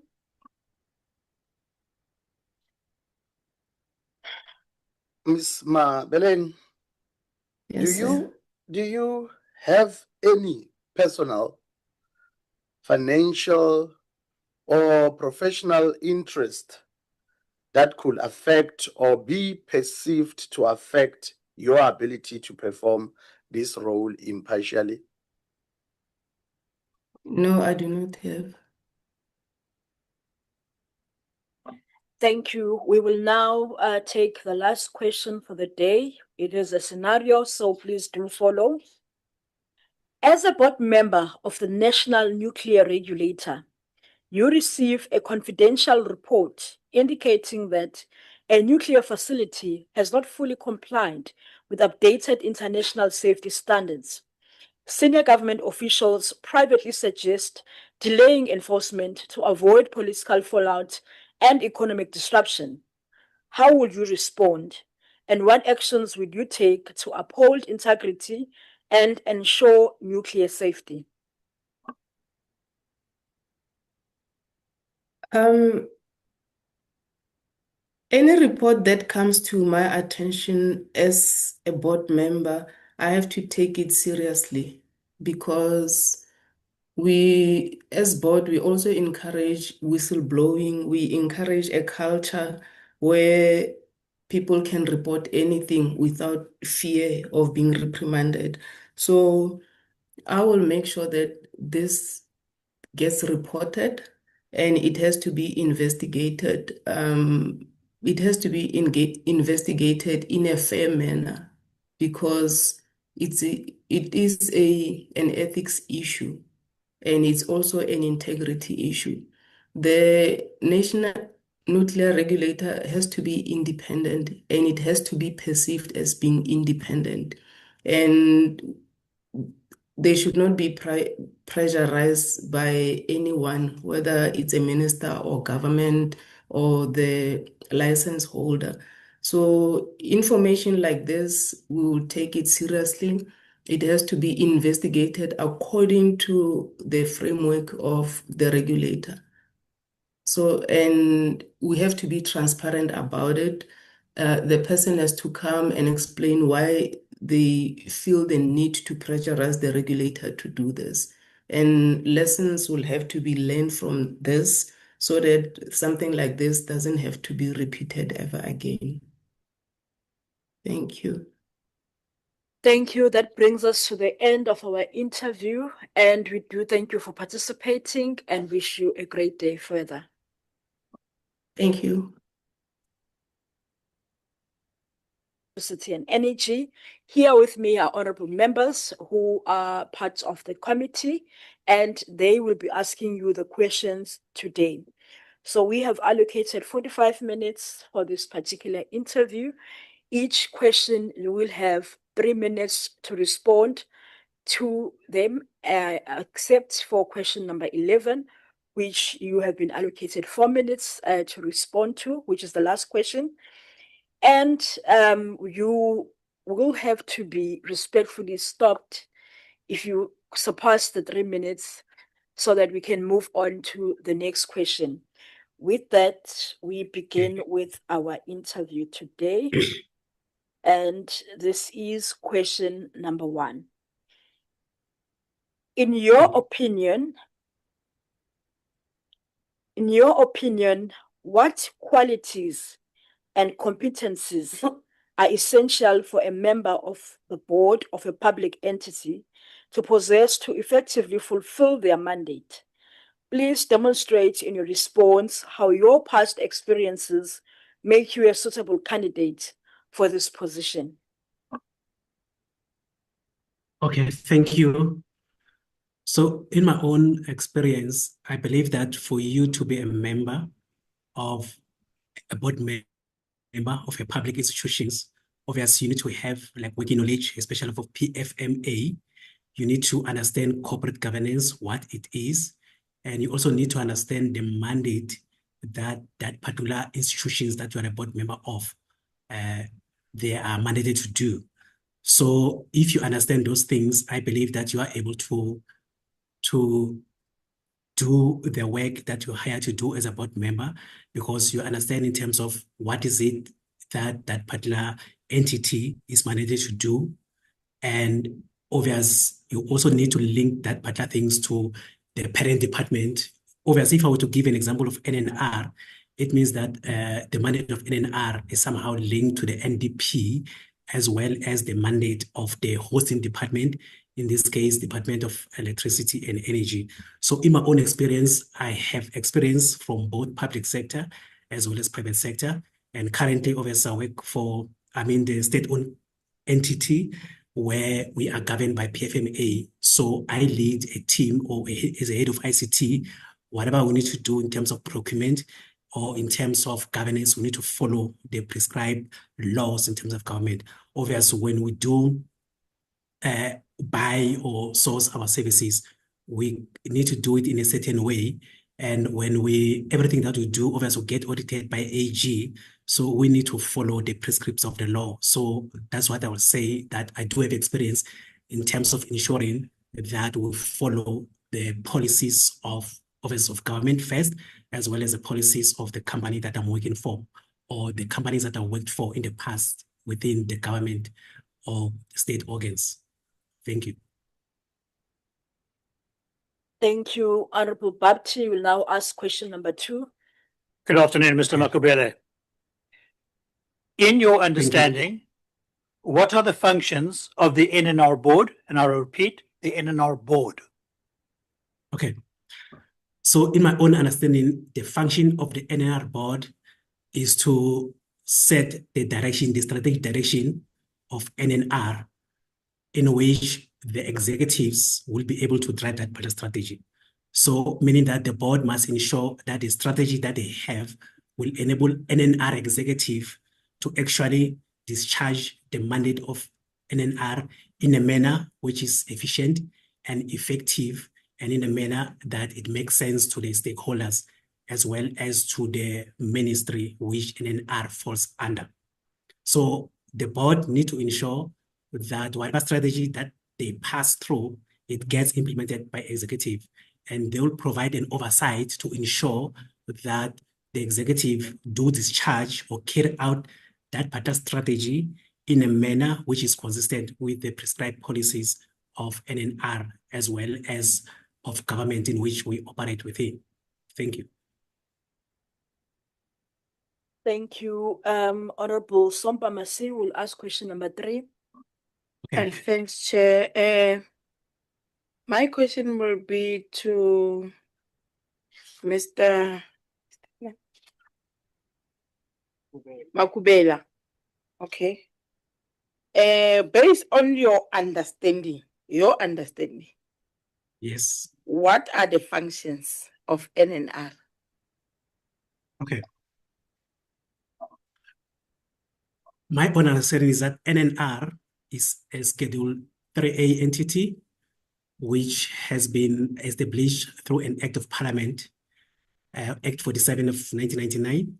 Obviously, its mandate is to protect the persons, the property, and the environment against nuclear damage or against nuclear accidents by ensuring that they develop safety standards as well as provide a regulatory framework in which they're going to regulate any person or entity that operates within the nuclear value chain in a hope that they'll protect the people, the property, as well as the environment from nuclear harm. Thank you. Thank you. Honorable Drink will now ask question number 4. Thank you, Mr. Makubele. Question 4 reads as follows. Please demonstrate your experience in one of the following, but not limited to one. And these are the areas.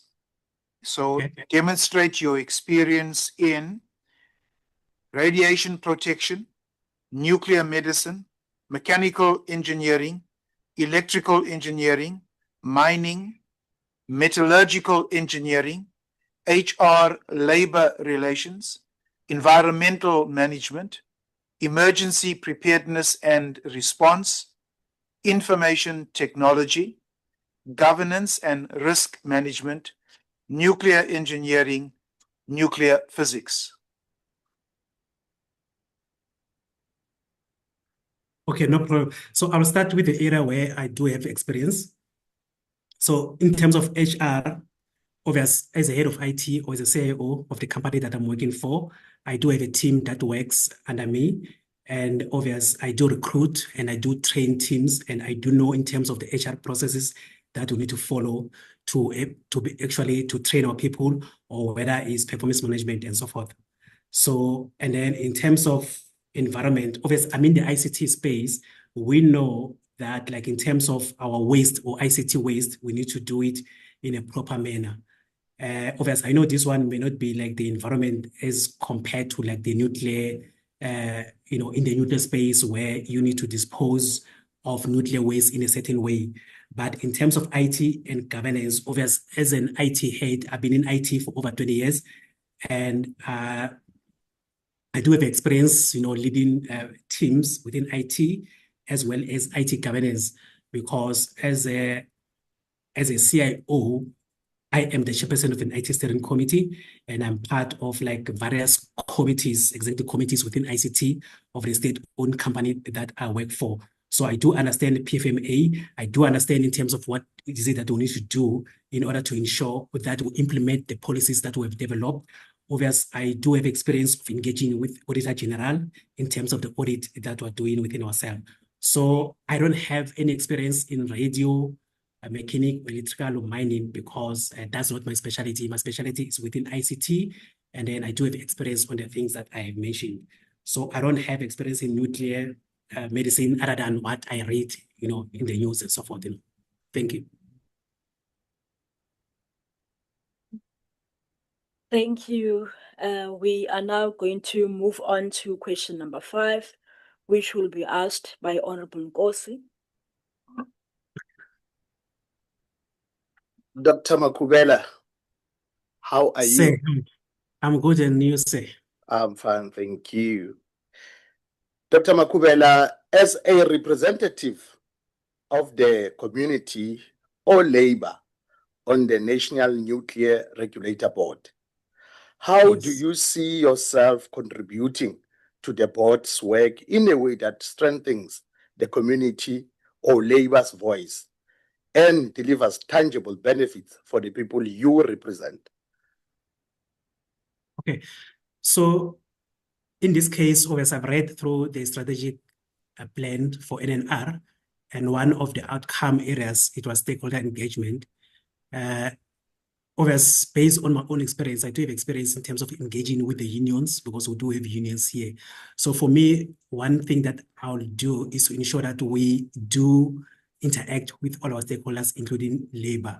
So meaning that, for example, before we implement anything that has consequences on the people, we'll engage in labor.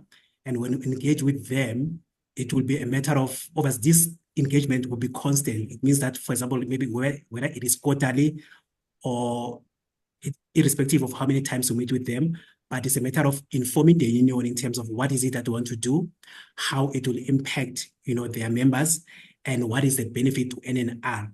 But at the end of the day, it's a matter of working with the union to ensure that us and their members can work together to ensure that NNR is financially sustainable, because we know that the grant from government obviously is shrinking because government has so much to do and there's budget cuts everywhere. So by working together with labor, we'll ensure that we're able actually to ensure that their members do what they're supposed to do, and whatever policies or whatever changes that will bring about is to ensure that people can do their job and we do get buy-in from the unions.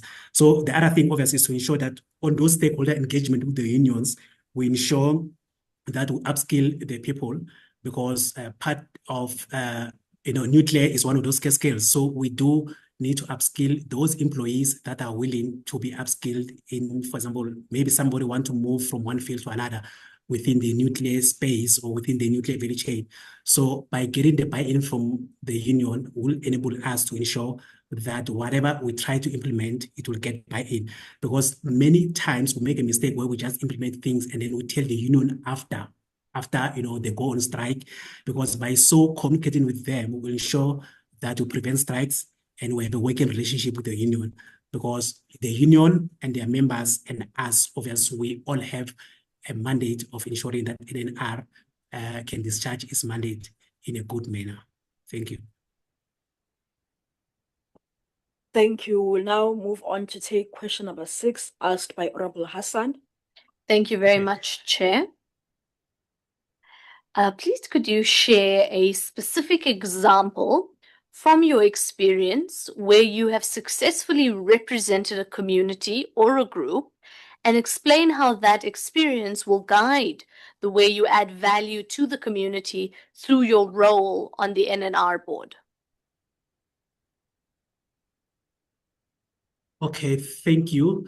So I'll just give 2 examples. Obviously, the village that I come from a village in Bushbuckridge. I, together with my former classmates that went to high school together, we'll come together, put money together and go back to the high school that we were part of, encourage those matric candidates, buying them calculators and encourage them in terms of the careers. Because one thing that I've realized, especially some of us that, went to school during those old days, lack of information in terms of what courses or what subjects that we need to do was a critical issue. So we'll go with the guys and then tell them, those people, based on our own experience, in terms of especially encouraging them to take especially the maths and science, in terms of looking at the careers that these two subjects and other subjects, can open doors for them. And obviously using ourselves, the fact that we're from those villages, they can see us in terms of the progress that we've made through our careers. And I think that was a good idea in terms of ensuring that we encourage those young people in terms of telling them that it doesn't matter where you come from, it is possible if you choose the right subjects. Obviously, also encouraging them to apply for NSFAS, so that because other people may say, we don't have the funds to go to school, but we are the product of NSFAS ourselves. So it was to encourage them to be able to know that it is possible, there is life beyond high school. Obviously, while I stayed in Pretoria, I was also part of like the SGB. And at least during those 6 months that I was part of the SGB, one of the members resigned, and then I was requested to step in. And based on the experience that I've got, I got to learn a lot of things in terms of, because sometimes if you're far away, you will think that running a primary school is very easy. But being part of that particular SGB at that particular time, there are things that I've contributed and that I can see based on my own experience. And for me, community development, looking at where I come from, is close to my heart. And I will also ensure that we go to the people that are our clients in terms of stakeholders, especially those that may be next to those places that are affected by nuclear plants, whether it's Quebec or wherever it may be, to tell them about,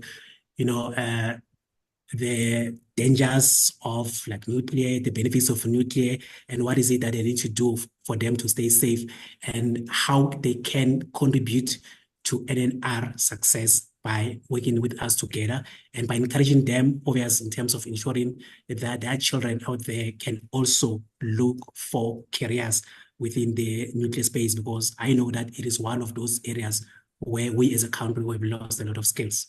Thank you. Thank you. We are now going to move to question number 7, which will be asked by Honorable Dring. Thank you, Mr. Makubele. What do you consider to be the key challenges currently facing the NNR, and what suggestions would you make in order to address these challenges? Okay, so challenge number 1, obvious, is the budget cut from government. And for that, it means that NNR need to look for other capabilities, need to look for other ways to generate revenue. So obviously, we know that government has a lot of things on their plate, and the budget that we used to get from government obviously is not as much as we used to get. So it means that we need to find new ways of generating or new ways of making money. And then the other challenges obviously is the challenges of ICT in terms of ensuring that there is cybersecurity strategy. So in terms of those things, because I've seen like in all the reports that ICT or building ICT capability was a thing that has been written in most of the reports.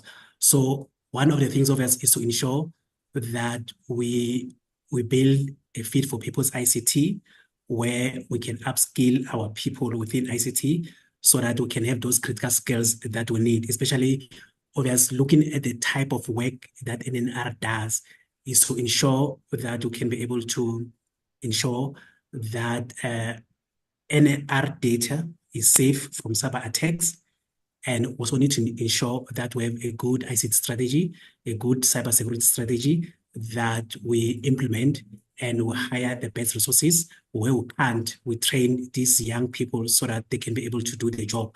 And then I think the other one of us is the issue of stakeholder engagement. As we have seen, for me, one of the challenges of us, most people do not know what NNR does. Then how I'm going to solve that is to ensure that we partner with community radios, and tell people in terms of what is it that NNR does. Maybe communities next to those nuclear facilities may know, but most people in the country do not know what NNR does or what nuclear is. Especially looking at where we are in South Africa, I believe that we can encourage people, especially to even look for skills, because there are those nuclear capabilities that we need in the country. And for us to do that, we need to encourage our communities to ensure that they also take that as a career and ensure that we have constant engagement with our communities about what NNR does, what they can do to help us achieve our mandate. Thank you. Thank you. We will now move on to question number 8. question will be asked by Honorable Somba Massive. Thanks, Chair. Considering the responsibility of the role and the time required to serve on the board, can you please demonstrate with examples your time management skills and how you prioritize your tasks? Okay, thank you. So, the company that I work for currently, they do allow us, to grow and to be part of we can be board members. Obviously, there's a policy that guides us within the company. But in terms of my time, obviously, I know that if there is a meeting, obviously, I will take leave and prepare for that particular meeting. I know that within the 24 hours that I have, I need to be able to say when I get home, after work, I will prepare for the meeting so that when there's a meeting, I take my leave and I prepare thoroughly. So obviously beyond my work, there's a lot of work that I do in academia where I do supervision and so forth. So based on that, I'm able actually to do my work here at work and do my academic work by supervising people and by doing other things and also having kids, I'm able to manage all those things, So for me, what I'm going to do is to ensure that I do prioritize. If there is a board meeting, always I need to prepare in advance, always getting all those documents in advance. I will prepare and make sure that I give it the highest priority.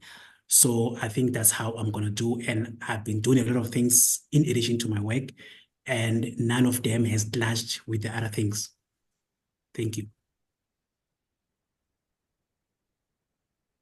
Thank you. Honorable Mylem will now ask question number 9. Thank you, Chairperson. So, good corporate governance is an important element in building a capable and ethical public sector. In your role as an NNR board member, which governance priorities would you ensure the NNR adheres to in order to ensure good corporate governance standards? Okay. So for me, the first one, obvious, it will be accountability, ensuring that us as board members, including myself, I am accountable.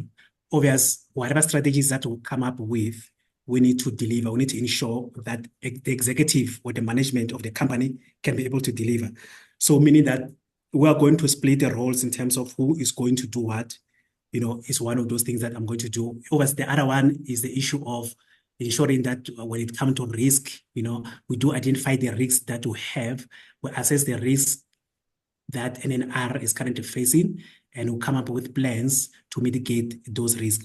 Obviously, the other one will be the issue of IT, ensuring that IT as an enabler is able actually to help NNR to achieve its goals.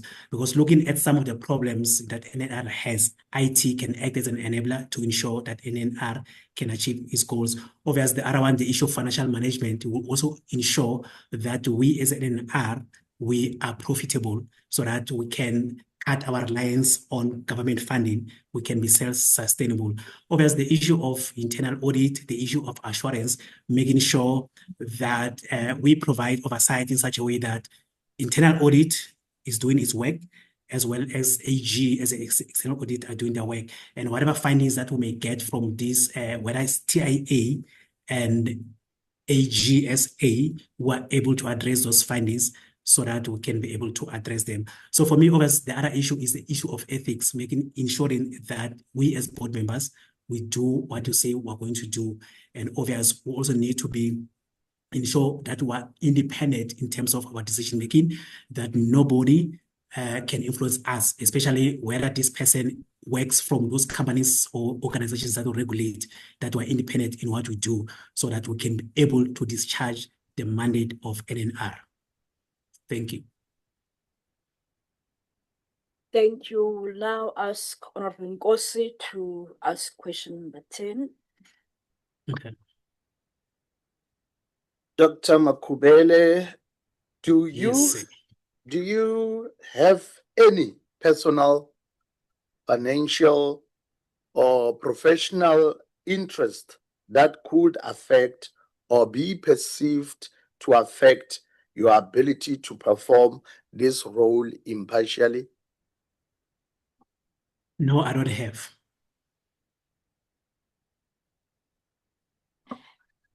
Thank you. We will now move on to the last question for the day. It is a scenario. So please do follow. Okay.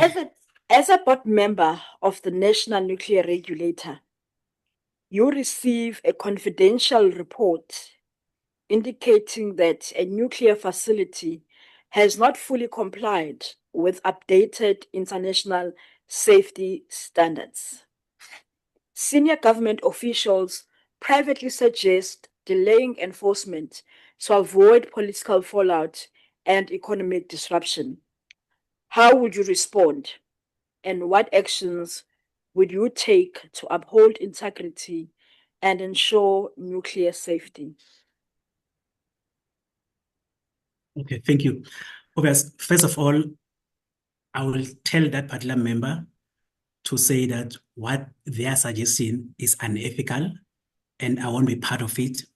And then secondly, I'm going to report this matter through the proper channels that are established within NNR. I believe that probably I will escalate this thing to the chairperson or to whoever within the board. Because at the end of the day, when you look at the mandate of NNR, the mandate is to ensure protection of people, property, and the environment against nuclear harm. So if I allow this member, if I allow this particular politician to influence us or me not to continue with our work, it means that we're putting the lives of people at risk. So, and by so doing, it means that it will be unethical. And if you're unethical, you can't be a board member. So for me, that's how I'm going to deal with it. And I'm going to report that particular thing, obvious, to, if it means that obviously the board will advise, probably also report that into the police, because the impact is huge. So the political fallout I can see, but the impact of the damage that will happen and what will investigators find out after that, it means that NNR credibility, including myself, I will be jailed, but NNR credibility will be squashed and people will never trust anything that NNR will do. But in this case, we'll uphold the law and ensuring that we do our work without fear and favor. That's where independence comes in, to say that I won't allow to be influenced by any person outside of the process of NNR. We just need to make sure that we do our job and we do it diligently and very well in order to ensure that we can achieve the mandate of NNR. Thank you. Thank you. This brings us to the end of our interview. We thank you for participating and wish you a great day further.